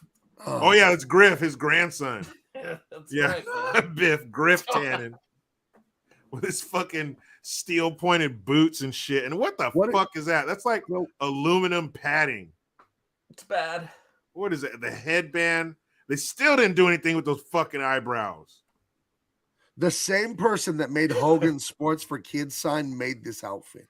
Dude. Yeah. And he was wearing too many hats on that set. He was doing craft services, signs, wardrobe. That dude was fucking busy. Holy shit. Yeah, so he comes out in his like Power Rangers regalia, takes it off, and then they're all into the fight. So they're hostage. Like, well, have a seat, lady. Have some champagne. Like, have a seat in the back behind us. Have a seat in that bench on that couch behind us where we can't see you. I'm trying to watch this. Sit down. Yeah. Stay behind me, bitch. We're gonna get really loud so we can't hear you leaving. You got it? So stupid. And one thing, okay, I think in real life his eyes slightly crossed, right? Slightly? But the unibrow completely. Why don't they explain why? Because that's not his real eyebrows, right? That can't be. So what is the choice here? Like, again, as an artist, everything done artistically in a movie is not accidentally done. You didn't accidentally go and glue some eyebrows. What is that supposed to mean? Maybe they couldn't draw it over on that side. Maybe he had like a cut or something, and they couldn't draw it. But then scrap the whole thing. I don't know. Why join them in the middle? Like, why? I don't know. Scrap the whole thing. If you can't make two eyebrows, then just don't accentuate his eyebrows. Maybe he didn't have any eyebrows. There's got to be some lore on the internet about his fucking eyebrows in this movie. Shit. Oh. But it's there's terrible. something wrong. Something wrong here. Fucking terrible. Oh, she's like, look me in the eye, brother, when you're gonna face me. No, both my eyes, brother, not just one. You better start working on that weak eye, brother. Oh my god. Oh god. Wow. Right. So they just, they get into a that's an interesting one. They get into so a fight. Let's start pounding that. That's it. Minnie is amazing. He's like, rip him, huh? Okay. I'm gonna rip them off. You're gonna rip those little fucking I'm tidy blues off. Teeth, boy. Yeah. He's taking his belt off. Because for some reason Rick wore his fucking championship belt in the ring. Right. So he's taking his belt off. And so she's like, she's about to sneak behind these fucking idiots and sneak out of the room. And, classic final fight order. Again, good guy's getting his ass kicked at I'm first. a writer. Shanta's a writer. When you have a moment that the girl escapes, that's a problem as a writer, but not a bad problem. But all of the things that are going to happen in your story are problems that you have to solve. And you have to have it make sense. You have to make it fun and entertaining and make it plausible. It doesn't have to be realistic, but you have to be able to sell the verisimilitude of the story, that the story at least agrees with the reality that it claims is happening here. It could be time travel, aliens, but it's got to agree with itself.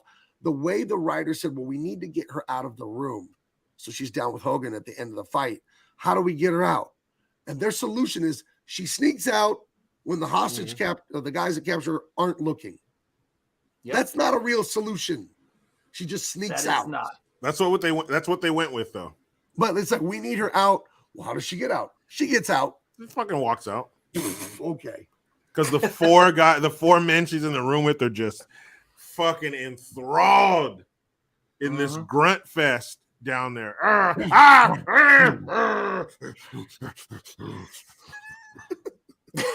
like, fuck, grunting. I can't take my eyes off it.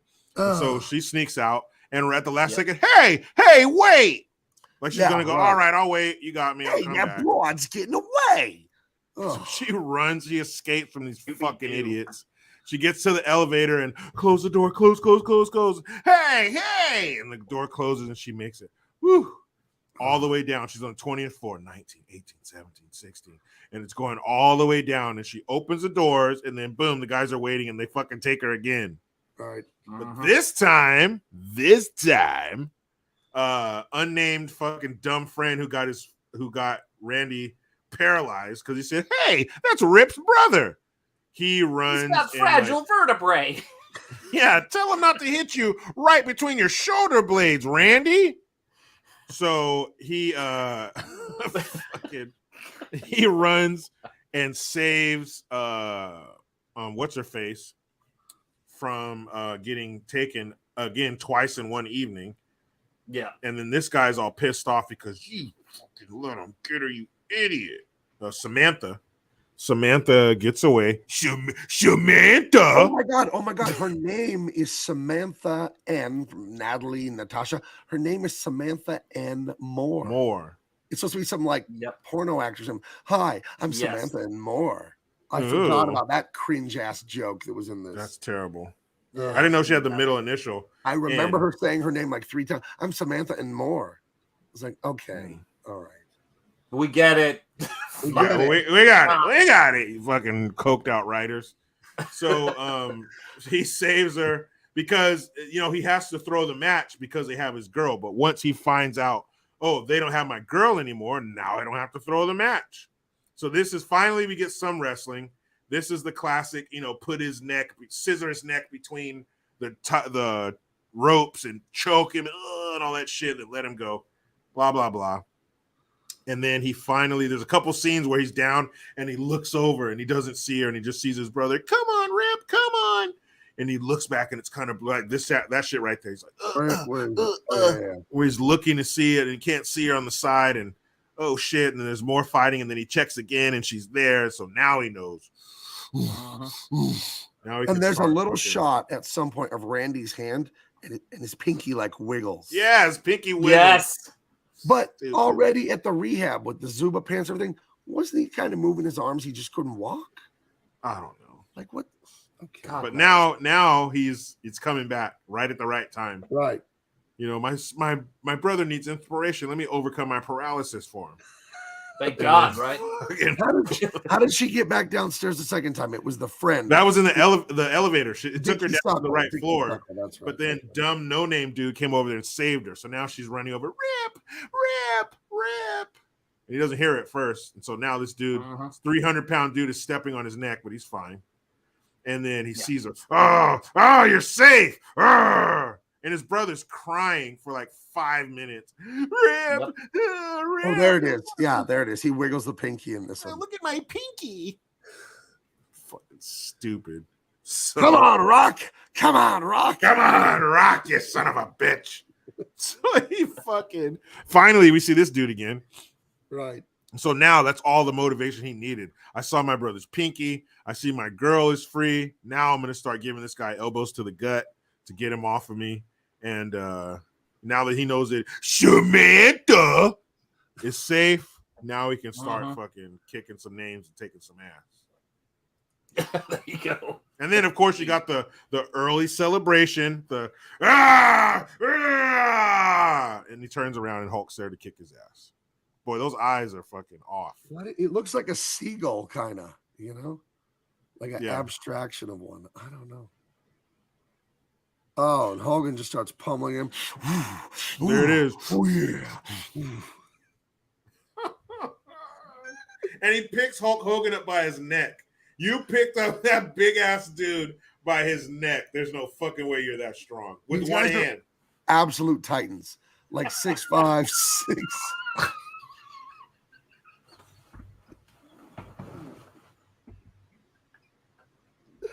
I'm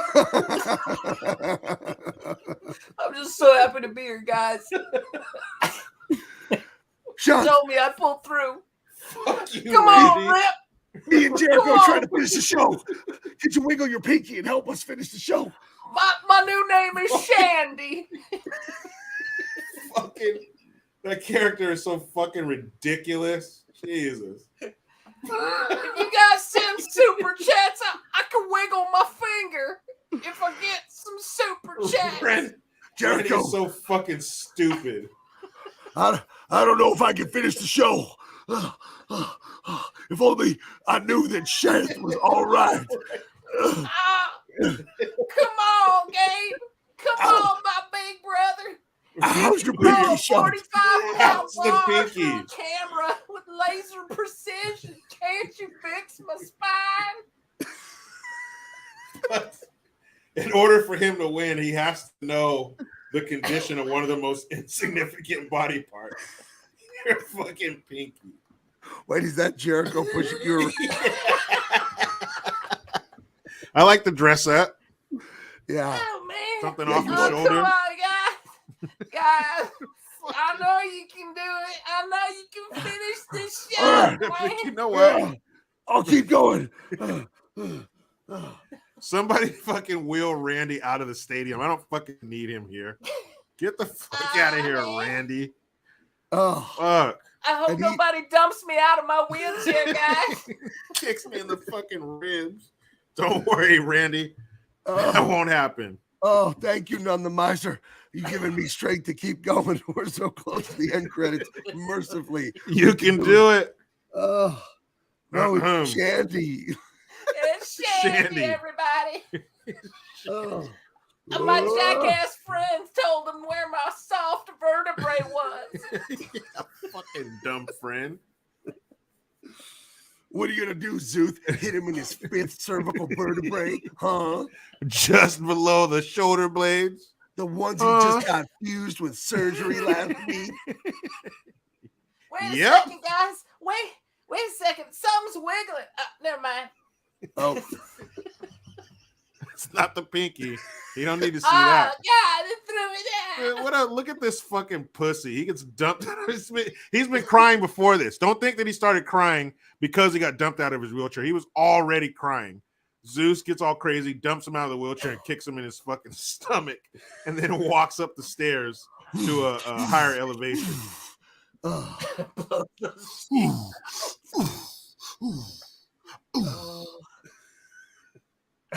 He's dead. Fucking ridiculous. Oh. So he pulls his feet again. More early celebration. Ah! Look, I did it, bro. Ah! And then he pulls his feet and he fucking hits his face. Oh, and then another classic wrestling move. Zeus falls. He turns over. He's sitting. And then Hulk Hogan takes his leg and like hits his knee, like bends his knee like around a pole or something, which wouldn't hurt you because your knee is supposed to bend that way. But it's like, knee pain. Fuck, I'm hurt. It's the worst. And for whatever reason, well, how fucking crazy he looks. You're a fucking TV executive. TV. Right. And he doesn't. Apparently, they don't say it, but I'm inferring it in my head. He doesn't want this going out over the air anymore. So he's like ripping things and unplugging things. And like you see the TV screen, it says network difficulty on the screen. Yeah. And he's ripping it and sparks are going everywhere. The very same sparks we shipped overseas to China, now back to bite Brill in the ass. That's what he gets for outsourcing, man. And the sparks look different, the ones from China, than the American ones. You can't trust those Chinese sparks, not on American equipment. Fucking spies, man. Right. So somehow the TV command center is about at the same height as the ring, but a little bit above, but not much. I don't know. Yes. And he's screaming about Hulk Hogan defeating Zeus. And he's going nuts in there, ripping everything. You see the big explosion behind him. And he's giving Zeus what for, man. And he's hit Zeus, I don't know, about 20 times in the fucking face with the same move. And he's like, he does the eyes roll. The Mortal Hogan hit him Kombat. so hard his eyes straightened out. Yeah, he's like, hit me one more time, dude. Thanks, man. And it's like he has like the wobbly, like finish him, the Mortal Kombat thing, like 2 times. But he just every hit, he's like, but he just won't go down. So Rip's signature move, which he does twice at the end of the movie, is like a prayer position, clasp finger. And he runs and like hits him in the head with his fucking clenched double fist. That move right there. Yeah, but go back one. That's like he's just like, and he fucking hits him with his double fist, whatever, and that's when he falls down to the lower level, and finally we kill this big. This face looks like something else is happening though, boys. Taking a shit. Kadoo. Oh, could be something else too. I'm just saying. Yeah, either one. Similar faces. He's like, give me one more time.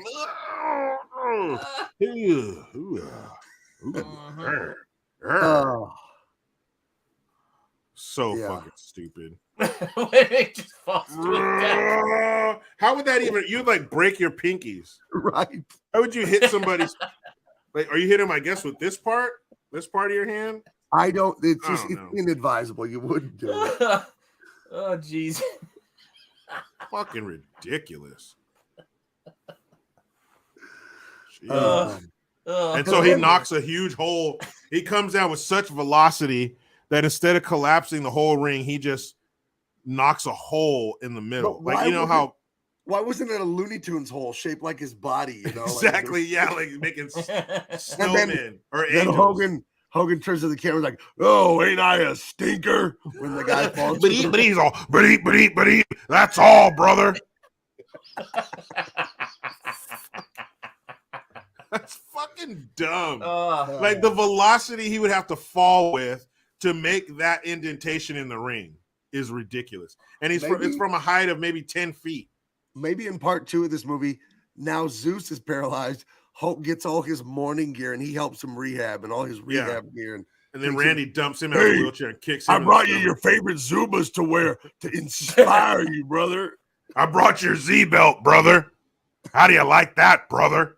And Zeus, he has like a little, he has a stream of blood. That's fantastic, but can somebody put me back in my chair? He's still, Randy's still laid out on his side crying.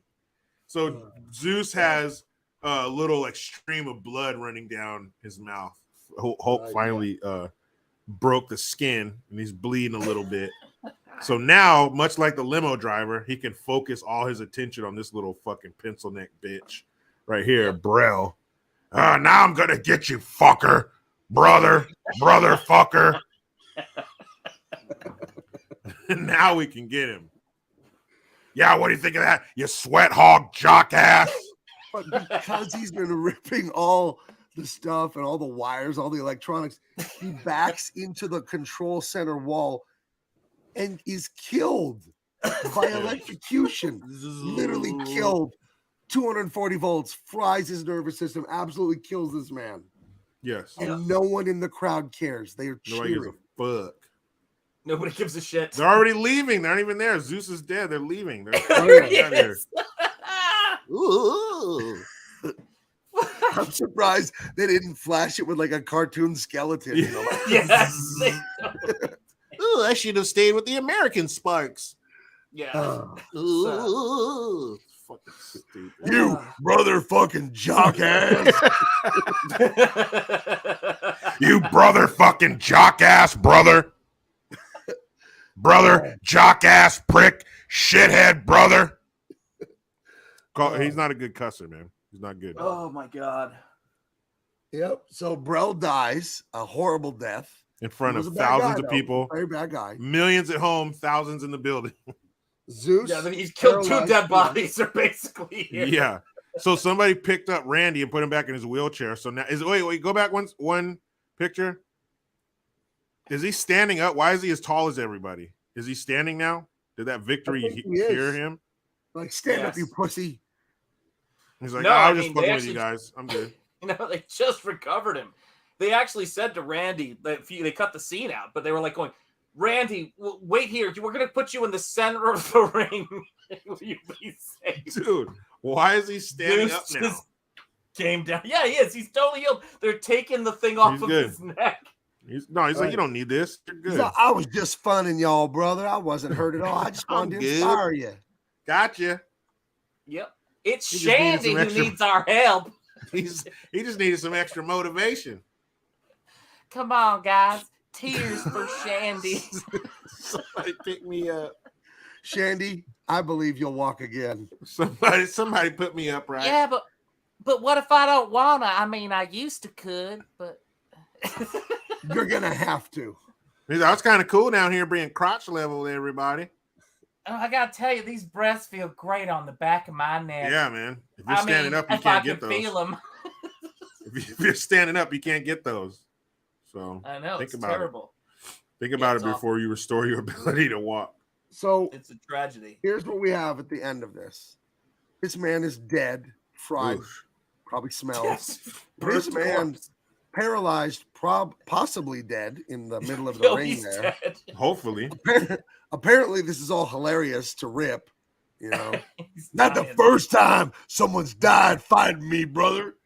and then his It won't be the last, brother. Keep fucking around, brother. This is a He is tragedy. standing up, dude. This is so fucking insane. Yeah, what the fuck? He's like, dude, I told you if you win this match, I'll walk. And If you then win, I'll walk. he hits him with the Rip at the end. Yep. Guys, Yeah. guys, that's a real movie. That is a real That movie happened. that was really Happened. made. It happened. We saw it. Jericho, We lived it. when you told me this was worse than the Marine, I couldn't believe you. Yeah. It's more than the Marine, but it's more entertaining to me. But it's a thoroughly awful movie, you know. But it's so farcical that you can't help but be entertained by that, like the incredulity that you feel watching this. Like, what?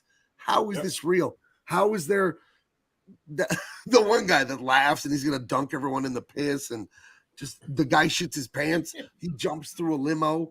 I don't even understand this movie. I don't understand this movie. Oh. Stone Cold's looking pretty good now, huh? Yes. Stone Cold is fucking Oscar worthy. Stone Cold is like Godfather 2 compared to this chunk of shit. Are you kidding me? And Captain Haruno points out, we spent 4.5 hours. 4.5 hours Yes. on this shit. It needed it. It This did. movie deserved that kind of time. Yep. Oh. When we started, I could walk. Yeah, Sean's fucking crippled now. We came a If long we way. do it any longer, you'll be all healed up, so you'll be ready to go. Fuck. Oh, I just want to lay my head back and forget my troubles. Oh yeah. This music, glad was, it's good, or this indeed. movie was an amazing piece of shit. Yeah. Yeah. I think Right I'll on. definitely watch it again, but I got to watch it with friends that haven't seen it. And it'll be that kind of thing where you're watching a movie with someone and they just keep looking at you like, yeah. Yeah. They just keep looking at you every 10 minutes. So I'm going to have to show this to my brother and some other people because I this don't know, is man. phenomenally unbelievable, this movie. I It's can't only believe if I were to end up like talking about this movie with somebody and they were like, "Oh, I'll watch it," then maybe I would. But would I bring up like, "You need to watch this"? I don't know if I could do that again because this movie was, although it was just an hour and 32 minutes. Oh, shit, it was fucking horrible. it felt What longer. the fuck?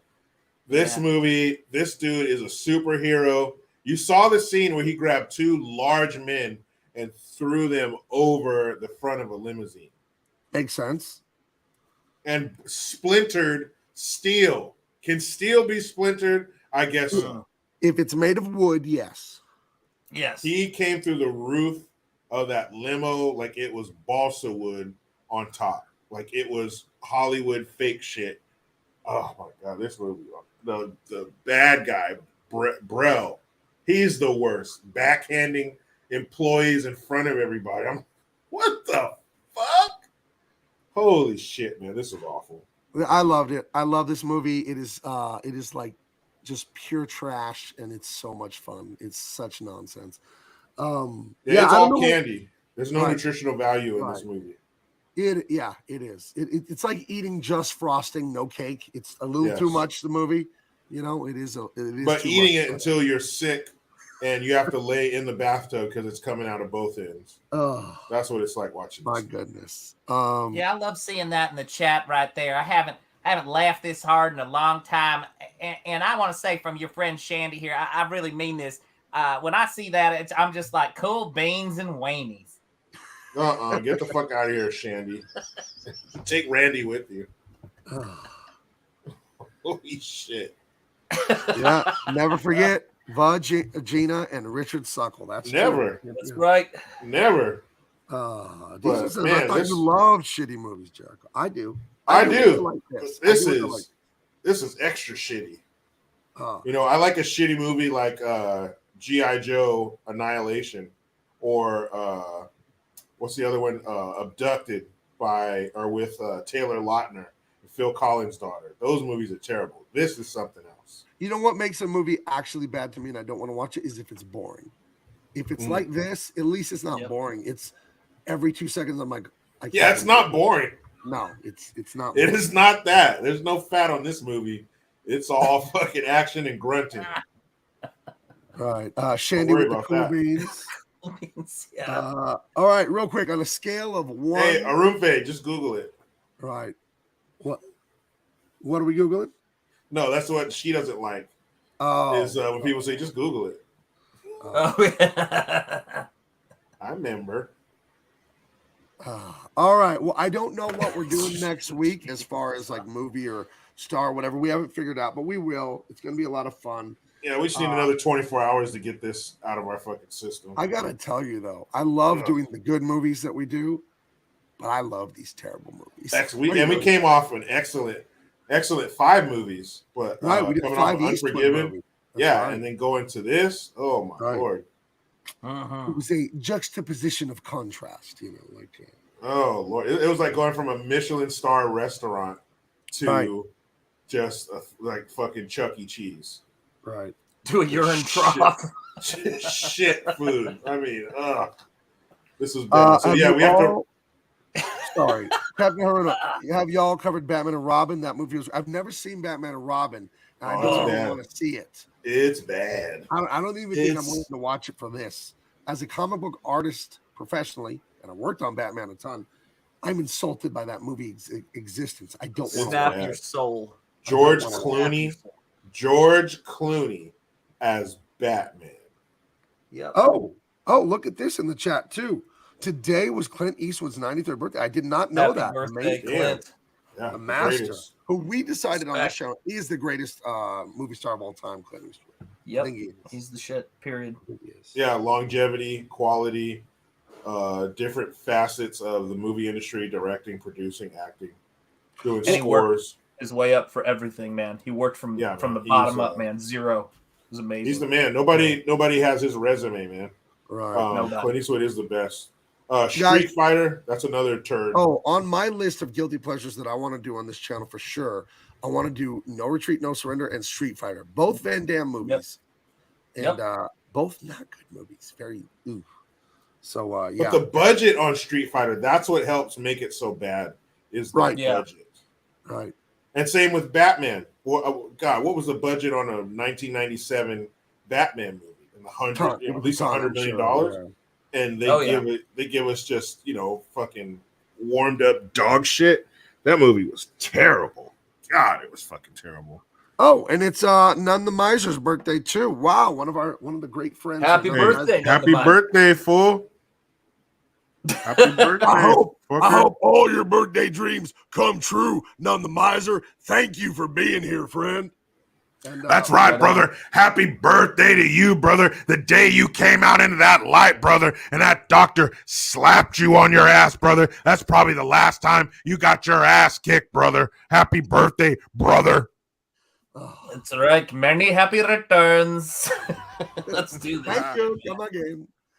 Yes, thank you. Come again. Here's one little birthday gift for you because I love it. Shake, shake, shake. Shake, shake, shake. All right. He said, here's your Minnie's birthday legend. present because I love it. Right. I'm glad you got that. All right, guys. Guys, the links are in the description. If you haven't checked out Sean's comic, Nosferatu, what are you doing? It's awesome. It's made by a master. The guy's dedicated to the craft. It looks beautiful. Subscribe to Sean's channel. Let's get him a few dozen more subscribers tonight. Guys, it's just a click. Not asking a lot for that, right? We love you guys. We give you quality content. Jericho Green is a very funny guy, is what I've heard. He does shows on YouTube, Tuesday through Thursday, and then you're on other channels Monday and Friday, right? Monday, I'm on Jericho Green at locals.com. Tuesday, I'm on Rumble. And then Wednesday, Thursday, Friday, Saturday, I'm on YouTube. Okay. YouTube. Okay. All right. And please subscribe to Jericho if you haven't subscribed. What are you thinking? And of course, make sure you're What's still wrong with subscribed to this channel. Hit the notification. We will be back next Wednesday, June something. It's the 6th or the 7th. I don't know what it is. We'll be back here 6 p.m. Pacific is our new time that we've been trying out for like a month now. Be here to make you guys laugh and have a great time. It's going to be 80s and 90s action. I don't know what it'll be, but it'll be something fucking awesome. And anything else? Oh, tomorrow morning, 11:30 a.m. Father-daughter dance with one mini El Taib and myself. We shoot the breeze for an hour. Me and my daughter, the stand-up comedian. Let me share this real quick. I got texted this during the show. That was my daughter at the Comedy Store in La Jolla holding up Big Baby. She's strong. Yep. Yeah. That's wild. Big Baby is so far back there. It's like with the Taj Mahal. It's you like can't tell. holding Big Baby. She's pretending to hold her up. It's that thing. She can't hold a 75-foot baby. Yeah. She can't do that. But no, I'm proud of my daughter. She's doing stand-up professionally. She was at this show tonight at the Comedy Store, one of the most famous clubs in the world. And she killed on stage. So yeah. So okay, and 11:30 a.m. And of course, Jericho, Sean, either of you are always welcome to come on Father-Daughter Dance. We have a great time, and we just have a talk like we had tonight, just being silly, talking about current events, talking about life. Nothing too heavy or anything like that. All right, we're gonna have anything else you guys want to add, or I'm gonna get out of here because I gotta eat dinner. Oh man, same here. Time to grub. All right, Sean. Peace all. Yeah, and Sean, try to wiggle your pinky before you go to bed tonight, okay? If you can. Oh, I will. I believe it. All right. Good night, guys. Talk to you later.